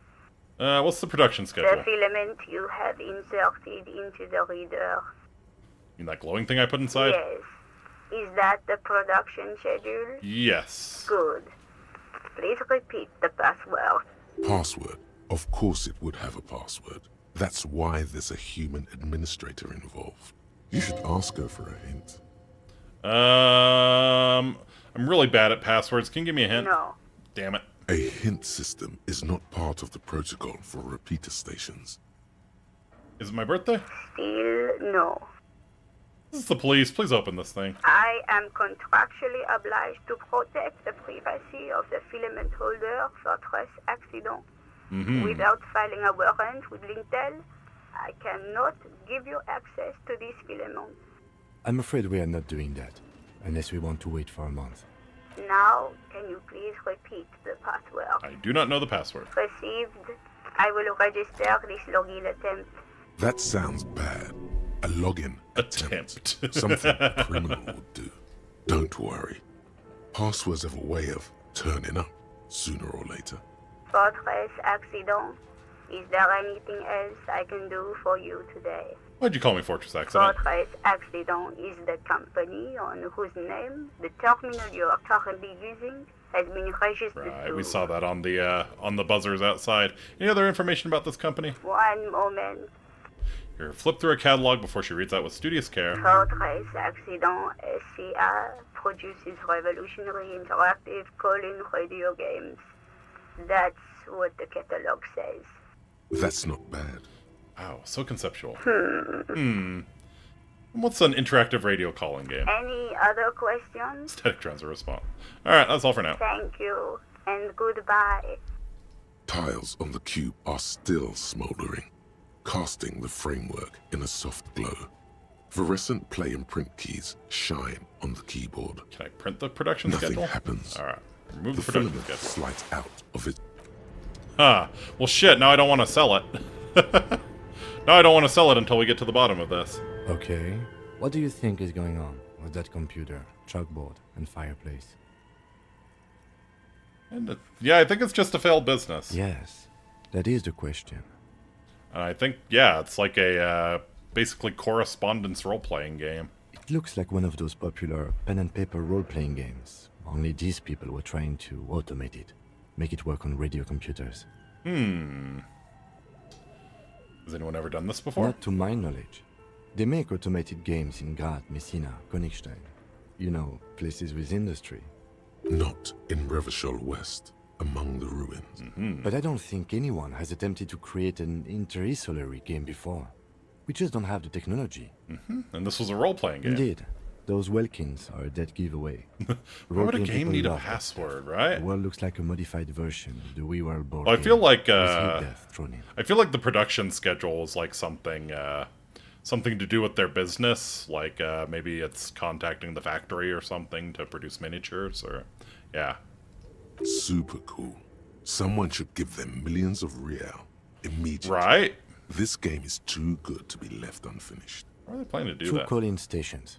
None of the players have to be physically present. Anyone in the world can participate in the game, as long as they have a two-way radio. It's a pretty cool idea. Then there's the game master frequency that listens in on the smaller call-in stations. I think that was supposed to coordinate the stories, functioning as a master of ceremonies of sorts. His fascination has swept aside other concerns for the moment. He's a little hooked. What do you think happened? No idea. They stopped filling out the schedule on the chalkboard. Wow. Indeed, it's ambitious and untethered from reality, but... Do we have any money? Let's give them more money so they can finish it and make it even bigger. No. The world is cold and lonely. This would keep it company. Let's finish it. It's too late for that, I'm afraid. He says, looking around the derelict room, the pipes howl and a rat crosses the floor. Okay, let's keep moving. Fair enough.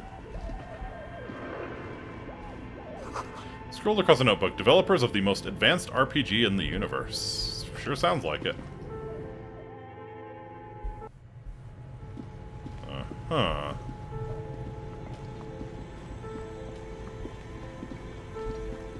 Bear fridge, that's kind of cool. You see a terrifying ice bear with a strange compartment in its belly. The door is covered in frost, and the bear's eyes are glowing red. This ice bear is a hyper carnivore. Be careful. The bear looks oddly realistic. Is it taxidermy? Is this thing? The lieutenant doesn't answer. His eyes are glued to the animal. A sharp slice of light shines out from its mysterious belly door. Crack open the A door. gust of freezing cold air rushes to meet you. You hear a low grumble as the bear regulates itself. This is the inside of a refrigerator. Neat. The lieutenant takes a peek inside. His hand has found the holster of his gun. That bad, huh? The shelves are empty. All you see are crumpled ice cream wrappers with the brand name, Ravages Ice City. A handwritten note has been attached to the door. The fridge is huge. What does the note You say? pocket the note and the little fridge magnets keeping it on the door. Oh, okay. Let's check out the ice cream A wrappers. friendly cartoon bear smiles back at you from a glossy cellophane wrapper. It looks nothing like the fridge. Fair enough. The paper still smells of vanilla and chocolate. What is a giant bear-shaped fridge doing in this place? Good question. It looks like an ice cream fridge. So he tried to sell ice cream from this hyper carnivore. I know. What an unfortunate marketing choice. Yeah, the evil glowing red eyes that happen every once in a while are special. What is even worse, the bear is still costing them money to this day. Lieutenant points at the red snaky cable running from the fridge. Sure enough. The fridge buzzes with energy. The electricity bill on this thing must be catastrophic. Yeah, let's follow the wires. Maybe we can spare them their catastrophic energy bill. How did they get that in the cellar? With great difficulty. With great difficulty.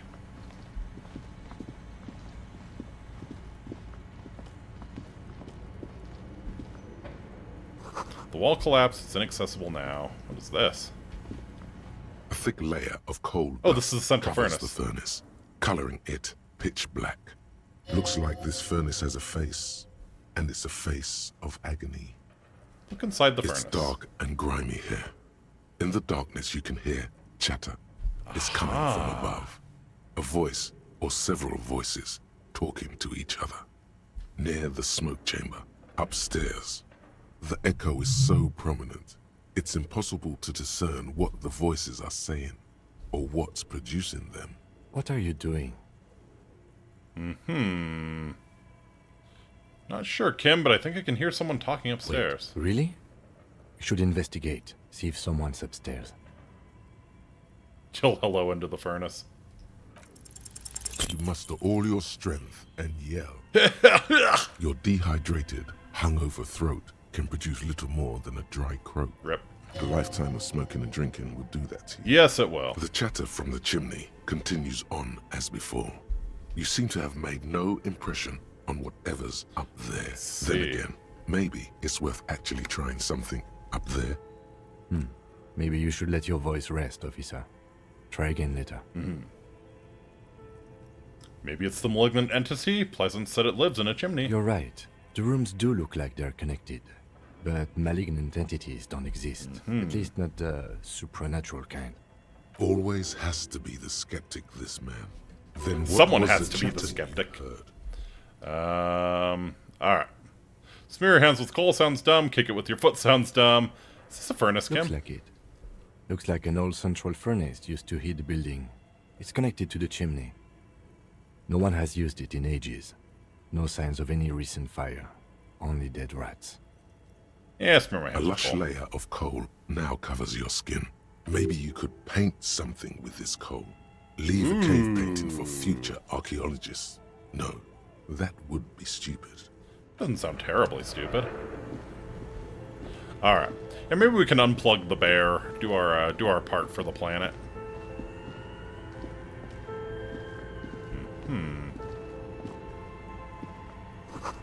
Flashlight casts a strange shadow. There's a hidden doorway here. Ah. Okay. Nice. Let's check this out first before we go in the hidden doorway.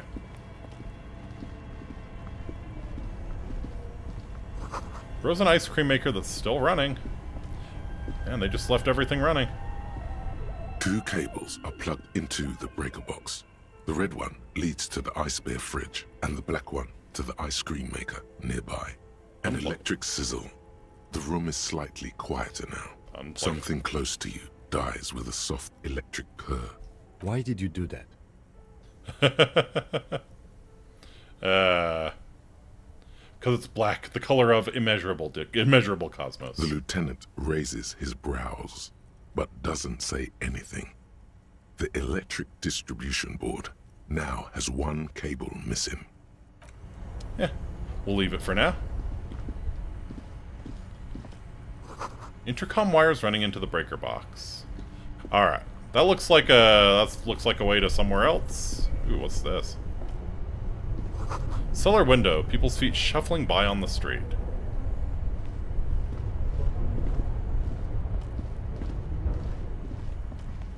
Alright.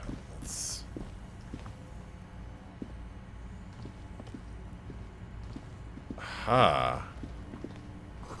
2 rusty rifles are hidden above the piping. They look inoperable.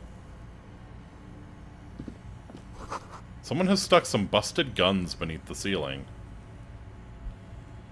Okay. Interesting, interesting. Don't suppose those would be of any interest to the pawn shop guy? Okay, we're missing something here, right? We're missing something. Ah, yes. A few bricks have fallen off, revealing a compartment behind the wall. It's too dark to see in. Where are we? Seems like an old bunker from the Revolutionary period. Look at all those rifles. Must be an old weapons cache. There's a hole in the wall. There is, yes. And there also appears to be something inside the hole. Interesting. Do you want to take a look? I do. Your hand reaches deep into darkness and spiderwebs. Rummaging around, you find rusty rifles hidden away. It's like rifles, Kim. Are these any good? Inspect the Most rifles. of them are rusty and inoperable, like the rest. But one catches your eye. Aha! With a fine wood stock, in better cosmetic order than the others. Are we allowed to have this? I thought we were limited to flintlocks. That's a rare sight. Antique Seems to no longer be Margaret functional, rifle. but still a beautiful thing in its own way. So what does this mean, a rifle here? It means there are firearms, albeit inoperable, still lying around in Martinez. It's an interesting coincidence, I would say. Might come in useful in the future. Antique Belle Maghreb rifle. Broken Belle Maghreb from ages past. It's a 4-shot bolt-action military rifle with a wooden frame. Interesting, interesting stock. Alright. Gun is nice, but it's worthless without the ammo. True. Oh yeah, we can see the handwritten note from the fridge. Direct. The note is written with a blue pencil on a piece of lined office paper. The kitchen magnets have left spots on its surface. Does it say anything interesting? Lieutenant leans closer to read the crumpled note over your shoulder. This is tangential at best, but the lieutenant's detective instinct is still active. Read the note. Someone has scribbled, S. I can't believe the off-site copy is still here. The illiterate ginger kid keeps stealing stuff from the studio, so I had to hide it somewhere safe. The illiterate ginger kid keeps stealing stuff from the studio. Ah, so Kuno has found this place. You'll find the filament memory with the off-site copy in the frozen ice cream maker. Please take it home, ASAP. It's important. I'd do it myself if I lived in a civilized place with a freezer. Take care, Suliswaf. What's a filament It memory? belongs inside a radio computer, storing its memory. It's like a tape. You listen to disco tapes, right? It's like one of Looks your like a disco Colt tapes, 1855 only for a carbine rifle. Interesting. Yeah, the stock's very distinctive. It's like the production schedule you found. Only this one's an off-site copy. I wonder who wrote that note. Looks like someone from that radio game company upstairs.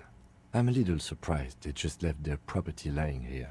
Guess they had to leave in a hurry. That's a plausible hypothesis. Who do you think the illiterate ginger kid is? You don't have a single guess? Yeah. Oh, I'm sure that child would love to get his hands on a filament memory.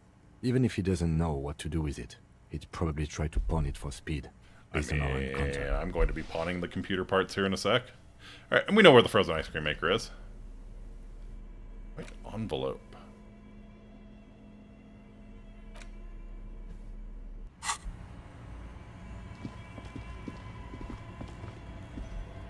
So... This orange machine is dead still. It has a hand-cranked ice cream churner and an electric freezer. The ice around it slowly melting. Crack open you the lid? slip your fingers under the frozen lid, but the ice is too cold for you to get a good grip. A pry bar would come in handy here. If you want to try again, then you need to have the pry bar in your hand, detective. Thanks. Equip the pry bar by going Thanks. I know how to do this. Thank you. Yeah. This orange machine is dead still.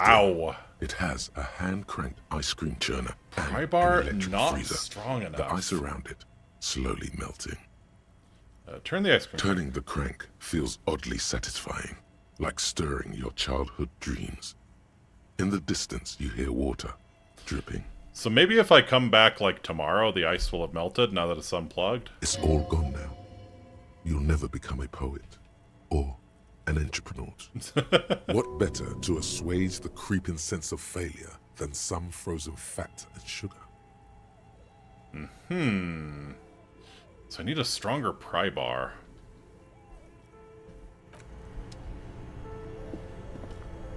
What kind of pry bar we got? 1 minute 10? I mean, you can see it in his hand. It does look a little dinky. But yeah, I'm kind of assuming if we leave this unplugged, the ice will melt, and then we should have an easy time opening it up. So, let's see. I guess we can go through that door. Man, I'm so glad this turned into something. I was kind of stressing about finding enough cash. Ah! Oh, here we are.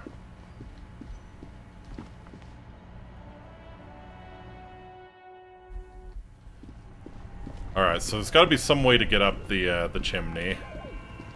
Or to where that entity is hiding.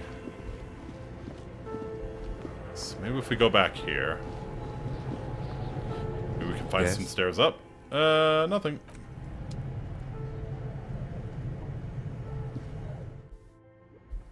So yeah, let's see if we can find some stairs up. Yep, sure enough. Just on the other side of all the broken glass. Makes sense. An iron safety curtain curves before your eyes, folded like a bellows. It covers half the room, blocking the way into a colossal industrial chimney. This must be where the entity lives. This is directly above the central furnace in the cellar. The voices probably came from here. Hello? I yelled, but it didn't work. Again, your voice becomes a raspy croak mid-sentence. It's silent in the abandoned office building. No one answers you. Too much of a beta to even scream, huh? Sire, may we suggest something? Think of the yelling into the furnace as a grand performance. Use your chest voice, not your head voice. Sing from the diaphragm. There you go. Perhaps it's not such a bad idea. Try it again, son. Alright, so maybe we go down and try yelling into the furnace again. What else we got? Shoes and a puddle of melting snow. Okay, so shoes that were worn recently then. Aha. Postcard La Delta 51, sure. Alright, sure, let's try screaming into the abyss again.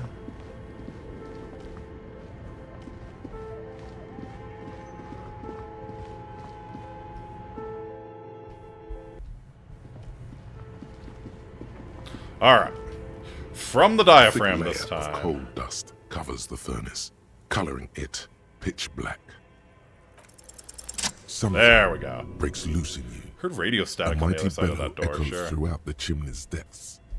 The chatter of tiny voices above suddenly cease. Then...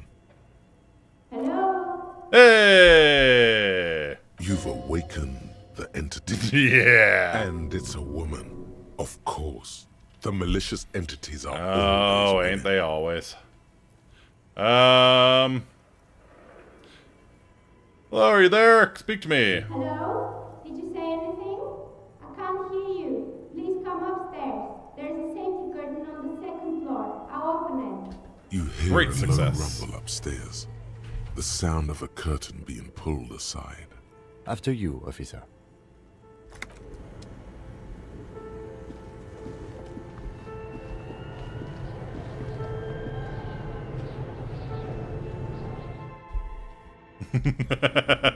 Cat smirk. Who says I was thinking of you when I said that, Yini? Who says? Ah.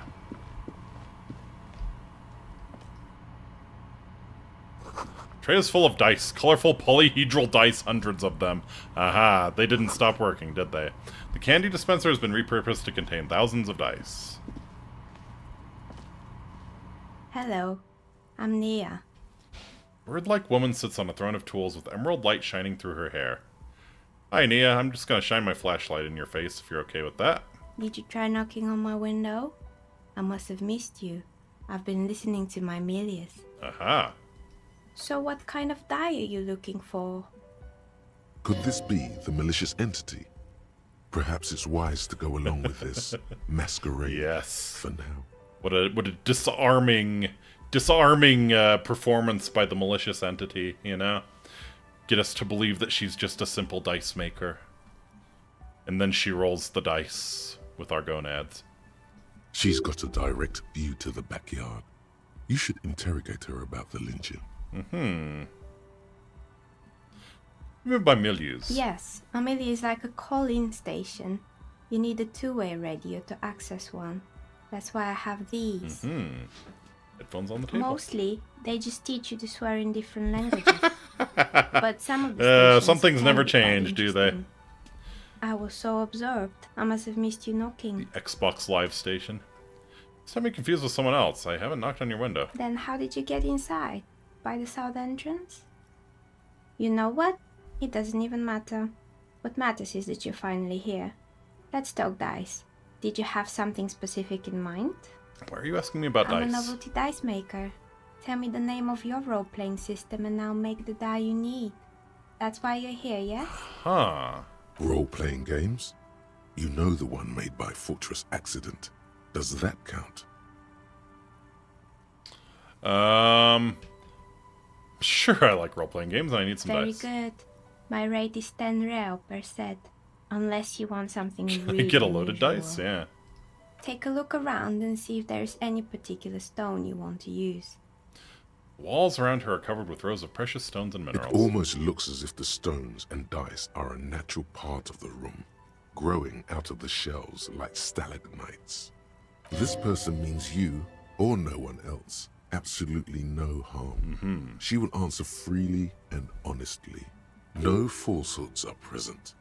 She's a novelty dice maker and doesn't have anything to hide. Yeah. Ask what you need. See the man who was lynched behind the whirling in rags? Nothing really. I didn't know him. Who cares about a dead body? We might be dealing with a Okay, dial it back, Inland Empire. The lieutenant looks at his notebook. Then, the woman under the large window. Your window looks directly onto the courtyard. You're saying you didn't see or hear anything unusual last Sunday evening?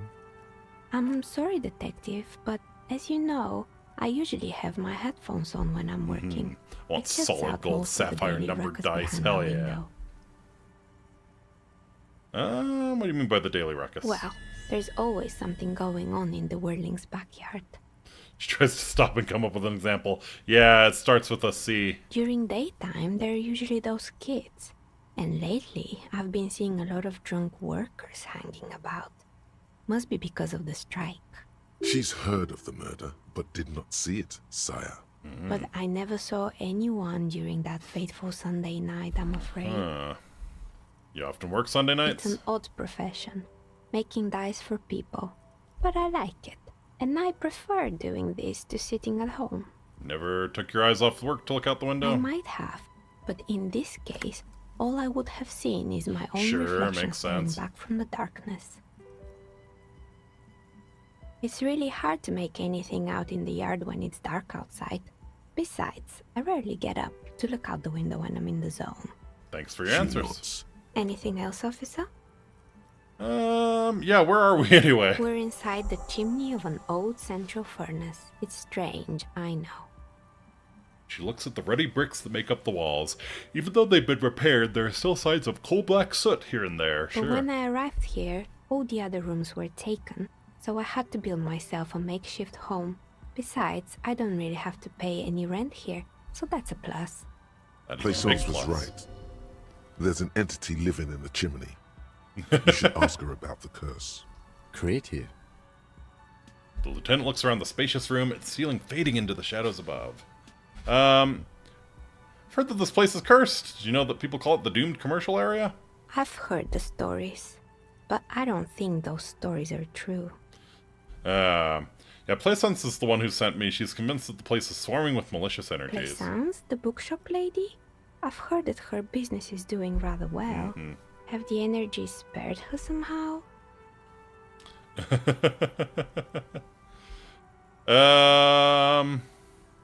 Yeah, bookstore isn't doing that well. Hardly any customers. She has to exploit her own daughter to keep the company going. Plaisance is a wise woman. She has some of these trinkets protecting her against the curse. Don't know why the bookstore hasn't gone bankrupt yet, so I'm going to investigate. But it's not just the bookstore that's still up and running. What about the whirling in rags? Some people say it's part of the building complex. No, the whirling isn't doing well either. Its waitress just took off and customers are having trouble paying bills. And then there's me. Sighs, looking at her messy work table. All kinds of tools lie there scattered, from knives to carving files to wire cutters. I've been here for 14 years, selling novelty dice to role-playing enthusiasts. Not exactly a million-real business idea, yet somehow I've survived despite the talk of malicious energies. Strange, isn't it? It is. It's because she's in cahoots. Maybe it's just because she's so talented that she's been able to woo the curse. Uh-huh. I'll be the first to admit there are many inconsistencies in this so-called curse. I was just about to ask. What NGL, I kind of feel bad for her. Buy some dice as a way to show that this trip isn't a waste. I don't know if I can waste 10 real, dude. The jig is up. The she-demon knows you've uncovered her true identity. Time has come to face the source. Fear not, for the forces of the universe are supporting you in this psychic quest. I'm starting to see that there is no curse, only business decisions and natural market fluctuations. Exactly. Truth is always so disappointingly mundane and yeah, unfortunately. But I'm glad we got this sorted out. Anything else I can help you with today? That's all she has to say on the subject. She's been thorough and truthful, as far as we can see. Plaisance is not going to like what you have to tell her. Uh-huh. Why hasn't her business failed? What happened to the other tenants? More or less. Are you interested in anyone specific? Oh, quite a lot of them. Creepy mannequins. Yeah, I want to know if the rotor blades or the skis came first. They were made by a company called Slipstream. After they rotor from making blades rotor to blades to skis. skis, their chief executive took off on a vacation with all their money. Rip. She rests her chin on her hand with an impish smile. Honestly, I think it's quite funny. I think he's still sending out holiday transmissions from Tulula or Tumutiri or Hashtkor or wherever he is. Aha. What do they say? The usual, I imagine. That he's been thinking up all kinds of new business plans and can't wait to get started on them just as soon as he returns. Her smile widens before she sees the lieutenant's face behind Name you. like that are a curse. Sure, but Slipstream is history now. All their remaining assets got seized by the bailiffs in 47. I have no idea why those skis and blades are still lying around in the house. Not much use now, I guess. They were just the props. Why return them? Yeah, props, sure. Logic, you got the jokes. Very nice. Found a strange machine. Fortress Accident, the radio game studio. She closes her eyes as some remnant of a memory lights up her face. Yeah, I'm sure these were the ones you worked closely They with. were an interesting bunch. We talked about role-playing systems. Really every now marathoning and this one. then. Yeah, I'm probably going Yes, to wrap I up even once we saw return to Tulten Plaisance. get into fisticuffs over Wirral. They certainly took their work very seriously, even if they seem to be chronically liberal with their schedules. Uh-huh. The usual. They ran out of money and couldn't get the project done on time. Makes sense. What went wrong? Well, I did hear them talking at times. She looks at the hallway as if she can still hear them chit-chat behind her curtains on a cigarette break. They seemed to believe they were historical individuals on some grand quest. Oh, so they bought into their own bullshit. She sounds almost mocking when she says that. From what I've seen so far, the project did look quite impressive, though. Yes, but when the money started to run out, they just began to complain a lot about capitalism. You know, how the markets are rigged to keep out new businesses and so on. So on and so forth. In the end, they just didn't get it done. They didn't have enough willpower to produce something truly historic. And to show up to work on time. Yeah. Kinda gotta show up to do something right. Showing up to work on time is hard. No, scratch that. Showing up to work at all is difficult. Yeah. Especially if you've been drinking. Project looked great. Not the wisest decision. You would have lost all your savings. She tosses a pair of dice on the table. One of them stops near the edge of the metallic desk. The result is... No! On a Crit fail. 20-sided die. The dice is black and filled with little silvery flakes. Ooh, pretty. Like snowfall. Anything else? What happened to the gym? It wasn't merely a gym, it was Artemitep's boxing club. A community project created to steer at-risk youth away from drugs and crime. Maybe that's what Kuno needs.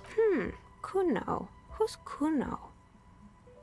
He is a little ginger gremlin who likes to defile dead bodies. Oh yes, you mean the kid with the sailor's mouth. Yes, I've heard him yelling profanities in the backyard. Hopefully you didn't see us deactivating Kuno. I think it would take more than a gym to help that kid. Who was Artemitep? A kind man from Zemsk. I heard he had some trouble with the law when he was younger, and that's why he wanted to start the gym. Okay. It's his way of giving back. How did that work out? It didn't. If anything, it made the youth situation in Martinez even worse. At some point, someone started a rumor that the punching bag downstairs was full of amphetamines. Then someone cut it open. You should have known it. Should have known. It's not really full of that. No one would store their drugs. Deactivated, more like giving him a father's touch. There you go. Eventually, the coalition took away the funding and the club went bankrupt. This was a few years ago. It's gotten much more peaceful around the plaza ever since. Used to be a hair salon here, right? Yes, I think it was called Androgynous Orlando or something similar. Yeah. They weren't a big hit around here. Turns out that working class men don't like genderless haircuts. They're scared of that word. They're also scared of looking like poofters. A bit of experimenting every now and then isn't bad. It's not about the haircut. It's about the confidence.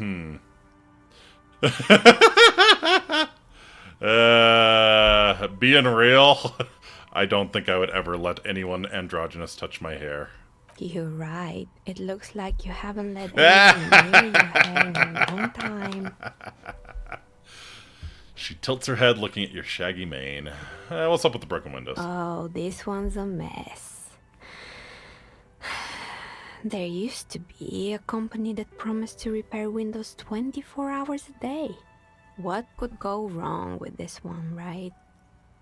Turns out, the business was actually set up as a front for an illicit group Oh, that dear was Lord. producing snuff medias. Who would have guessed? Oh, dear Lord. What's the snuff mean? Even Encyclopedia doesn't know. Trust me. Yeah, that's something Half-Light would know. And they never cleaned up the debris either. Now it's just littering the hallway and I have no idea how to get rid of it anymore. Alright, we have to ask. What's It's the a snuff million? sub-Rosa radio station that broadcasts real murders with real victims. Some people pay good money to get off on it. So... could be a real murder, could just be... I mean, especially on radio, it'd be pretty easy to fake that kind of shit. Nothing changes in her tone as she says that. As if it's just another piece of information to lay out for the world. Yes, Chitao, it is exactly that. What does she mean? To get off? Oh, come on, electrochemistry. Don't worry, the ICP has a separate division that deals exclusively with unlicensed sub-roses. This isn't our problem. Good luck with that. It's not easy catching those perpetrators. How about the stuffed animals? You mean Mr. Fabron, the taxidermist? No, he mostly just did drugs. Yeah, gee, I wonder why all of the businesses here failed. But what drugs exactly? Let it pass. Anything else? We found creepy mannequins. There used to be a fashion atelier here, but I have forgotten the head designer's name. They were doing well for a couple of years, until the insect rights activists Insect rights activists? Mm-hmm. The atelier produced a certain collection that used chitin among the materials. Really? And the chitin is made in the Occident, where it's extracted from beetle wings. Man, you're really not going to like how we get silk. And you know how all kinds of political movements are big in the Occident. The activists shut down the biggest chitin supplier, which of course caused the price to skyrocket. Holy hell. And, naturally, all the most fashionable tastemakers refused to be seen in chitin from then on. The atelier went bankrupt before they could finish the collection. But insects don't have any brains or feelings. Actually, insects do have brains. But yes, I understand what you're saying. I think the protesters took it a little too far. As she shifts around, you notice several dead flies on the windowsill in front of her. Legs up. They're not moving. Anything else? There was a terrifying taxidermy bear in the cellar. Oh boy, the fabled Ravages ICT. You're in for a treat here. She smiles and leans closer, hands on her knees like a stand-up comedian ready to tell a story. The place was owned by two guys who had some rather innovative ideas about marketing. The bear was one of them. Now ask me about their other ideas. What are their other ideas? Indeed. What were the other ideas? There was really just one. And it involved picking out the prettiest girls in the neighborhood. Hey, that is a good business strategy. That is a good business strategy. There's a coffee place like that near where I live. It does amazing business. Booth, I mean slump behind the counter with a face that could maim you if you ever dared to disturb their But who bored cares? magazine They're browsing. cute. Sounds like she really didn't like those girls. Fritta does the same thing. Fritta does the same thing, yep.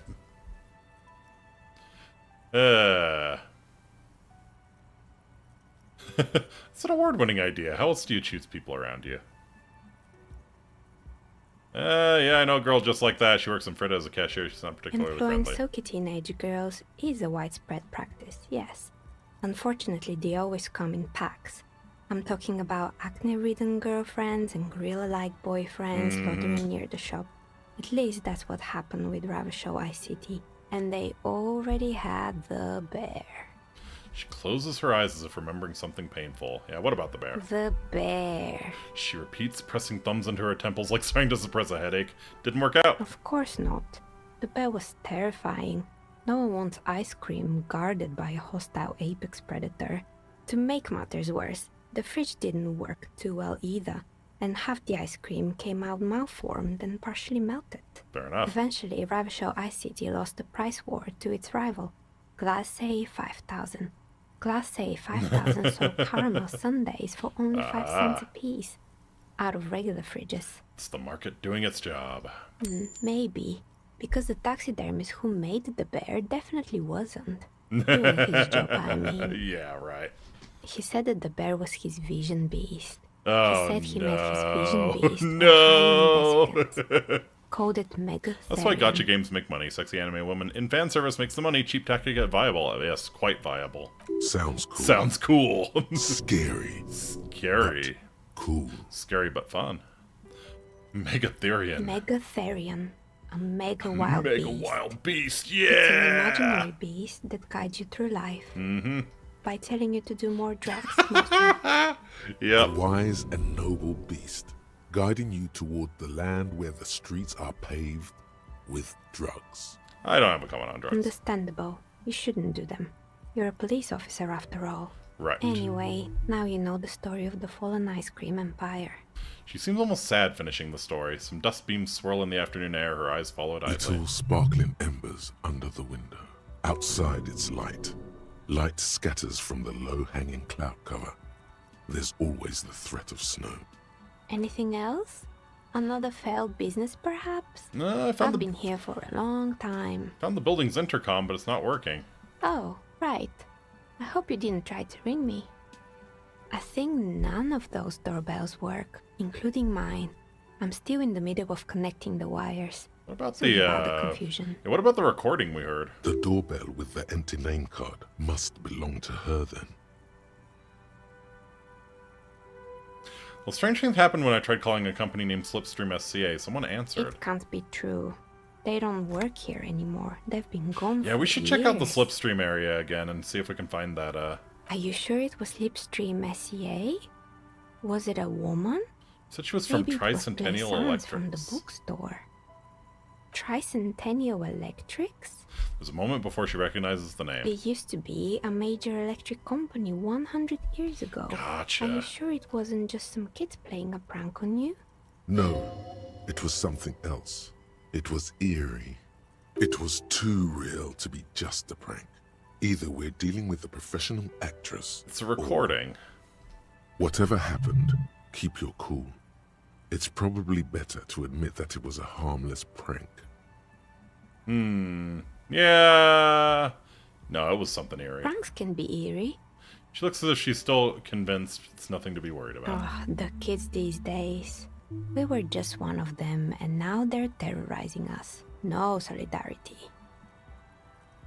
I saw East Delta Pinball on the doorbell. Right. It used to be a gaming arcade. This is an ancient failure. A recording Before or my a time. ghost in the Not the machine. first, however. My advice, don't base your business on a fad. Hypnotism, floriography, trick track, especially pinball. Agreed. Pinball is the worst. Shut up, Kim. L take from Kim. Rare L take from Kim. So the doorbell with the empty name card was yours? That's right.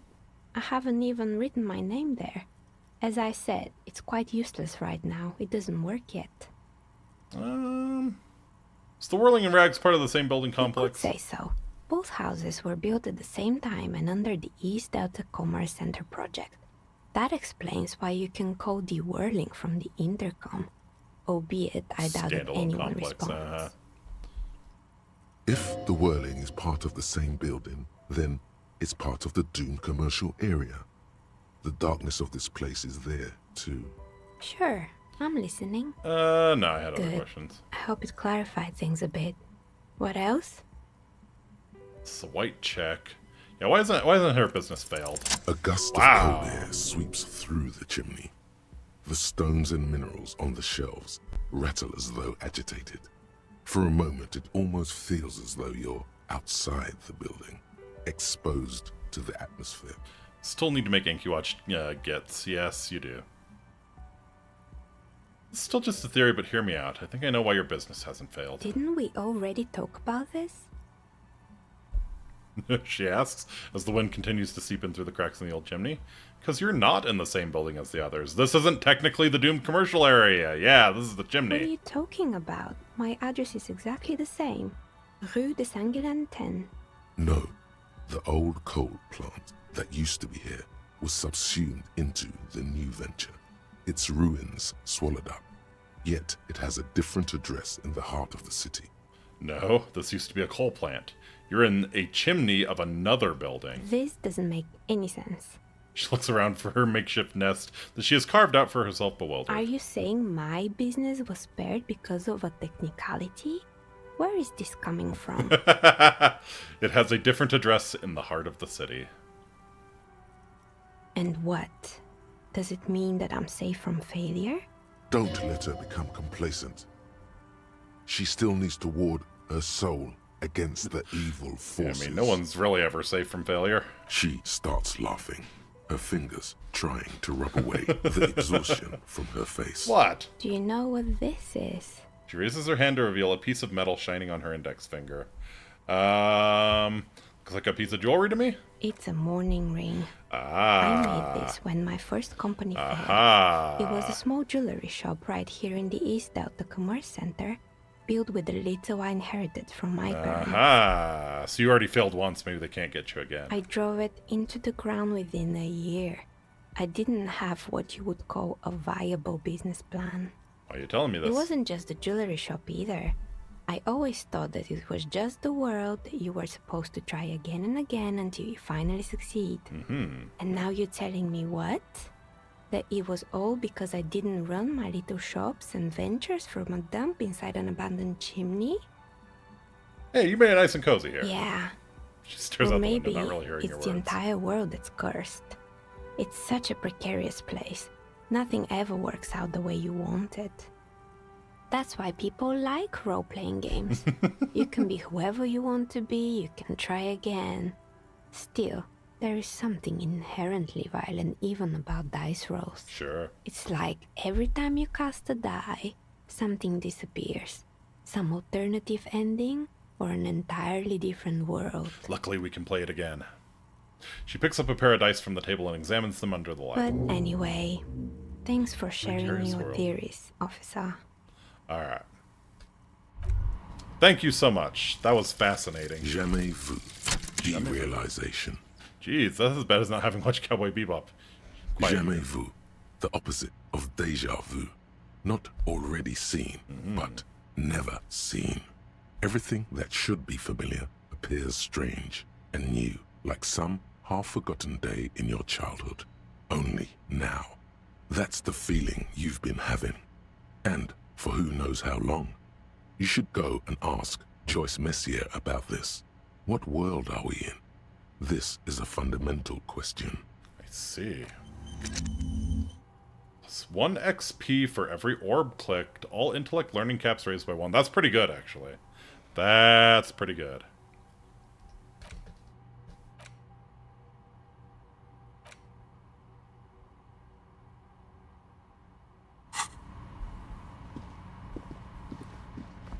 Alright. Let's go back to Plaisance, then, and tell her what's up.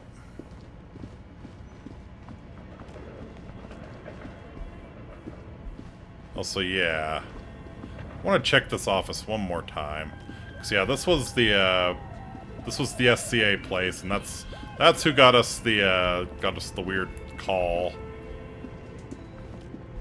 Like, that actually talked back to us.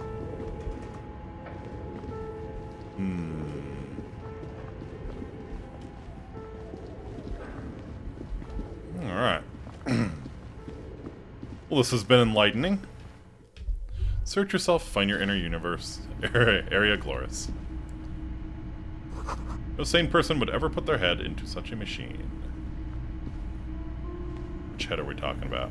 Oh, yeah, gotcha.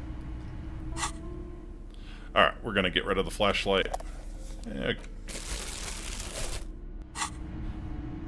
Get our Frida bag back. Alright, Plaisance, we cracked the case. You're alive and well. Don't keep me waiting now. What's in there? In that dark sarcophagus?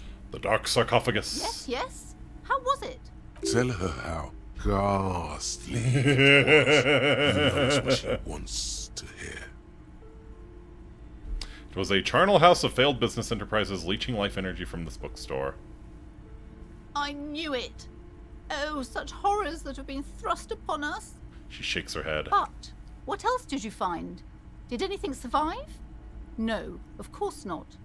Have you located the entity? I talked to the entity you told me about. Her name is Neha, and she's a novelty dice maker. A novelty dice maker?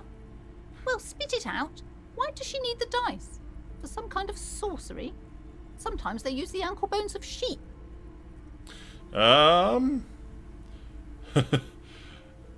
No, ma'am, I felt her aura. She's not the one to blame for this curse. I feel like, I feel like you gotta kind of accept the premise a little bit to get through to her. Yeah, she's not the one to blame for this curse. I don't understand. If it's not her, then where is the source of the doom? How did she explain the curse? She looks perplexed. Before you say anything, ask yourself, is the woman really able to withstand the truth? She better. The narrative she's built herself, it does need tearing down. She's squeezing on the pendant too tight. A drop of blood in her palm. Just don't say you don't have any answer yet. The uncertainty is killing her. To hell with it. Perchance you ought to just lie, sire. Pulling the strings in Martinez, perhaps in my travels I will cross paths with the other entity. Perchance you ought to just lie. Huh. So do we let her stay in a harmless lie?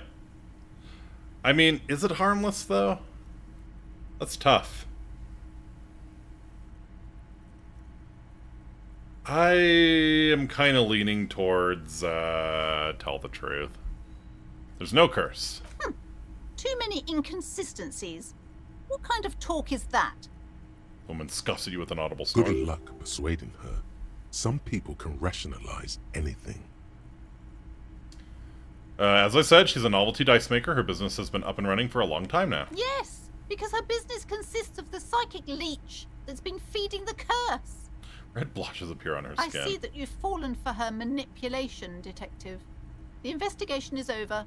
I just hope that you haven't made anything worse by going in there. Thank you for nothing. Please, do buy some books, or be on your way. Wow. Total psychic collapse between you two right now. Right? There was never any other way this could have gone. She's just too far gone into her own mind. I am sorry we had to disappoint you, ma'am. Can we go now? Yes, we can go now. Alright. We'll pay for our room at the Whirling in Rags, and I kind of want to show that gun to the pawnbroker.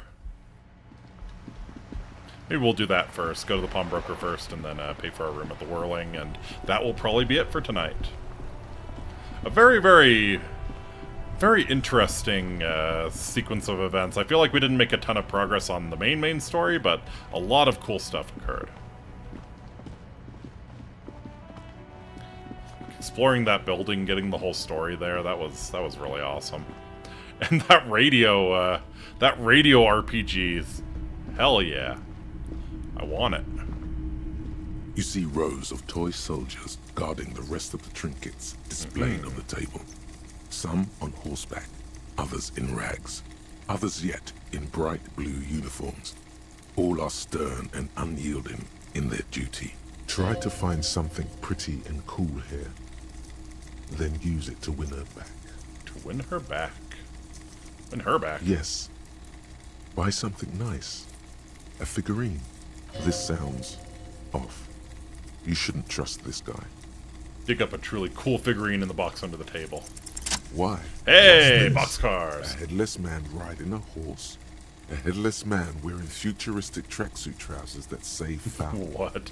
What is this? Oh, that's the Headless Fawn Rider. Oh, of course. There's been a lot of interest in that particular figurine.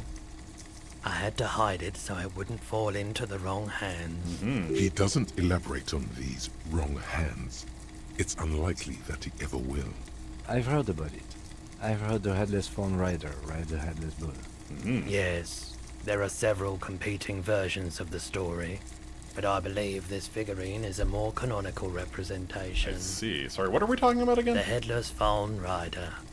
It's an urban legend about a man who rides the streets of Ravages sporting a fawn Okay. The ghostly Gopnik, he's wonderful. missing his head. 50 cents. Bargain price. I'll throw in the tiny cap too. I think he's looking for it, or something. That part of the story has many interpretations. Indeed. He lost his cap when he lost his head. Perhaps he's looking for the head. Aha. Purchase the Headless Fawn Rider. Did I mention that this figurine is supposed to be lucky? Always carry it with you. I see. That was a very smooth salesman's grin that almost comes off as earnest. You should learn from him. Alright. Let's sell the gun and get our room at the Whirling. Hello again. How can I help you? Have any recordings of the Col de Mamadaqua? The Col de Mamadaqua? Sorry, I would never have guessed that you were that interested in ultrasonic sounds. Or birds, for that matter. Well, I wouldn't have guessed that you know what the Col de Mamadaqua is. That's fair. It's been a long time since my Col de Mamadaqua hunting days. Once knew a group of young musicians who decided they didn't want to play music anymore and started looking for all kinds of interesting sounds instead. That sounds cool. Cool or not, one of them was obsessed with recording the Col de Mamadaqua. And he was one of those passionate people who know a lot about all kinds of strange things. So he got the rest of us to join in his search. Did you ever find it? We thought we did.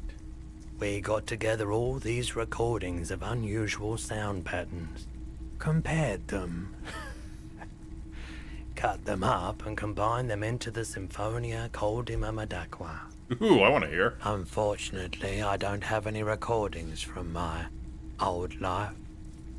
None at all.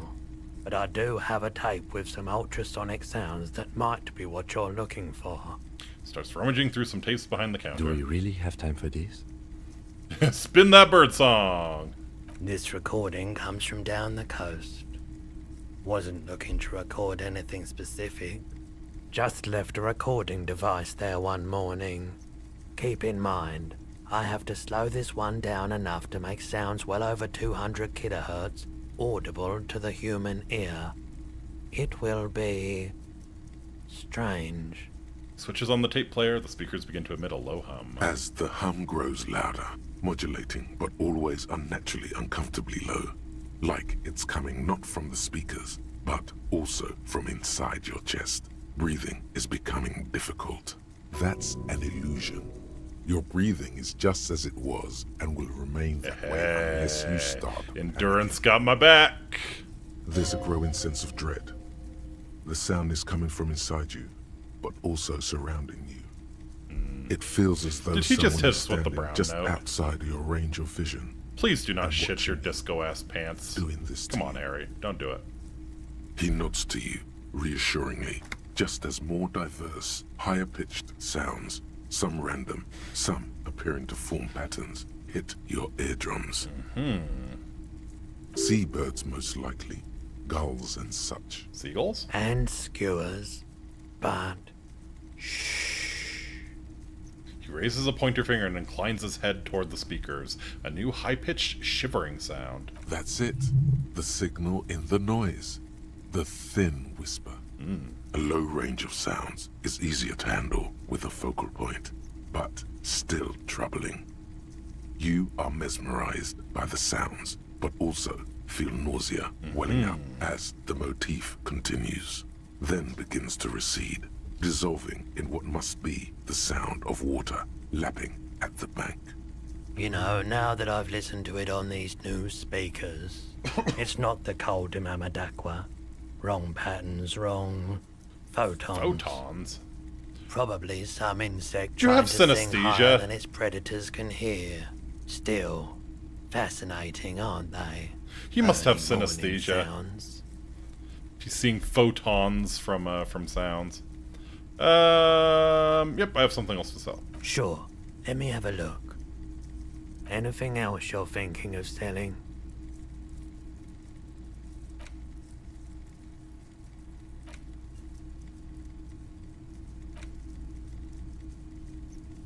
What do I... Oh, pawn. Sure.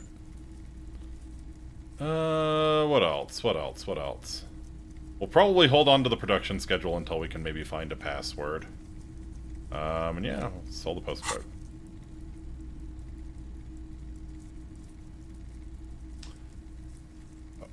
Well, actually, he might actually know something about the tattoos. Oh, no. I don't like those kinds of objects. No sale. She's saying Coldemomadaqua 10 times fast. Coldemomadaqua, Coldemomadaqua, Coldemomadaqua, Coldemomadaqua, Coldemomadaqua, yeah. Do you know what the tattoos mean? Photic paths, counter-radiance networks, anti-magnetism. It's darkness. That's all I know. Sell me something lighter. You have absolutely no idea what aphotic paths are, but the tattoos on the man are not that. Fair enough. Another time, perhaps. Another time. Alright, let's pay for our room at the Whirling, and I think we'll wrap it up there. So tomorrow we'll have the bridge down, and we can progress to the new area and find some good stuff. Hopefully.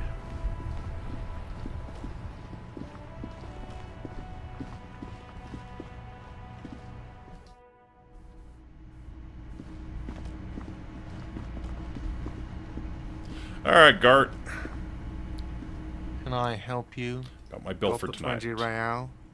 Got the 20 Good. real. You got the room for the night, but remember, you'll need another 20 real tomorrow.